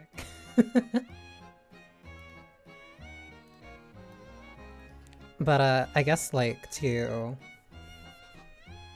have like a consistent thought after that run. I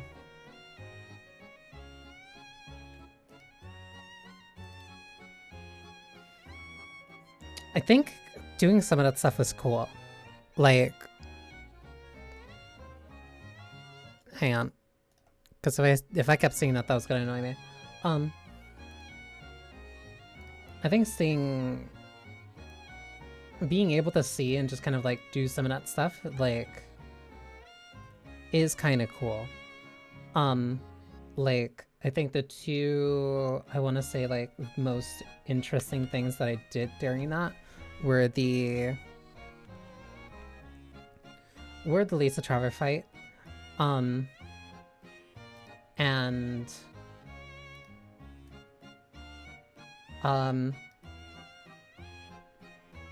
the thing I did with Black Tiger, using the grenade launcher to attack it while also getting rid of the webs. Even though that didn't go like completely clean, it was still really that was something that was just like, oh, I want to try that because it looks cool. And it did look cool, and I liked it. But I don't know. I still don't. I think the very nature of speedrunning, where it is kind of just like you grinding it out with one game, just isn't something for me. It was definitely interesting, and I definitely can respect people who do it. But I think doing that very firmly kind of made me just go like, This is something that's more enjoyable for me to witness than it is for something for me to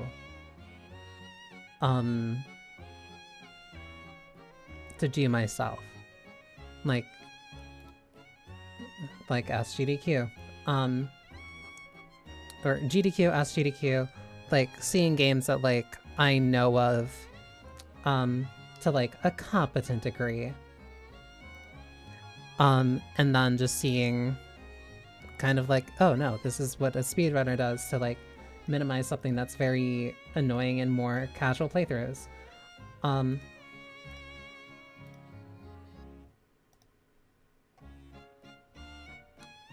And it's neat. It's neat, and I think like there's definitely a level of skill in both in the execution and the consistency in being able to do something like that. But it's not the type of skill expression that like I'm necessarily interested in.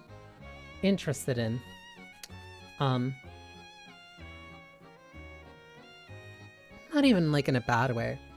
Just like doing something like that and like the idea of reset points, and especially if it's something that ends up going for like longer, like I can't do that. I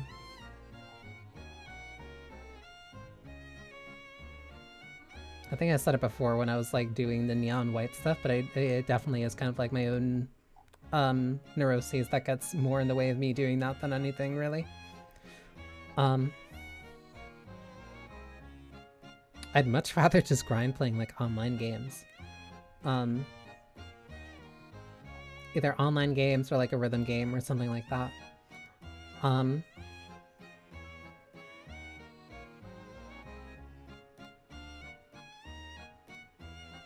I'm trying to find like a good way of putting it. Cause like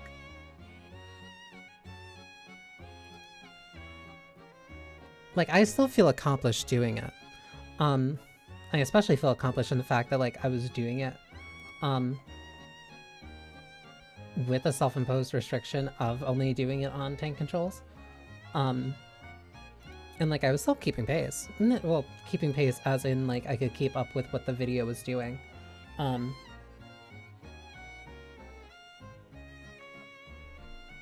And I could figure out like the angles and stuff like I needed to do in order to make that all work.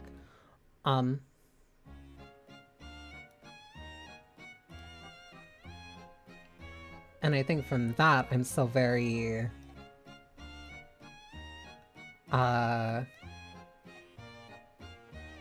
think from that, I'm still, like, very proud of, like, what I was able to do.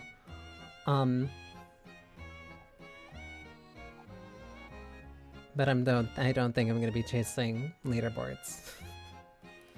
This is not gonna be something that I kind of, like, put my time into.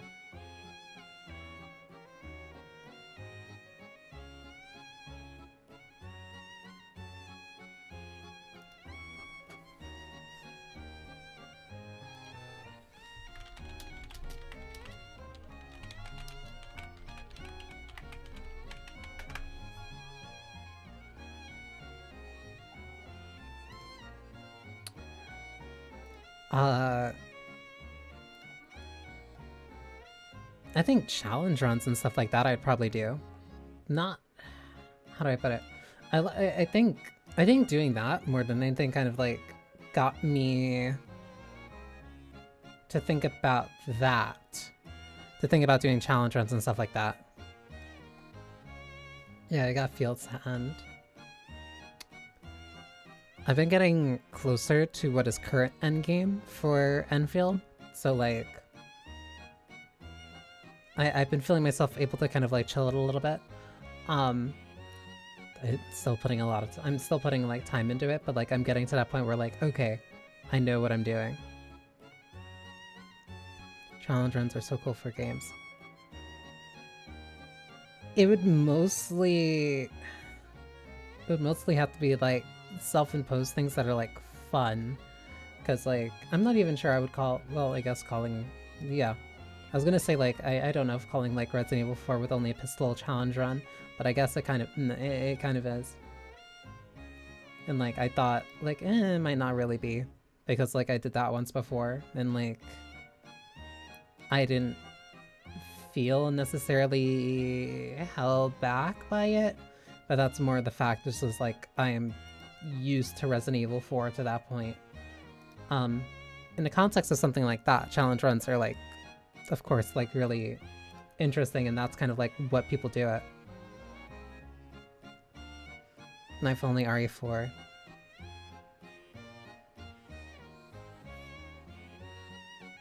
The problem would be Sadler.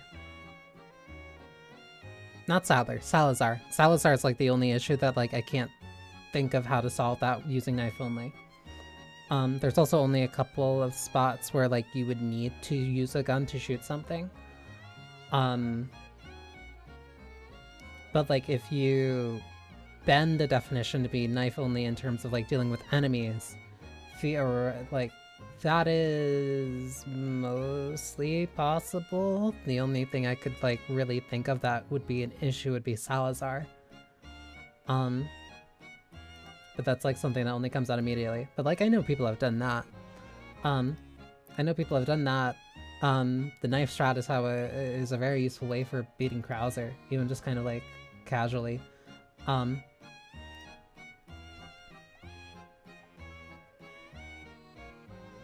But even then, like, me saying self-imposed challenge in relation to, like, me doing a speed run, or me following a speed run that's saying, hey, use alternate controls when I'm just using tank controls, like, I don't think that really counts as a challenge run. That's more just, like, a self-imposed restriction. But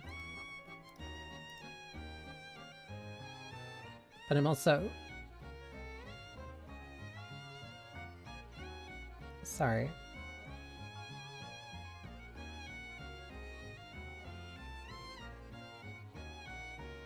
"100% orange juice tutorial video."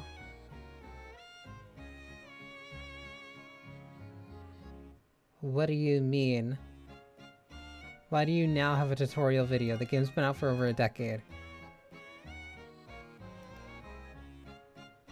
What? That doesn't make sense. Alright. I'm not gonna think about it. Again, self-imposed, like, challenges and stuff like that, slight restrictions. Cause, like, I did, like, not a Resident Evil, I was, like, instinctively I was gonna say Resident Evil. I did a, why am I forgetting the name? I did, like, a challenge run for, like, Batman Arkham City, where, like, I held off on upgrades for, like, as long as possible, or just, like, I didn't upgrade for, like, the entire game. And even that, it wasn't really that much of a challenge, because there's certain upgrades that you get in terms of, like, story progression, but, like, it didn't feel that difficult, or it didn't feel like that significant of a restriction. But I'm also not gonna be one of those people that ends up doing, like, super hardcore ball busting, like, mod runs. I can respect the people who do that, and I can respect that, like, okay, they're probably, like, a really big fan of this game specifically to do something like that, but I don't think that's kind of just, like, up my alley.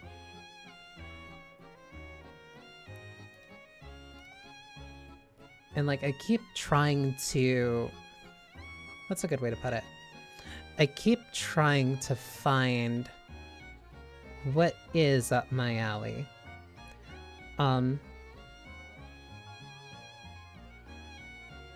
Because, like, not in the sense where, like, I don't feel like there's something I'm good at.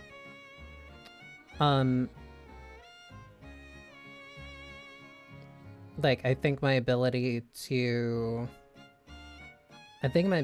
jump from various different games to different games and, like, perform at a consistently decent level, I think that counts as, like, something unique.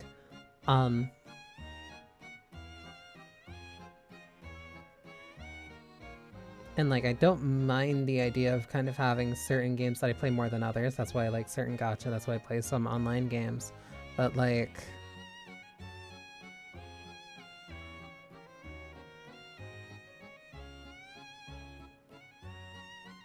I don't want to stick with one thing forever. I tried the demo for Mullet Mad Jack. I have not played it more than that though. Seemed interesting. I just never got around to it. Fast-paced, high-octane kind of hallway. Yeah, I guess you can kind of call it a style game.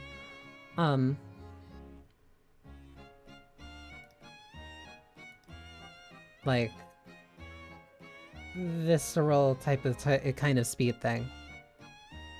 It's cool. That's kind of like the most that I can really give it. It's cool. Just not like something that like I would kind of go out to deliberately I guess super lean into.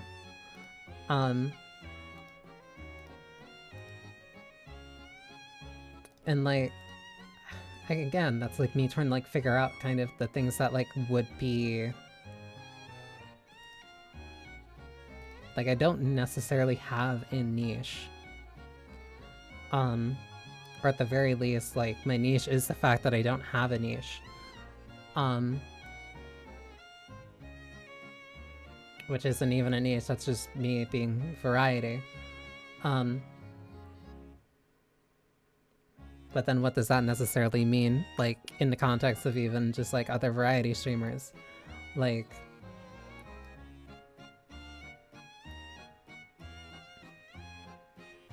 Cause, like, I would need to consistently be getting, like, different and new games and, like, constantly showing, like, hey, look, here's this thing that's new, there's no tutorials or anything out on it, I'm playing it, I'm doing pretty well, and then that's kind of, like, it.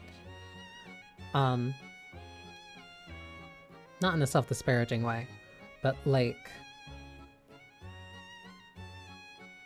right now, to me, my biggest talent, or at least the biggest thing that I can kind of like show off when it comes to streaming different games, is the fact that I can be good at different games consistently, relatively quickly.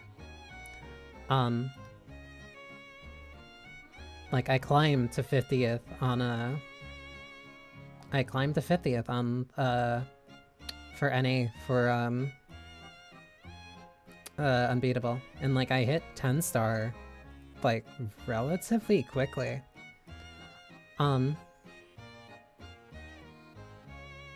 Like even now, still only 1% of players have hit a 10 star rating. And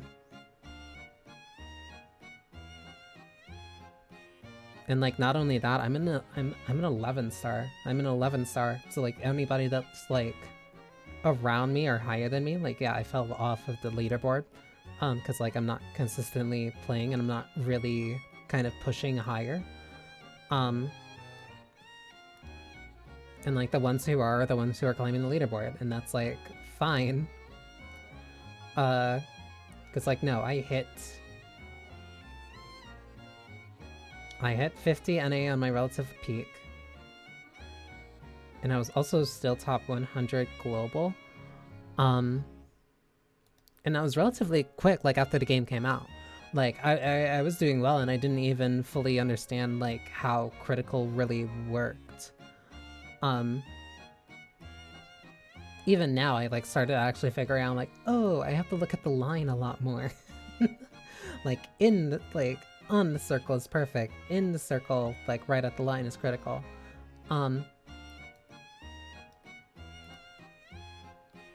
Like my ability to understand things and my ability to adapt to new things fairly quickly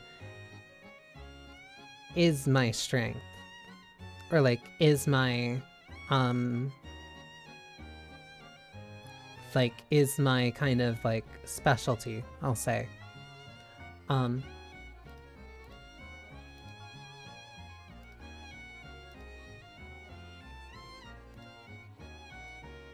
But showing that off is like hard.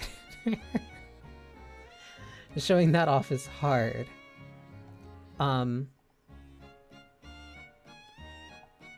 there's not really a lot of games that I kind of really want to grind.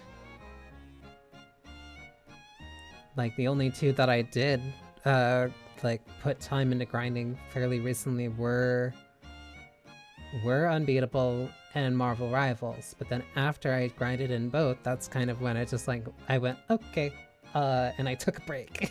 I took a break and just started playing something else. Because it's not even just burnout, it's like, alright, I hit what I wanted. Or like, I'm kind of satisfied with what I got and then I'm done. And there's nothing inherently wrong with that. Like, different people have different motives to hit different points in whatever they're doing.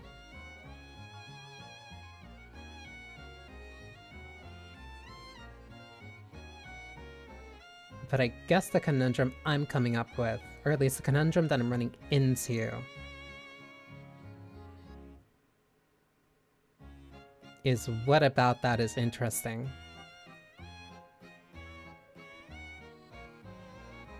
And like, that kind of sounds shallow.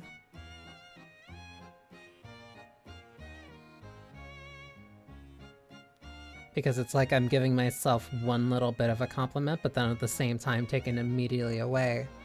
Because it's like, oh yeah, you're good at being able to play new games for like a little bit. Also very strong at picking up subtleties that narratives hint at.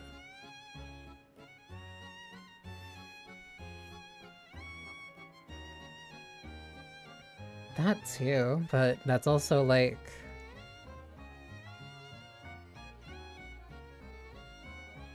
That's not really a skill that I could necessarily show off. Like, how do I put this?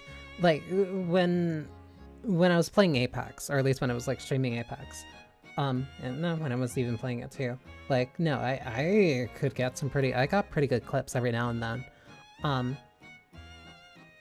Like, I could perform in Apex, but you can't really perform media literacy, aside from when you're playing of the devil.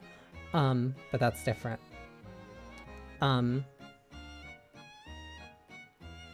then that also only goes as far as, like, the other people who would necessarily be watching and engaging with that. Like...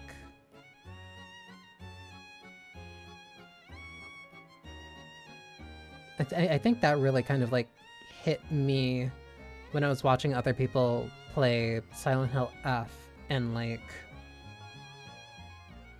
things that were hitting me like a pipe to the face, like, just kind of didn't really exist at all to the other people who were playing it.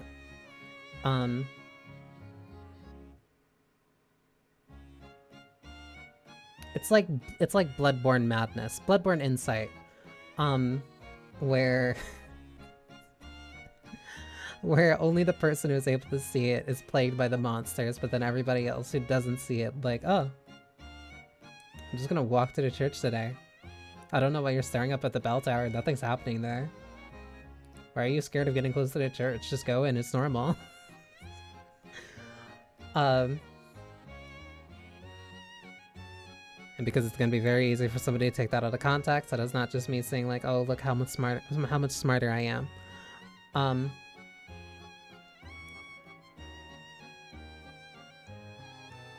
But it's not like again, it's not like a skill that I can really show off. Playing it's like, I can read. Playing stuff like the Devil, Olympus Contest VNs, Silent Hill Off, etc., and explaining what you see and why it's really interesting and engaging from a viewer perspective.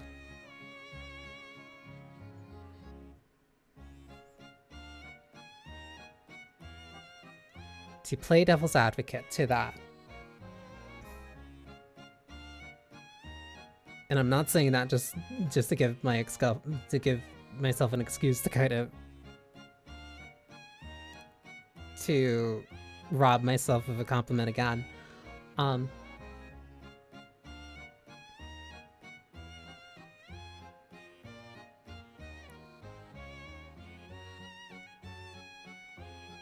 to me, from the perspective of somebody... Well, no, I can't even say that, because, like, my perspective when it comes to narrative stuff is, like, incredibly different.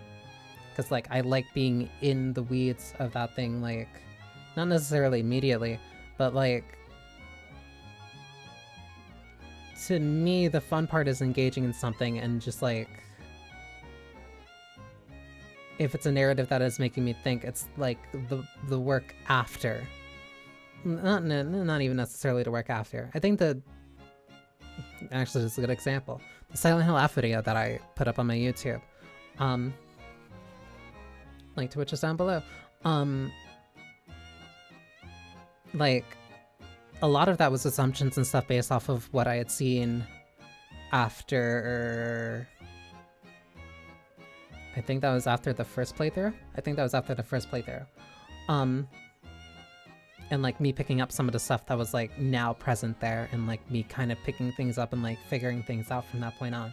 And even that call after the first playthrough, at the start of my second, leading into the things that change variously with the second playthrough, the third, and the fourth, a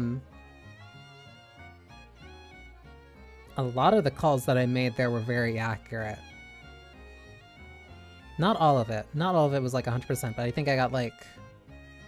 I'd give myself like a grade of like 85 to 90%. Like, I feel like I got pretty on the point of like what the game was kind of going for. But the payoff for that, or I guess like the thing that like somebody else would be able to see, like the catharsis for somebody else to be able to see or like be able to understand, that would be somebody who has already gone through that, who has already thought of that type of stuff, and then they run into me who's either just starting or just starting like my second playthrough of something like Silent Hill F. Like the sweet spot to kind of like, as navel gazing as it sounds, to appreciate my capabilities. Like they would have to be in a very sweet spot for that type of stuff. They'd have to be in the sweet spot of their own understanding, and then also looking for somebody who has also that type of understanding, or who could at least present that type of understanding. Which I think still kind of fits, not fits, it kind of compounds into what I think is kind of like, at least what I consider like my marketing weakness.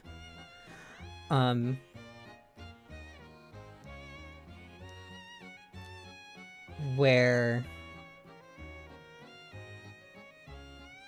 I'd be better at YouTube. I'd be better at YouTube if I had the tolerance to edit. Like, I think that's what it comes down to.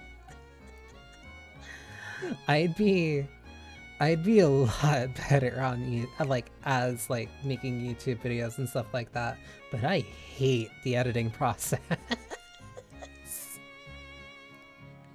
I can't stand it.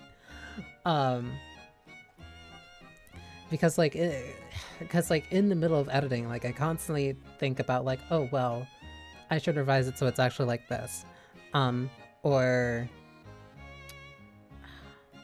either revisions to the script or revisions in terms of like how I'm presenting the information, because I care too much about how that information is presented along with what I'm saying, because there is an association between the things that you are saying when you say them and what is presented to the viewer at the time, even if the viewer themselves, 50% of which, let's be generous, aren't watching. Deemness is only appreciated by those who can swim. Kinda, yeah, and a lot of Americans drown. And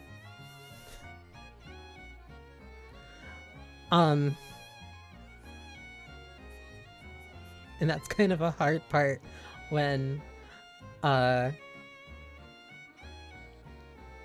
time zone doesn't exactly feed well for Europeans who are asleep.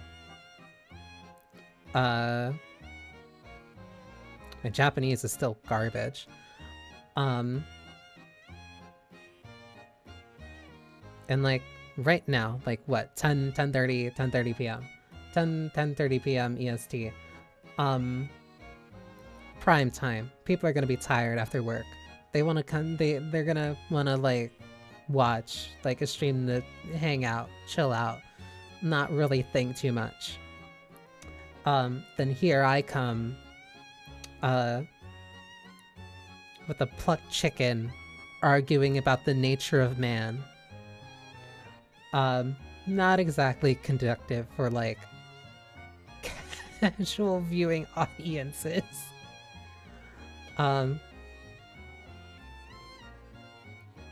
But at the same time, a lot of like those neuroses that I have when it comes to like speedrunning and stuff like that also stops me from being very loose. Like that. Like that's a good example. Just you, I'm into that shit.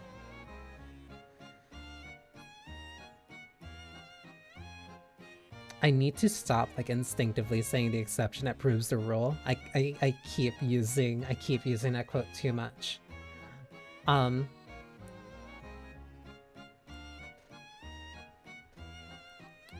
But like I'm trying to like find a good way to put this so I don't sound like too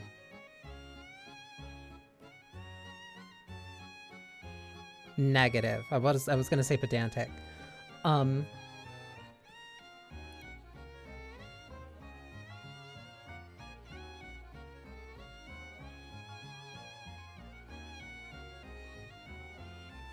I think my greatest weakness continues to be the fact that I don't know either what my greatest strength is or how to present that strength. And I think those are both two sides of the same problem. More so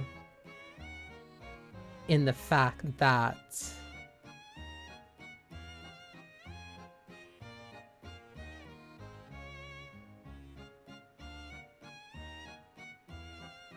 whatever those strengths might be, or like let's just say that it's my ability to articulate, or to like explain myself and talk like that. The breaks, the stuff that I'm doing constantly like that, where like I'm clearly thinking a lot about what I'm saying, also not very conductive for good clipping, I guess. But then that also is kind of like why I want to do more like collabs where I talk with people and stuff, because I feel like I am a very good conversationalist, and like if I'm talking to people, that's something I kind of really kind of get, or something I can really extract from. Because the only other thing that I necessarily said I'm really decent at is like finding something to kind of like praise, not necessarily praise, but like compliment. Like even in certain games where like I'm not having a great time, or certain ones where just like I'm not very engaged in what it's doing, like I can articulate the things that I do find fun or interesting. Because I think it was brought up in my server, where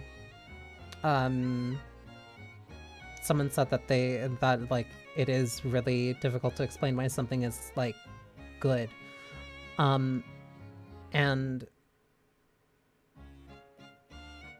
that confused me, because that's something that I feel like I do too easily, or like I'm willing to give too much credit,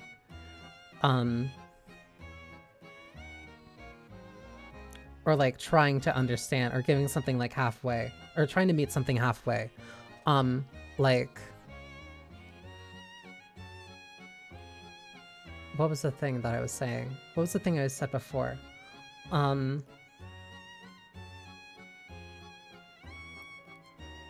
Because the context was completely different. The context was me talking to somebody about like why I felt like a compulsion, not a compulsion, that sounds too strong. Why I felt I was gonna say duty, but then that also sounds too strong. Kind of like I want to say like commitment to finishing games. And it came down to me saying somebody else worked on it. Like, it's very easy to kind of get lost in the weeds on... It's very easy to get lost in the weeds of it, like, being a product. Because, like, a lot of people, like, no, that's kind of how a lot of people are kind of trained to engage with things. Where it's just like, here is this thing that is made to appease you. And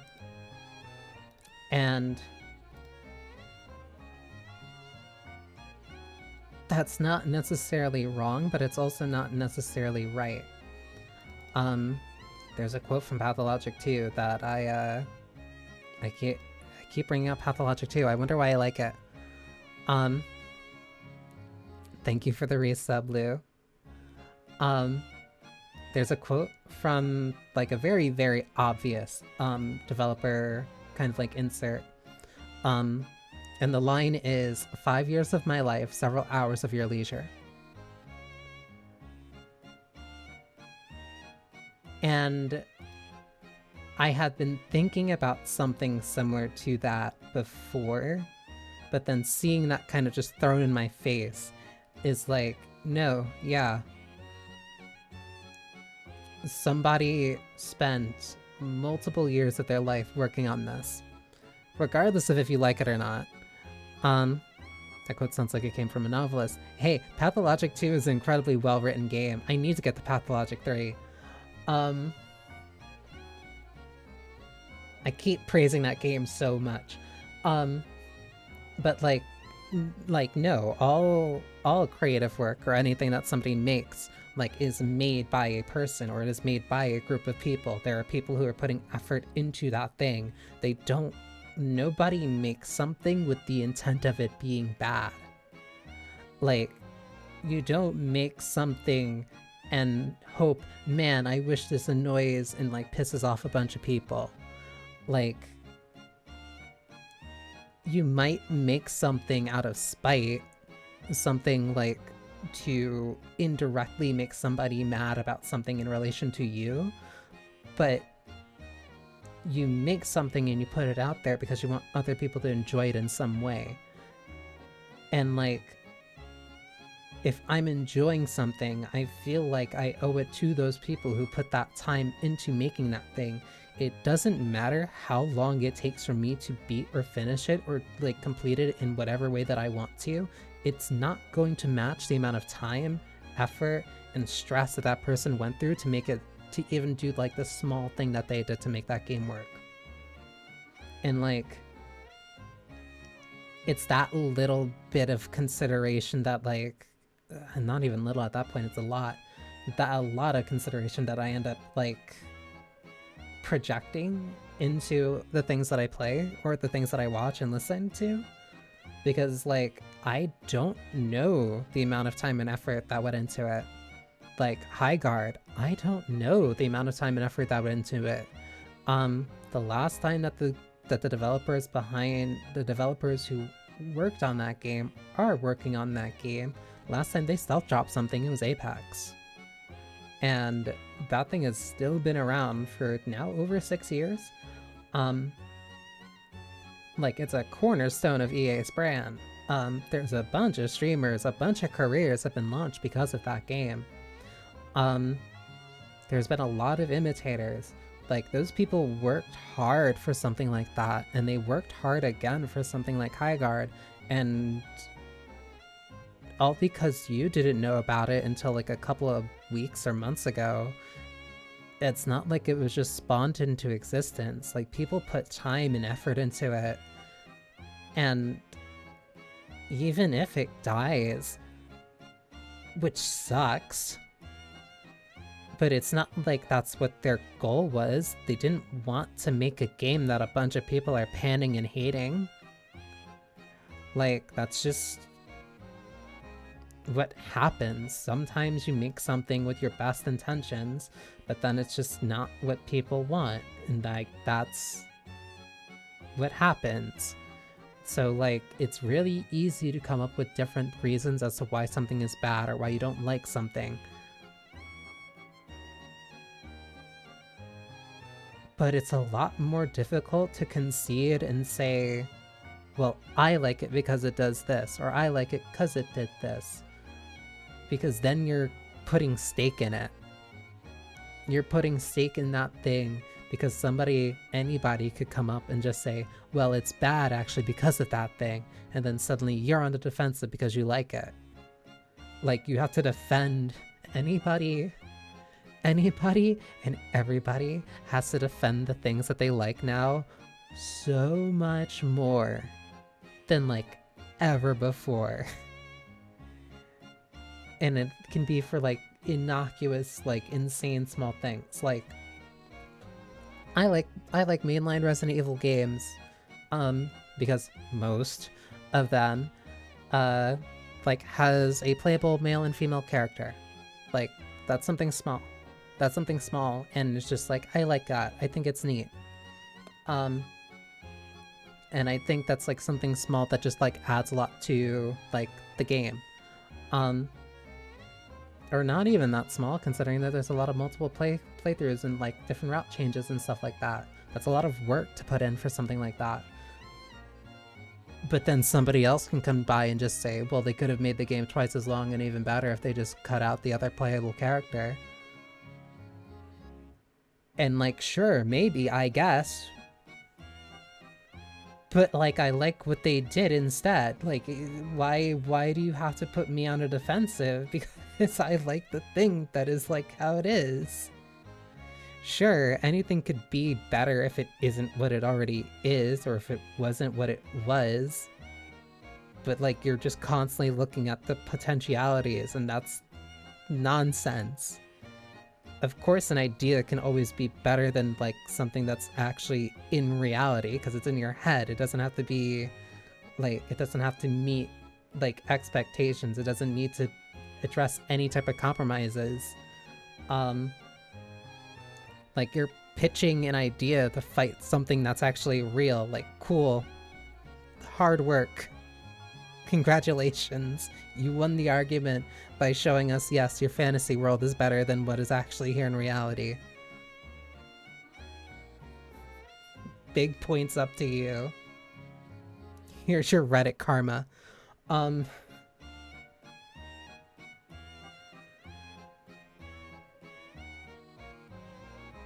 I kind of lost the plot on that one a little bit.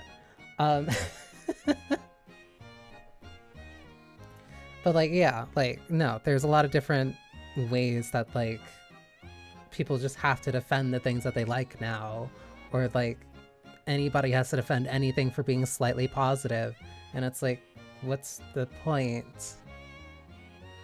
Like, is it really that hard to be nice? Is it that hard to say like, oh, I like the way that this thing does colors, or I like the character designs in this thing? And like, sure, some of the other things might not be as great, but there are certain things that I do like. Dragon Card 3 is one of my favorite games of all time. That game can't keep a stable frame rate of 20 FPS on native hardware. But I played that game so much that seeing it on an emulator running at 60 FPS stable looks weird. To me, that game is what it is because it's like poorly stapled together and like barely functioning. But the narrative and the music and the jokes and the characters, like, there's so many different parts of it that I enjoy. And like, I think part of that comes from like my embrace of like Taoism, where it's just like there's going to be equal measures of things that you probably like and don't like in something, but that doesn't mean that that something can't also be your favorite thing. Your favorite thing doesn't need to be perfect. I'll die on the Yek Hill. I can't ever say Y2K. I get it. I get what they were going for, but it still just looks like Yek. And like, yeah, that's honestly like a good case too. Cause like, I'll admit it. I like, no, I've had like times where like I'm not really as stalwart as I kind of would be, as I would want to be. Where like, no, I did kind of trash a lot on Yek because I thought very early on that a lot of the things I was doing was kind of like in poor taste. And like, I thought it might have been very navel-gazy, but then also I never played the game because I didn't have an interest in it, which meant that I had no stake in it. So I just hated on it. But then when all those people leave and the developers keep working on the game and they keep doing like updates and more people like actually interact with the story or they give it a chance to like figure it out, then you start hearing more different consensus. You hear different opinions. Susie just released a video on Silent Hill 4, The Room, one of probably the black sheep of like the Team Silent games. But like as time has gone on and more people have kind of like really spent time with it and dug into it and like really kind of given it another reevaluation, or even the fans who were there since day one who just like were consistent about what they liked about it, more people are going like, oh, okay, maybe this has something. I find it very funny, and I think Susie actually also really touched on it. She touched on it incredibly well in her video, where Silent Hill 4 incorporates a lot of things like tied to being a shut-in, or in like the hikikomori like epidemic or kind of just status now, of like people who were living in their homes, people who died in their homes, and like nobody knew that they were dead until like eventually neighbors complained about a smell and then people went in to check and it's like, yeah, that person's a hermit, and then they were dead on their floor for like multiple weeks. But that was a very pressing issue in Japan when that game was made. But when that was released and like a lot of people outside of Japan like engaged with that, they're like, what is this? They don't understand it. They couldn't understand it. But hey, 2020 happens and suddenly a lot more people are like, yes, the horrors of being trapped inside your own home.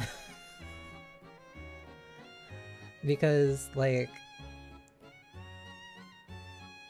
1 gets a lot of praise, 2 gets a lot of praise, 3 gets a lot of praise, 4 never got that praise because it just wasn't, it didn't resonate with the same audiences that resonated with 1, 2, and 3. And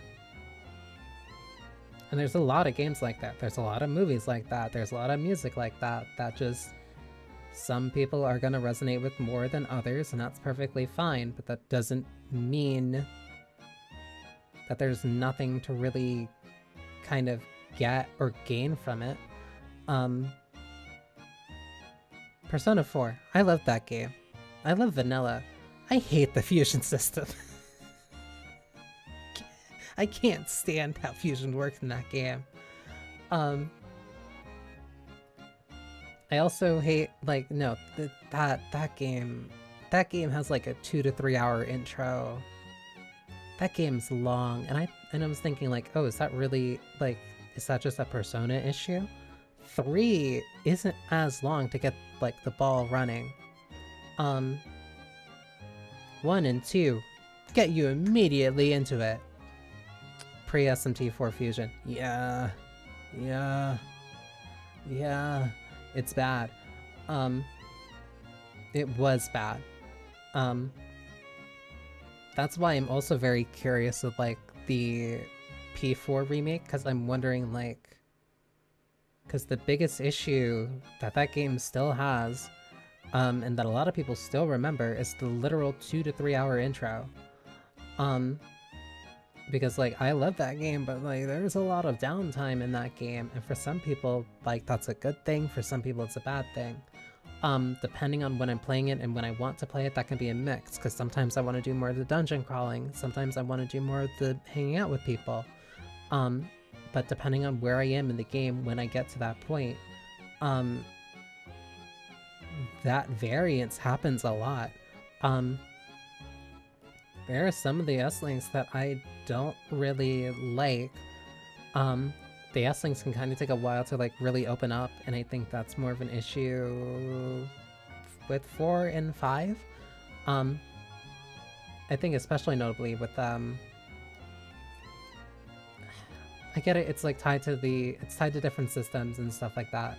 But then Metaphor also I have an issue with, because I really don't like how the gameplay works at the ending. I don't like the ending gameplay-wise for Metaphor, but I like the story, I like the world building, I like the traveling. To me, I like 2 to 3 I like 2.5 acts of that game. But then I also feel like the intro is kind of like... I feel like the intro for Metaphor is slow in a different way. It's slow in a mechanical sense, where you don't have a lot of tools to really interact with the very interesting things that the game has, because they have to onboard you about how that stuff works. And the most fun in Metaphor is like the start of the second half of the first act, and that's like 10 hours in. Like when you finally get your other party member, and then you can actually start like really experimenting with the archetype system, the game opens up and it becomes something so much fun. But before you get there, it can feel like it feels like it drags. That's why that demo lets you do the entire intro sequence, because it is the intro sequence. That's like 5 to 6 hours. I like a lot of things, but because I like those things, it doesn't mean that I have to ignore the negatives, because the negatives are what make those things really good. Or not necessarily what makes them very good, but it makes it what it is. Nier has a very slow opening, but that's kind of the point, but it being the point doesn't stop it from being a negative. Drakengard has bad combat. Drakengard 1 has just like bad combat. And like it works for the narrative. I said the narrative was like a kind of a band-aid to it, but that doesn't stop it from just not being fun to play. It's an engaging experience, I can say that. When it comes to the writing and the story and the music, again, also great. But when it comes to actively playing Drakengard 1, you could feel like it's just pulling teeth. But still, people love that game for different reasons. Like, nothing is perfect. Everything has downsides. Just like how this stream isn't perfect, because there's ads that are gonna start playing soon.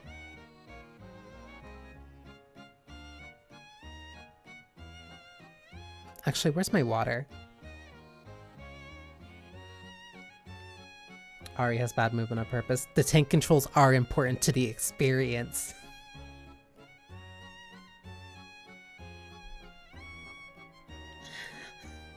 That's why I like them. It feels slightly cumbersome, but I can't say that it's not like an excuse.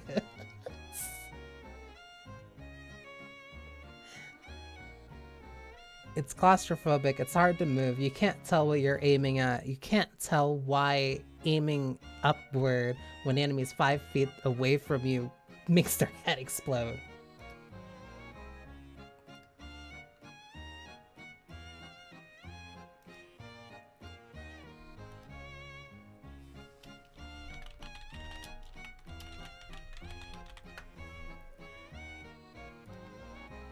But I still love that game.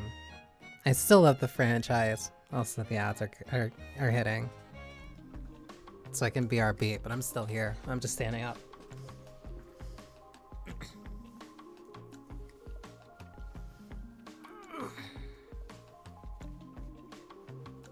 Gotta paint with a little bit of dirt. I don't even think it's like...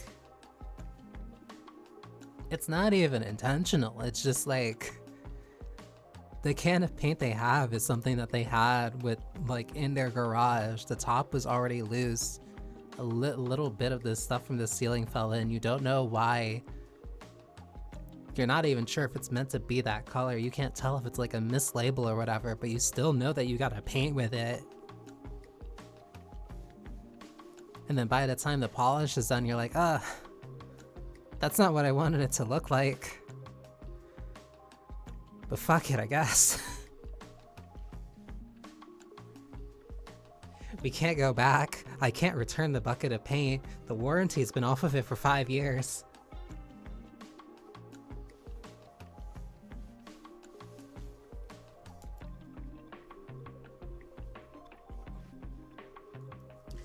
MGS5 The Phantom Pain is an incredible game, but that game is de facto unfinished.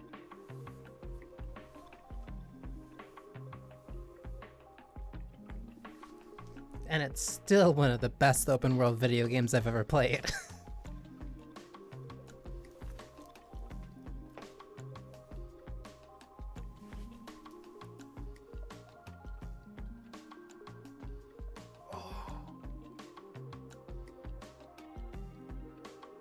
I felt that.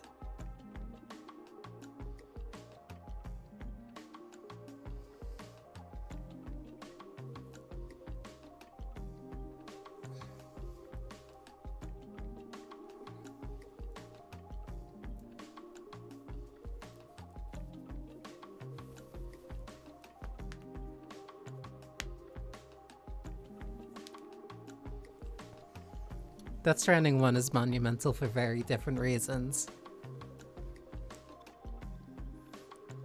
Death Stranding 1...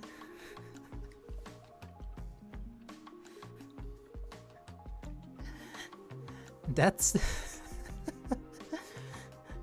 Stranding 1 is the most high-budget indie video game I think I've ever seen, and I'm impressed that Hideo Kojima convinced enough people to play it.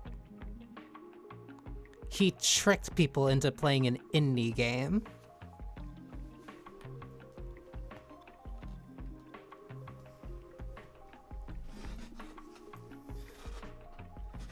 With Norman Reedus and a bunch of his favorite actors just in there because he wanted them.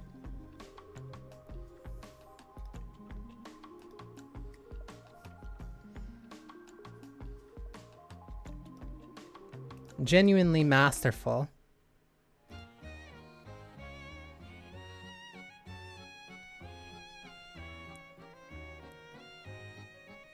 The funky fetus. I love Lou. Genuinely. I would die for that baby.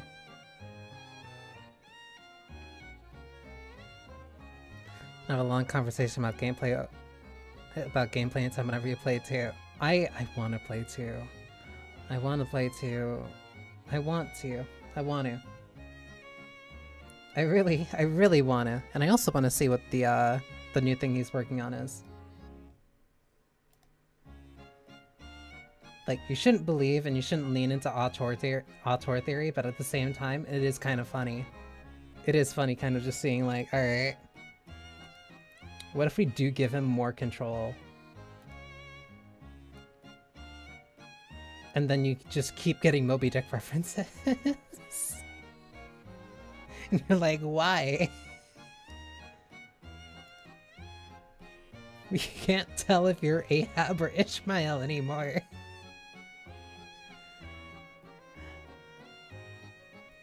I'm trying to look at other games that I have that I like really like, but I could easily call out flaws in.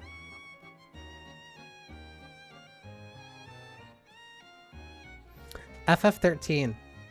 Hey, that thing that they say where like the game gets good at 20 hours in, that's true. And that's unfortunate. that is... You're quick. Harrowing. FF13 gets good 20 hours in, and it filters so many people because of that. But if you do get 20 hours in, then then a lot of people start shifting their opinions. But that doesn't justify the 20 hours before that, even if it does make narrative sense.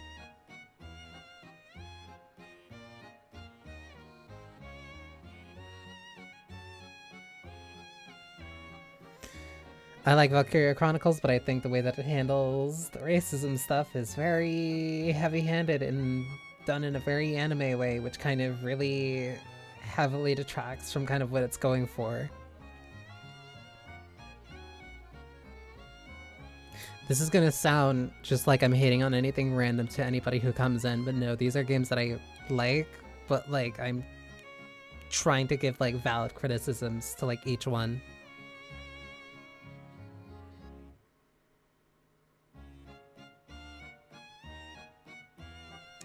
Oh, Catherine. Catherine doesn't give enough for Catherine with a K to make a compelling argument for like the basis of its game. Even Full Body doesn't remedy that, as much as it really tries to.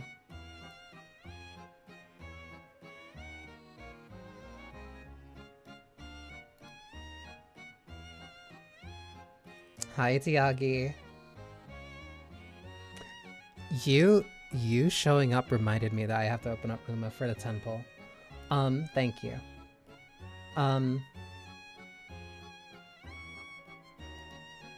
Pathologic 2. The death spiral that can happen in that game.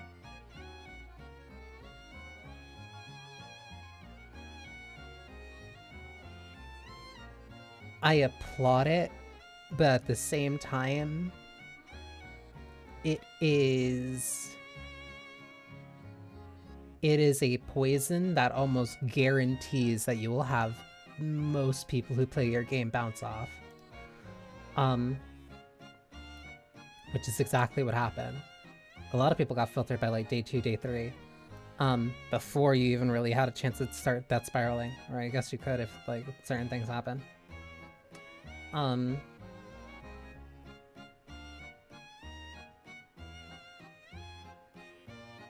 Arkham City, I feel like it just doesn't like challenge you enough. Like, you can get through a lot of scenarios without really pushing too hard. TBH, you can't make an argument for Catherine because she's the default. Yeah. Like, you start with her nagging you. You start the game with her nagging you, and the game's like, are you gonna stay with your girlfriend? And it's like, dude, Vincent doesn't look like he wants to stay with her. Also, not gonna talk about the fact that she lies about her pregnancy. That's a separate matter, but it also really doesn't help her.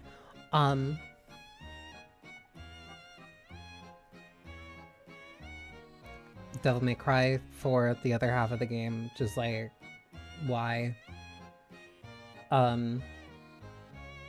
Get it, budget, doesn't excuse it. DMC5, V doesn't feel significant enough as like an actual character. Like, I get it plot-wise and like getting a new character in the way that they can play, but there's not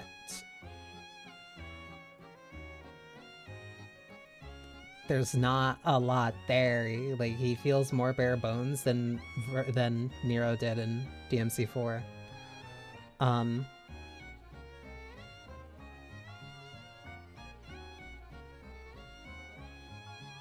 line. Too much goddamn text.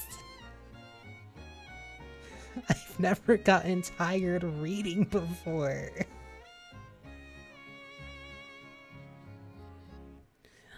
I'm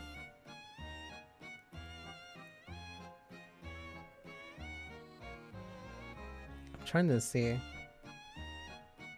Still want to play that. It's good. I'd still recommend it. So much reading. So much reading. So much reading.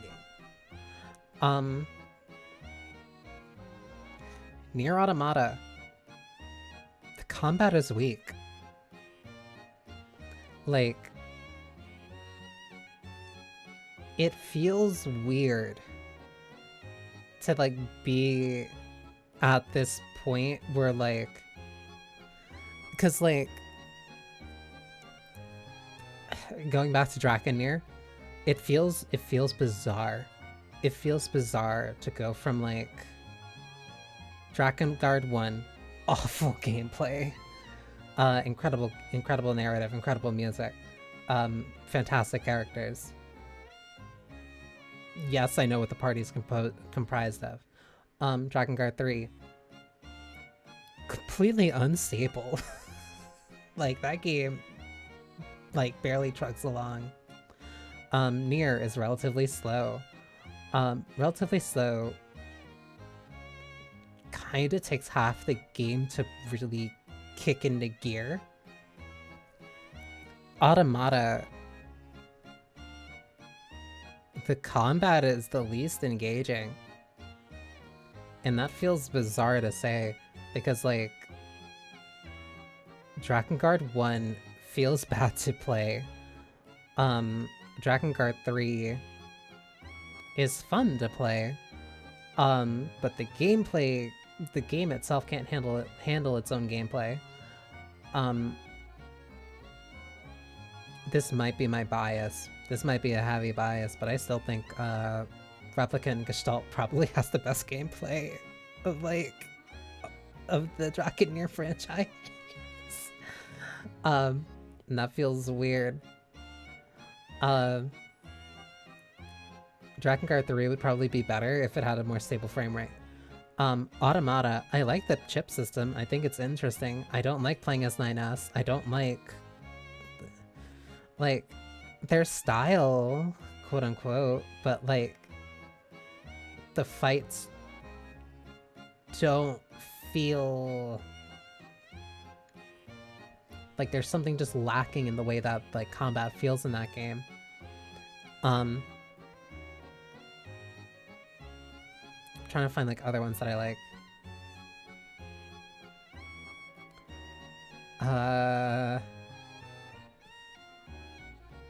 I was looking at Paranormal Site for like 5 minutes and I was trying to think like, is there something I could say? And I don't think there is. They like true fiction. Yeah. Like, the hits in Gestalt and Replicant feel weighty. All the hits in Automata just feel like scratching and like it doesn't feel significant.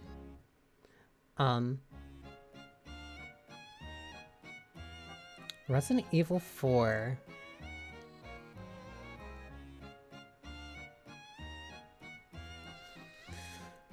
What do I think is Resident Evil 4's greatest weakness?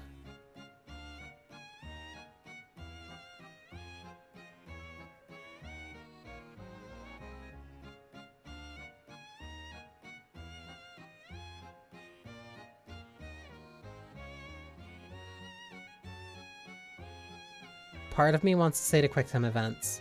The other part of me wants to say...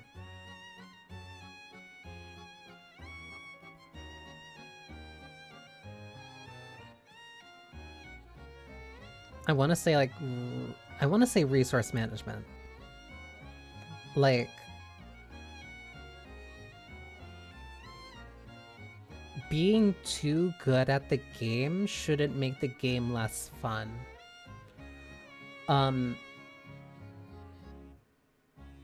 like this is very significantly like a me thing, but like when 90 to 95% of the encounters can be solved by shooting people in the knees and then running up and then kicking them and then knifing them, like it creates like a very boring type of flow later on. And then the way that they counteract that is by using like Gatling guns and everything that happens on the island, and I hate that part. Because it's such a like detraction.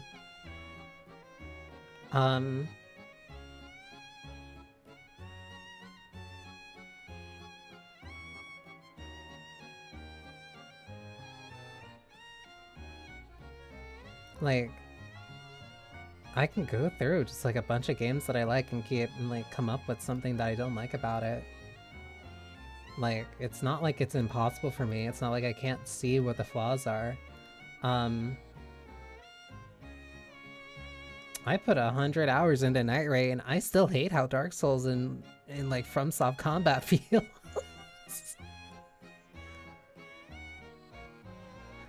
Whoever decided that holding B should be your run button or your right face button, like, no, they need to be fired. Like, I don't care. That sucks. It feels bad. Like,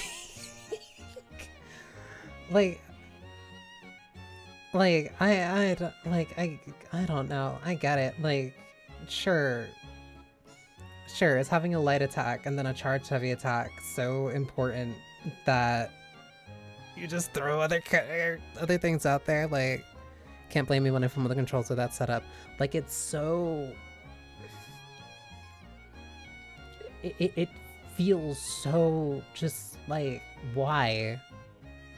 Like, because they do it before. Like, it's one thing if it's something like Cruelty Squad where like they're trying to make you very uncomfortable with how it controls. Like, what was it? I think it was for reloading in Cruelty Squad, it was like holding M2 and then dragging your mouse down to reload. Like you're playing a light gun game, but you're on mouse and keyboard. Like, that game's meant to disorient you. Elden Ring, Night Rain, Dark Souls 3. You want me to play this very intense action game, but at the same time, you're making me play with controls that feel like they were made by a 5-year-old. Like, cool, thank you.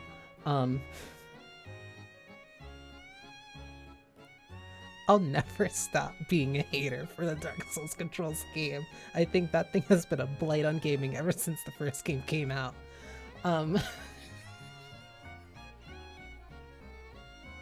I like the stamina system. I don't like the controls.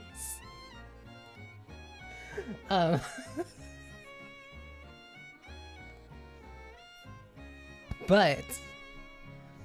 I do like the messaging system.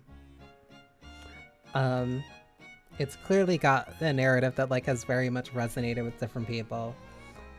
It's made people, especially like when it came out, like when games were so very handholdy, extremely handholdy at the time, it wasn't afraid to kind of just kick you in the teeth, and like for that I respect it.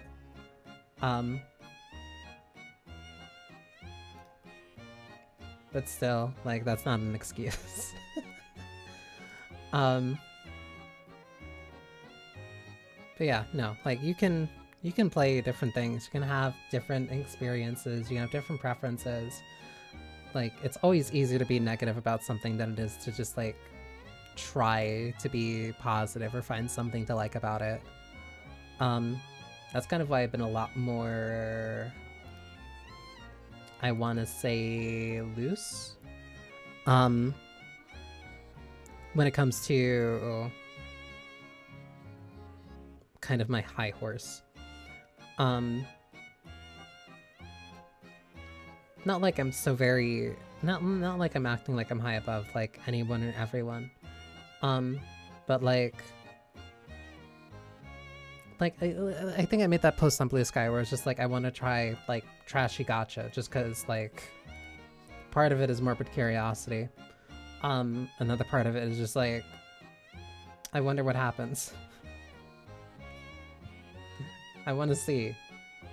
I want to see like how far you can get while still being on like the Apple Play Store or the Google Play Store or the like whatever. Just cuz like that would be interesting to me. There's a quote that I like that I'm trying to remember cuz it stuck with me even though I can't remember how it exactly went. It was something along the lines of Asher Lane's got some crazy stuff, I'm not gonna lie. I've seen. I have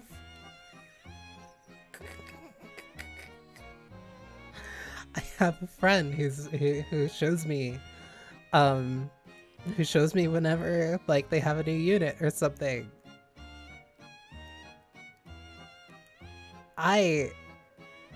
didn't know they could be that big. Um,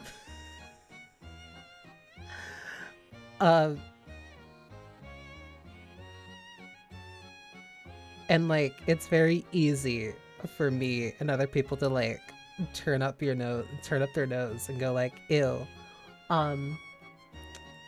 Ew, who needs breasts the size of like somebody else's head? And it's like, I do. A part of me wants it. I want to act like I'm better, but I'm not better. Sometimes you just want to be smothered, and that's okay. Like, there's nothing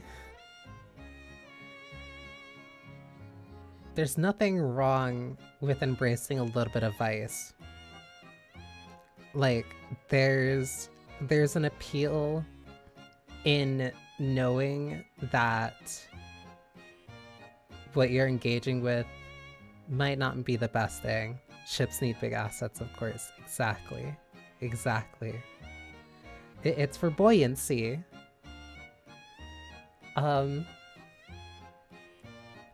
Like, I described it to a friend where it's just like, sometimes you want junk food.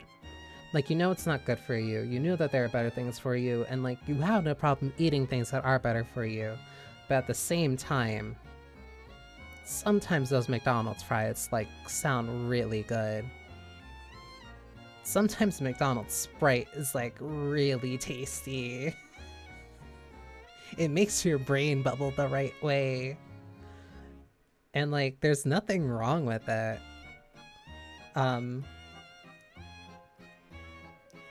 I think there was something that I'm trying to remember exactly what it was, because it was kind of like a soft rule that I eventually kind of came around to, and it was that like, everybody's a hypocrite about something, or there's some minor hypocrisy or something that everybody kind of engages with, like something that they have to engage with. If you want to be abstract about it, you can technically count it or talk about it in like Jungian psychology, the shadows, stuff like that. Parts of yourself that you don't want to admit. Like, there are some times where like, you can act like one thing about something in public, but then in private, it's a little bit okay to kind of just like indulge a little. Like a little bit.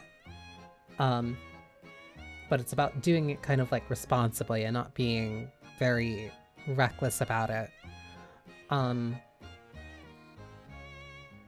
think the quote that I was thinking of before was something about being too principled, where like, you can live as principled as you really try to and want to espouse to be, but it's going to be a very lonely existence. And since hearing that, or hearing the line that was about as close to that as it was, I've been a lot easier on myself for being a hypocrite in some cases. Like, there's few things that make me more happy than when I can be as petty as I want to be. I can be incredibly petty, and I'll have the time of my life, but I try not to be in majority of the cases, because that's bad behavior, and I don't want to do that to people who don't deserve it, and a lot of people don't deserve it. But if I find one person that is, I'll enjoy it. I'm not above admitting that. I'll enjoy being incredibly petty. Like, you need a type of release. You need some type of, like, just a little bit of it. Just a little bit of that, like, I know this isn't good for me, but if you allow yourself to engage with that, like, a little bit, it helps ease up the tension a lot. It's an emotional outlet. It's catharsis. And And like, you need that. You absolutely need that, or else you're just gonna go stir crazy inside yourself. But you also can't like just blindly indulge in it. It's about balance. Again, bringing it back to Taoism, because I can't stop bringing it up at this point.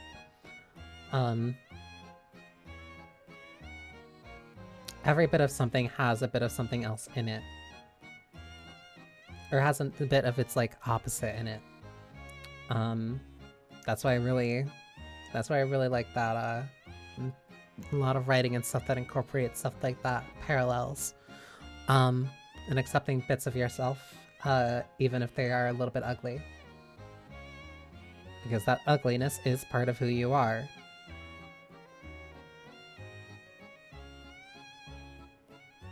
As long as you don't let that ugliness completely be who you are.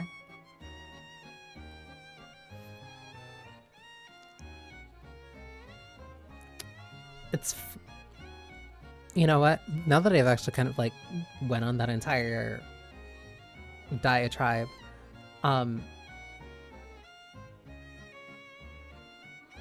think that's a better example of my strengths are. Again, of being able to just kind of like talk about different things for like an extended period of time and then just like have the conversation kind of flow like that. Again, conversationalist. Or in a crude way, cunning linguist.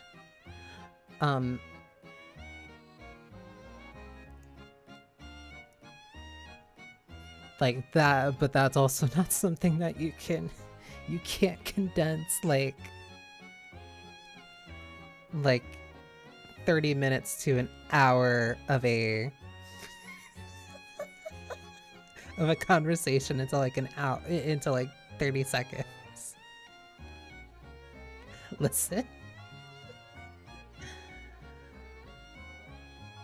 Like I said, like I said, sometimes you have to indulge it a little bit. You have to indulge a little bit. It helps ease up the tension. Because if you don't do that, you're gonna go crazy. That's why I've been a little bit more relaxed, a lot more. Like, hang on, let me drink water because I'm gonna end up forgetting. But no, that's why I've been easing up a lot more.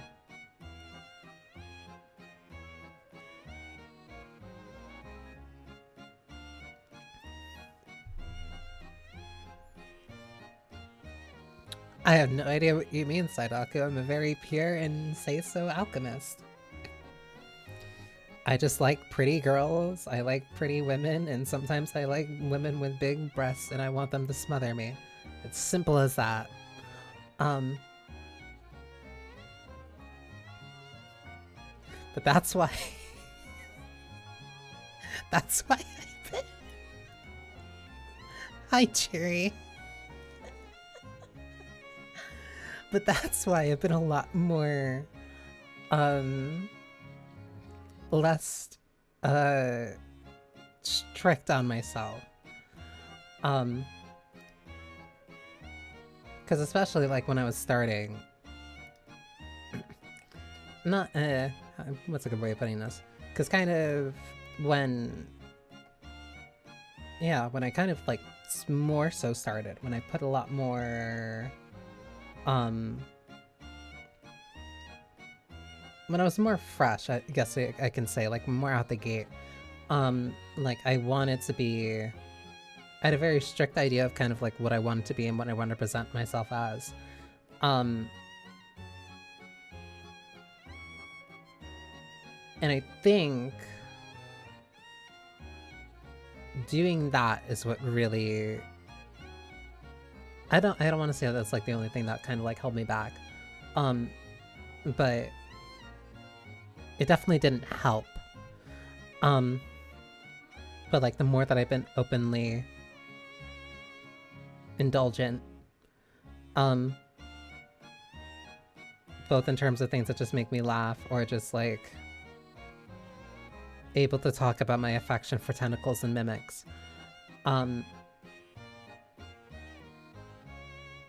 it's more approachable. I'm not stuck up. I'm not raising my nose. I'm not pretending like I'm something, not even necessarily something that I'm not.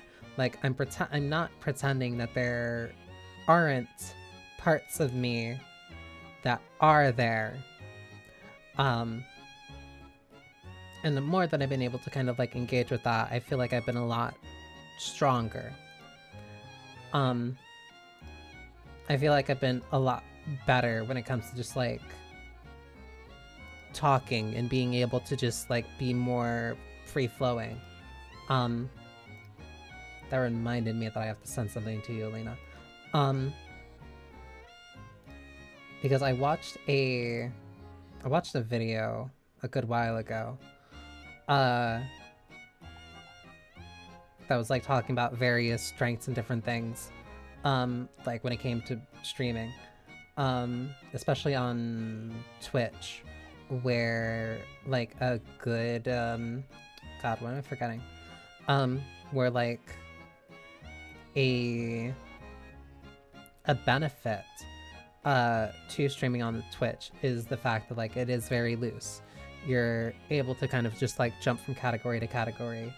And like I had a very initially kind of fixed idea of like, I gotta do things this way, I need to think about it this way, I need to do things like this, or like, oh, if I say I'm gonna play this, then I only have to play this. Like,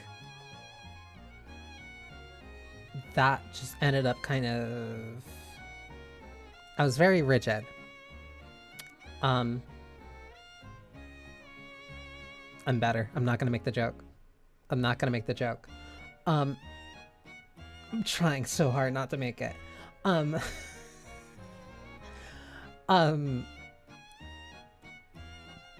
like, the more that I've eased up, the more that I've been able to kind of just like not pigeonhole myself to certain ideas. Or like, I guess even to like my own expectations and like my own, expectations, for what I wanted myself to be. I think it's been better. I think the streams have been better. I think it's been more fun, more relaxed. Like hell, like right now, like, because before I would have been like, oh, I finished Resident Evil, I end stream then. But no, now I just kind of wanna like talk. Because turns out I'm good at talking. Shocker.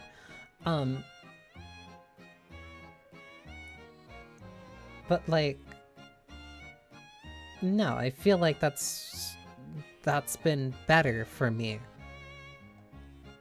I feel like that's been better for me, and if I stuck too much to like those rigid ideas and those kind of things that I wanted to, not even wanted to be, just kind of what I thought I should be, I kind of dampened my own edge. Which again goes all the way back and feeds back into like my inability to kind of like recognize, I guess, kind of what my strengths were, or strengths are, because I'm not able to see them as strengths because I just see them as like, oh, that's just me, or like what I do, or like how I do certain things. But no, I'm good with my tongue, I'm able to last long, and I'm always thinking of the other person.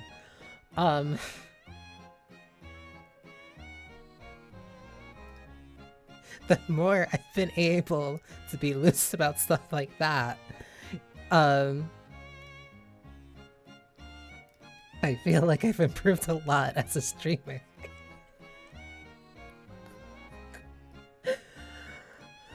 Because I can be more relaxed.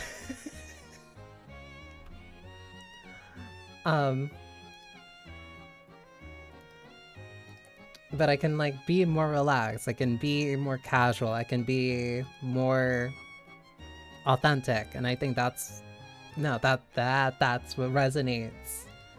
Um, and I think especially the more that I've been watching a lot more, like stand-up comedies, stand-up comics. Not like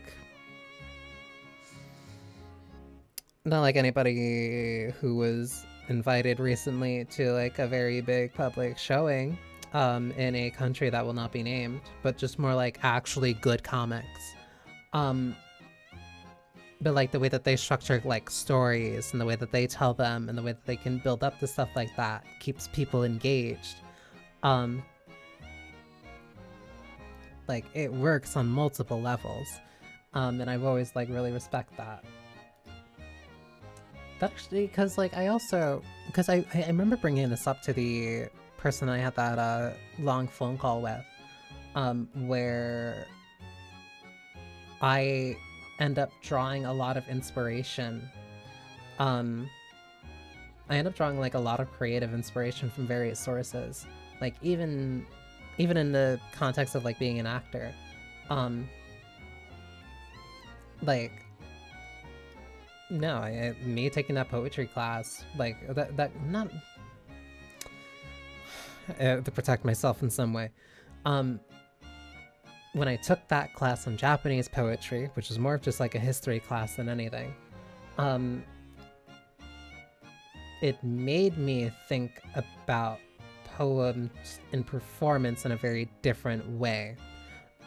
Because a huge part of poetry back then was the ability for people to do it off the top of their head, being very natural about it. Like if you and the boys were all sitting around reciting poems to one another, as good men do, if you came up and just like had your notepad out and said, "Oh, I wrote these down earlier," they'd be like, "What are you? Like, what are you, 5? You couldn't make up your own poems on the spot? Leave." And so like, oh, okay, so that spontaneity is like an important thing, even it was an important thing back then. And then I think about when it comes to like different forms of theater, when it comes to different forms of acting, TV acting, stage acting, voice acting, just different types of performances and how like that all works together. And like the more that I end up just like watching and engaging with different types of performers, the better I feel like I become, because I'm able to incorporate that in different ways. It's like monkey see, monkey do, but I'm able to actually be funny. Or I'm just constantly the monkey that has their hands on their ears and is just hoping that the sounds they're making turn into something that resemble words. Like monkeys on typewriters, but the typewriter is your mouth. I tried for like a good 5 seconds to figure out if I can turn that into a sex joke, and it just didn't work. Typing with my tongue? Hang on.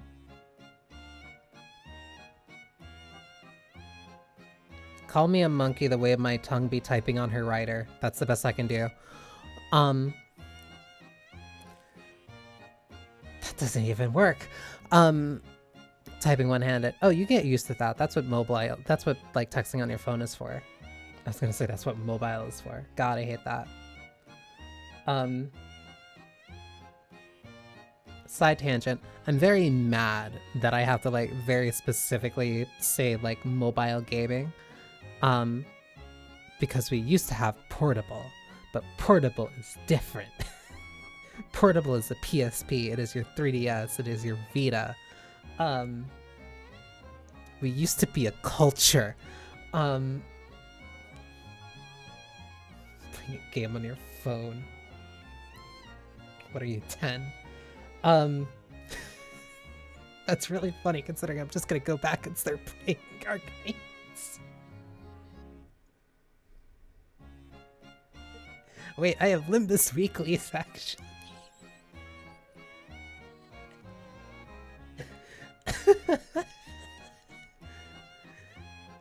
Oh my god. Typing typing every button until you find the right ones to press. That's just like mashing on a keypad. I mean, some people may be into that, but I think that's more... I think they would want you mashing into them more than you want them mashing, and then they want you mashing onto them.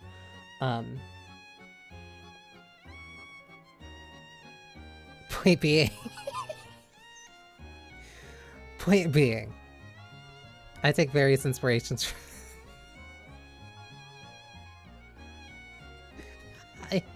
Don't worry, I know you're still there, Cherry. Point being... I think I am better at, like... I feel like I generally get better at,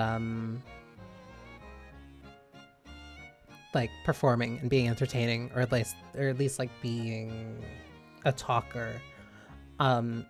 If and when, like, I kind of take that inspiration from elsewhere. Or, like, at least from, like, other performers or other things that, like, I'm watching. Which sounds like an overly elaborate excuse to watch more movies and watch YouTube videos. And it kind of is. I keep thinking of, it's a quote from Miyazaki. I think it's during that same interview where he says, like, all anime is trash or something like that. But it's like, the reason he says that, like, all anime is trash and that otaku shouldn't be making anime is because the way that he was making art was because it was from his experience with real people.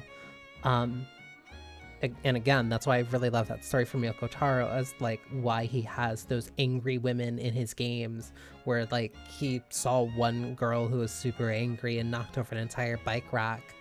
And he's like, that is a woman. And then he's always had an angry white-haired woman in a bunch of his games. But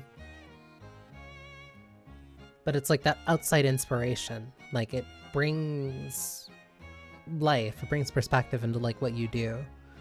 And it's not even like, it's just like life experience. It's just like, it's like simulacra. It's shadows on the wall, and, like, you're imitating the shadows, but then when other people end up making those new shadows, they're not imitating the things that they actually saw or the things that they're, like, inspired by. They're mimicking the shadows that they've already seen, so it's still derivative of that. And so, like, yeah, you'll have more and more people who are there for, like, oh, they like this because, like, it is like the other shadows that I've seen on the wall. But then if you show people a shadow of something that you saw that wasn't from the wall before, I'm losing the metaphor. I promise it's gonna come back.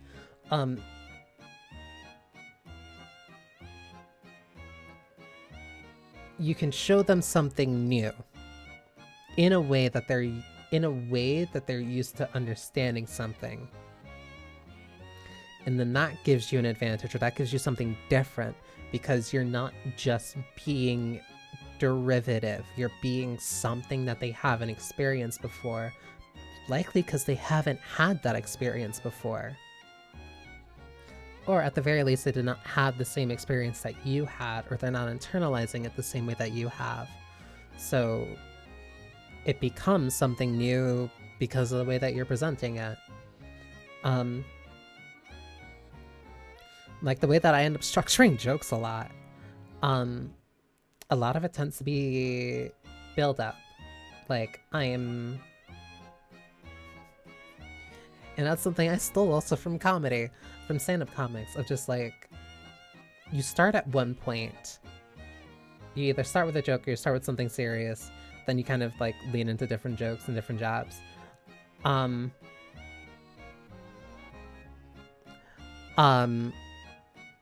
But then it keeps them on. You keep them on the ride, but then you show them with different, like... You show them, like, okay. You show them the unpredictability. You're always riding around in the car. You're riding passenger. You're a passenger princess. Yes, you're a very good girl. but then you hit a pothole, and then you jump, and you're like, was that a pothole or did you hit a squirrel? And you're like, I don't know. You keep them guessing. Because then it's a smooth ride, and then sometimes you drive a little bit too close to the edge, and then you hit those little divot things that start just constantly shaking you. Thanks, I'm a pretty good girl. See? You're welcome.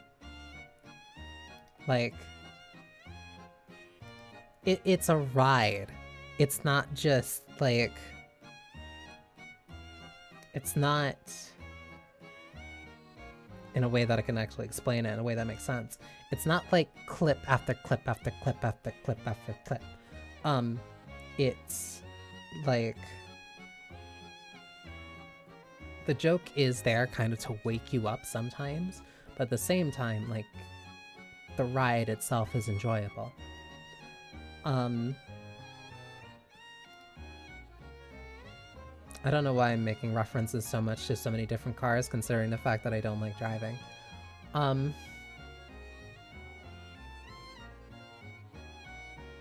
No, it's because I was watching that one video about the guy complaining about the people who drive. Point being...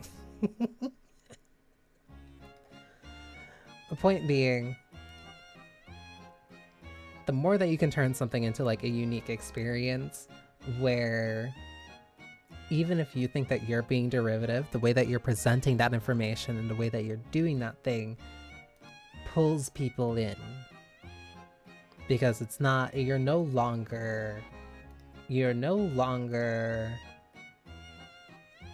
so-and-so streamer when, like, they were smaller. You're now your own thing. You're now this person who can, like, engage somebody in a very interesting and engaging conversation. And, like, the second that you start falling asleep, they'll grab you by the neck and shake you awake. Whether or not that turns you on or not is completely subjective and up to you. But the point is that it's you doing it. It's special the way that you do it. That is also not a sex joke. That is me being sincere here. Not about the choking part, about it being special because it's you doing the thing.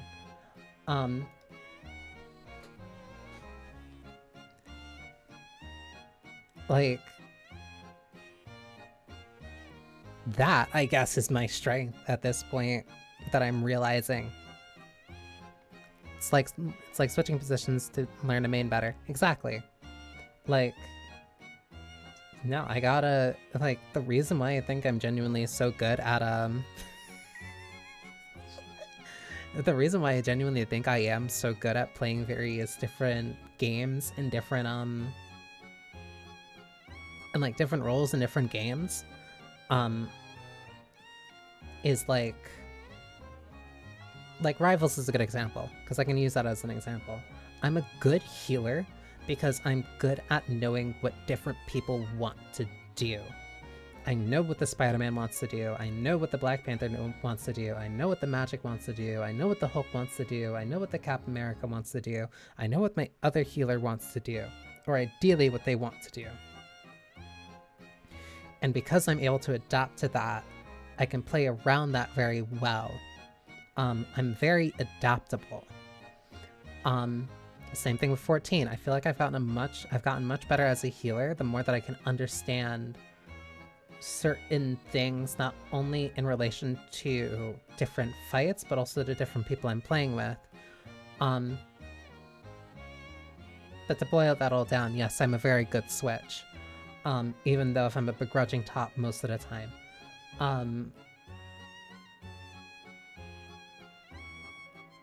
And I think that's honestly why I'm actually so good at so many different video games.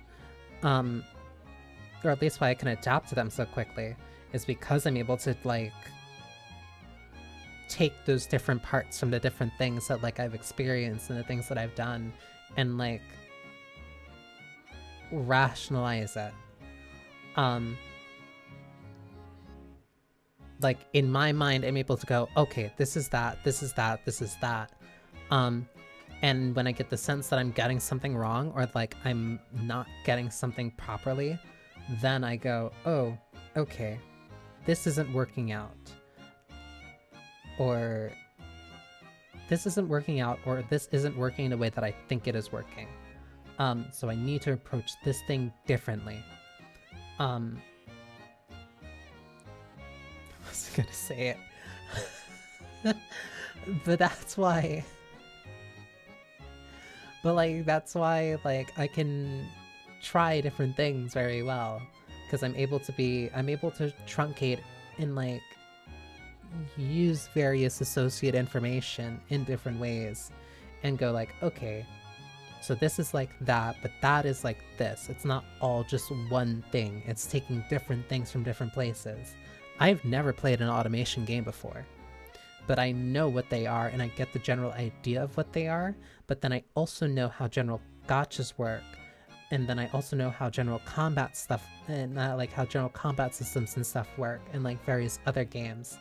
So I'm not approaching Enfield as just an automation game, which is disappointing, which if you're an automation fan, like that could be disappointing for you for Enfield. But I'm also not approaching it as a normal gacha, because a lot of gacha fans might not be really gelling with how much work the factory genuinely kind of is. It really threw me off how much like there still is to it. But then, while those also still exist, there's still a lot more action combat. There's still exploration that you have to do. There's a lot of engaging between the factory and the exploration that I didn't fully expect. I didn't even expect the cute girls to be as cute as they are. I really like Yvonne. It's the big tail. I like tails. I like dragon tails. That's also partly why I like Chen, but she's also just not... Poor girl. She was raised eating rocks. And like...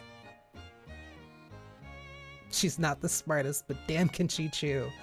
That actually fits a lot better for Yuffie. They both have like the same interest. The gacha rates are terrible. But they're also... I've been getting a lot more headhunter tickets, and it feels like and because of that, like, you're considering a lot more things when it comes to like team comp.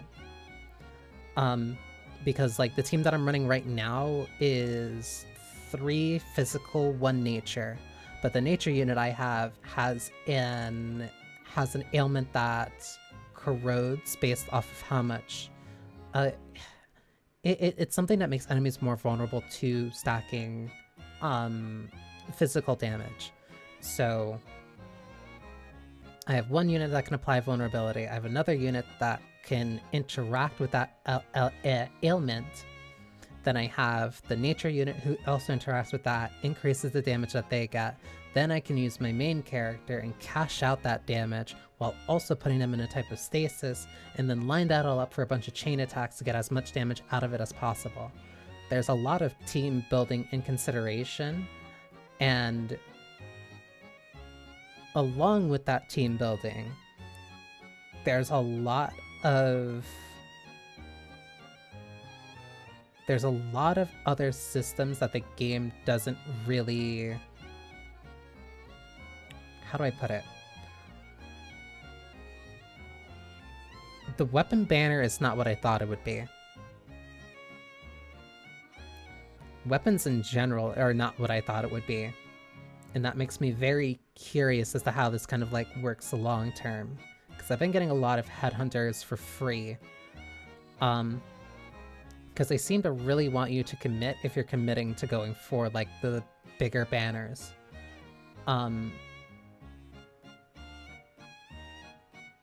But how that works long term is kind of like the big test. Because there's also a lot more to the characters when you get them than just like, oh, this is another combat unit. Because a lot of them have different support passes for stuff that they do on your ship. So there's a lot more consideration for stuff that you can get out of them with that. So the cost of having more units is higher. which would also explain why they would want you to kind of like really invest a lot more if you're getting another unit, especially if that unit has really good passives or if they work really well with your team. Again, not justification. But like, I'm already used to saving up for like characters that I want. I'm already saving up for like a character who I think might be an SSR. But that's just because I like them and I think they're interesting. But like until then, and even even after then, like again, I'm still waiting and like I can hold off on stuff like that. And it's funny to say that after like my entire thing about like engaging in vices. But I also know that a lot of people don't have as much self-control when it comes to stuff like that.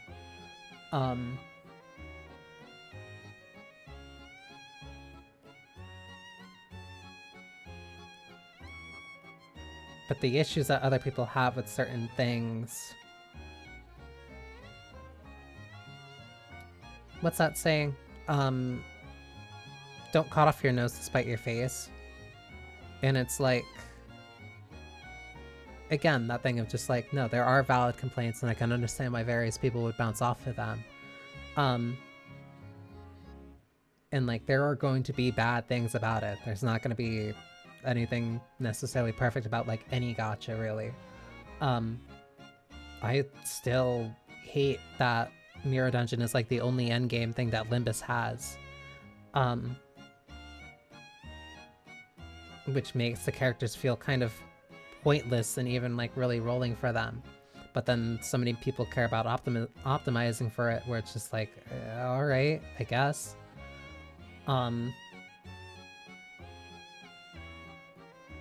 But again, like that whole balance of certain things. And like the game has to make money some type of way. Because again, that is something that people are working on. They're not trying to make a bad game. And like, that's not going to excuse the fact that like marketing or people who are trying to make money like are doing what they think is the best way of making that money. But that is the devil that I am willing to be aware of. That I am conscious of and I can understand it. And it just means that I have to engage with that thing differently. Because I already play too many gacha. And I'm not... And again, still the only one I put money into is Limbus because of... it's not worth it in other games. Even after realizing how powerful the W engines are in Zenless, like, I don't have an interest in playing with that because that makes the game less fun. So now at this point, I'm only gonna roll and like really care about characters that I care about, and anything that is like aside from that, like I'm not a collector. I've never been a collector. So it's not gonna like stress me too much. I'm just a filthy otaku. I like a pretty girl with a long dragon tail and I want to hug her tail. And her. And have her smother me. But that's my own, that's my own, like, that's everything that I've, like, just come to accept from being born and raised the way that I have been. Sometimes you're just here for the pretty girls. Sometimes you're here for the pretty girls to either look at them, and sometimes you just have to be able to pick, like, this is the pretty girl that I'm going to care about. Sometimes you can't have it all. Sometimes you just need to decide when what you're kind of gonna go for.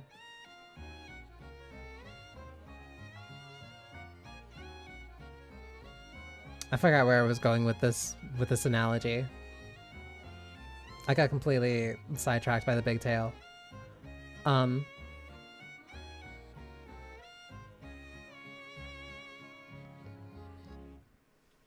ad started. Entire bank account for gold ship. Like, some people do that. That's what I saved up my entire...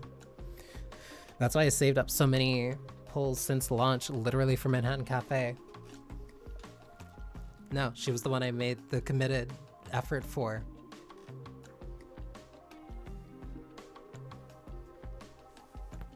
And like, that's admittedly like maybe something, I don't want to say something that only I could do, but like I knew what I was going for, I knew what I was doing, and I knew what it would like request of me and how long that would take. And like I committed for it because that's what I wanted. And now I have her and she's cute and she has a bunch, and now I think I have her at 5-star too. And I still don't think I've done a single campaign run with her.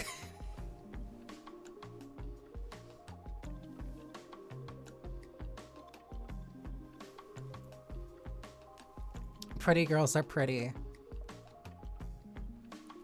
And a pretty girl is not necessarily only her big breasts, but man, do they help.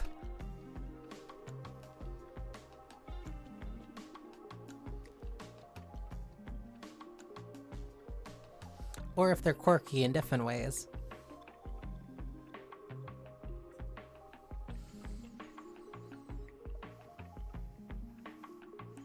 The same with saving here, but I just timed it. Timed it with I need to start saving now.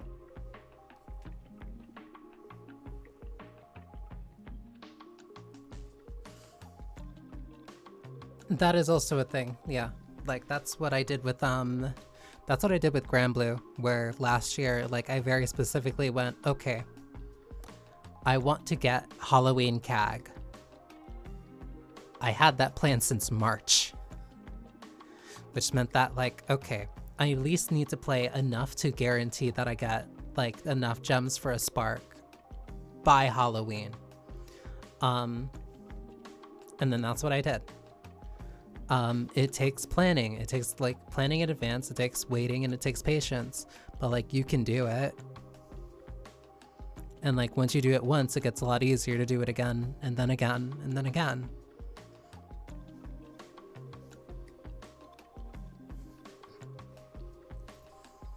You must meditate. Not everything needs an immediate reaction. Sometimes you just need to wait and see.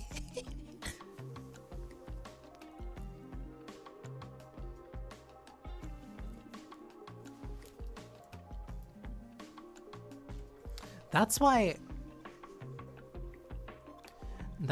like even now that's why even now with everything that I've been doing in Limbus, like I've been saving up ego shards for, I already have 400 shards for Ryoshu. Didn't roll on anything for like her banner. Like I just used all my ego crates and save for that because I'm like, I know I want that ID when it comes out. I don't care when it comes out, but I'll be ready when it does. Because that's what I want. I want that Ryoshu. I want her. I don't care what it is. I don't care if she's good. They're probably gonna have to make her good. But like, I want her and I know that I want her. So I'll wait until she releases, and I'll wait the extra week after she comes out so I can chart her, and that's fine.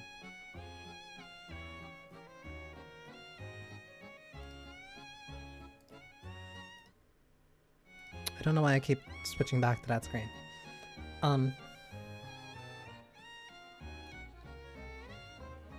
again, that's something I developed because like I was playing Granblue for like 3 years. 3-4 years, and I literally couldn't put money in even if I tried. But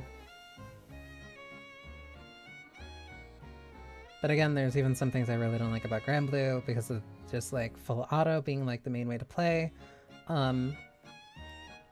But then it's still fun to like make units, and I still make teams, and I still like playing like with the different characters. I like a lot of the stories the characters have. I like coming up with like different conditions and stuff like that. I also think it's just like a very fun, casual RPG to play. But like, no, that's just like a thing. I have my own complaints with it, and I know what I kind of want to do with that.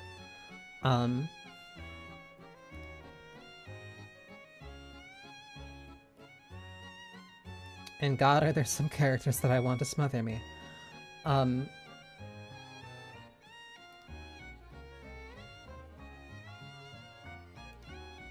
Which is really funny, because I think the only character I have, like, a ring on is Cagliostro. I think I have a ring on all the variants of her that I have right now. Point being... point being... It's okay to be a hypocrite sometimes. Sometimes it's okay to indulge. Indulge a little bit. Embrace a little bit of a vice. Have fun. Because if you can't have fun, then what's the point? Life's too short to be too hard on yourself and just sit, like, and stick, like, too closely to, like, a bunch of rules. If they're just gonna make you more miserable.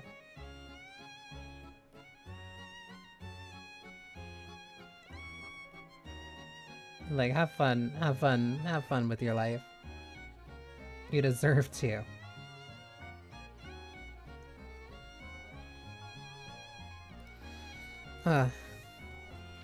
Speaking of having fun, I see a very cool Oni having fun with Pikmin right now. And I need to get back to my factory. I need to get back to my factory and also probably get something to eat. But yeah, no, this was fun. So yeah, I'm gonna raid out into Zoe.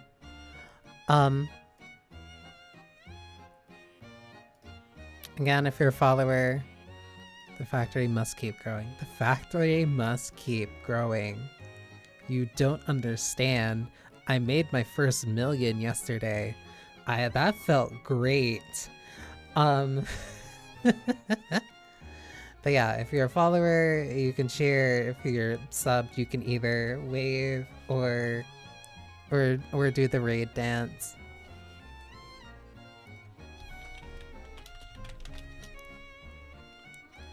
I can't believe how much I'm genuinely enjoying like those little these little things.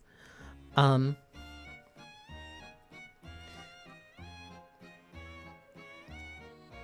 get some rest after I make more money. After I need those stock bills. I need those stock bills for my gear.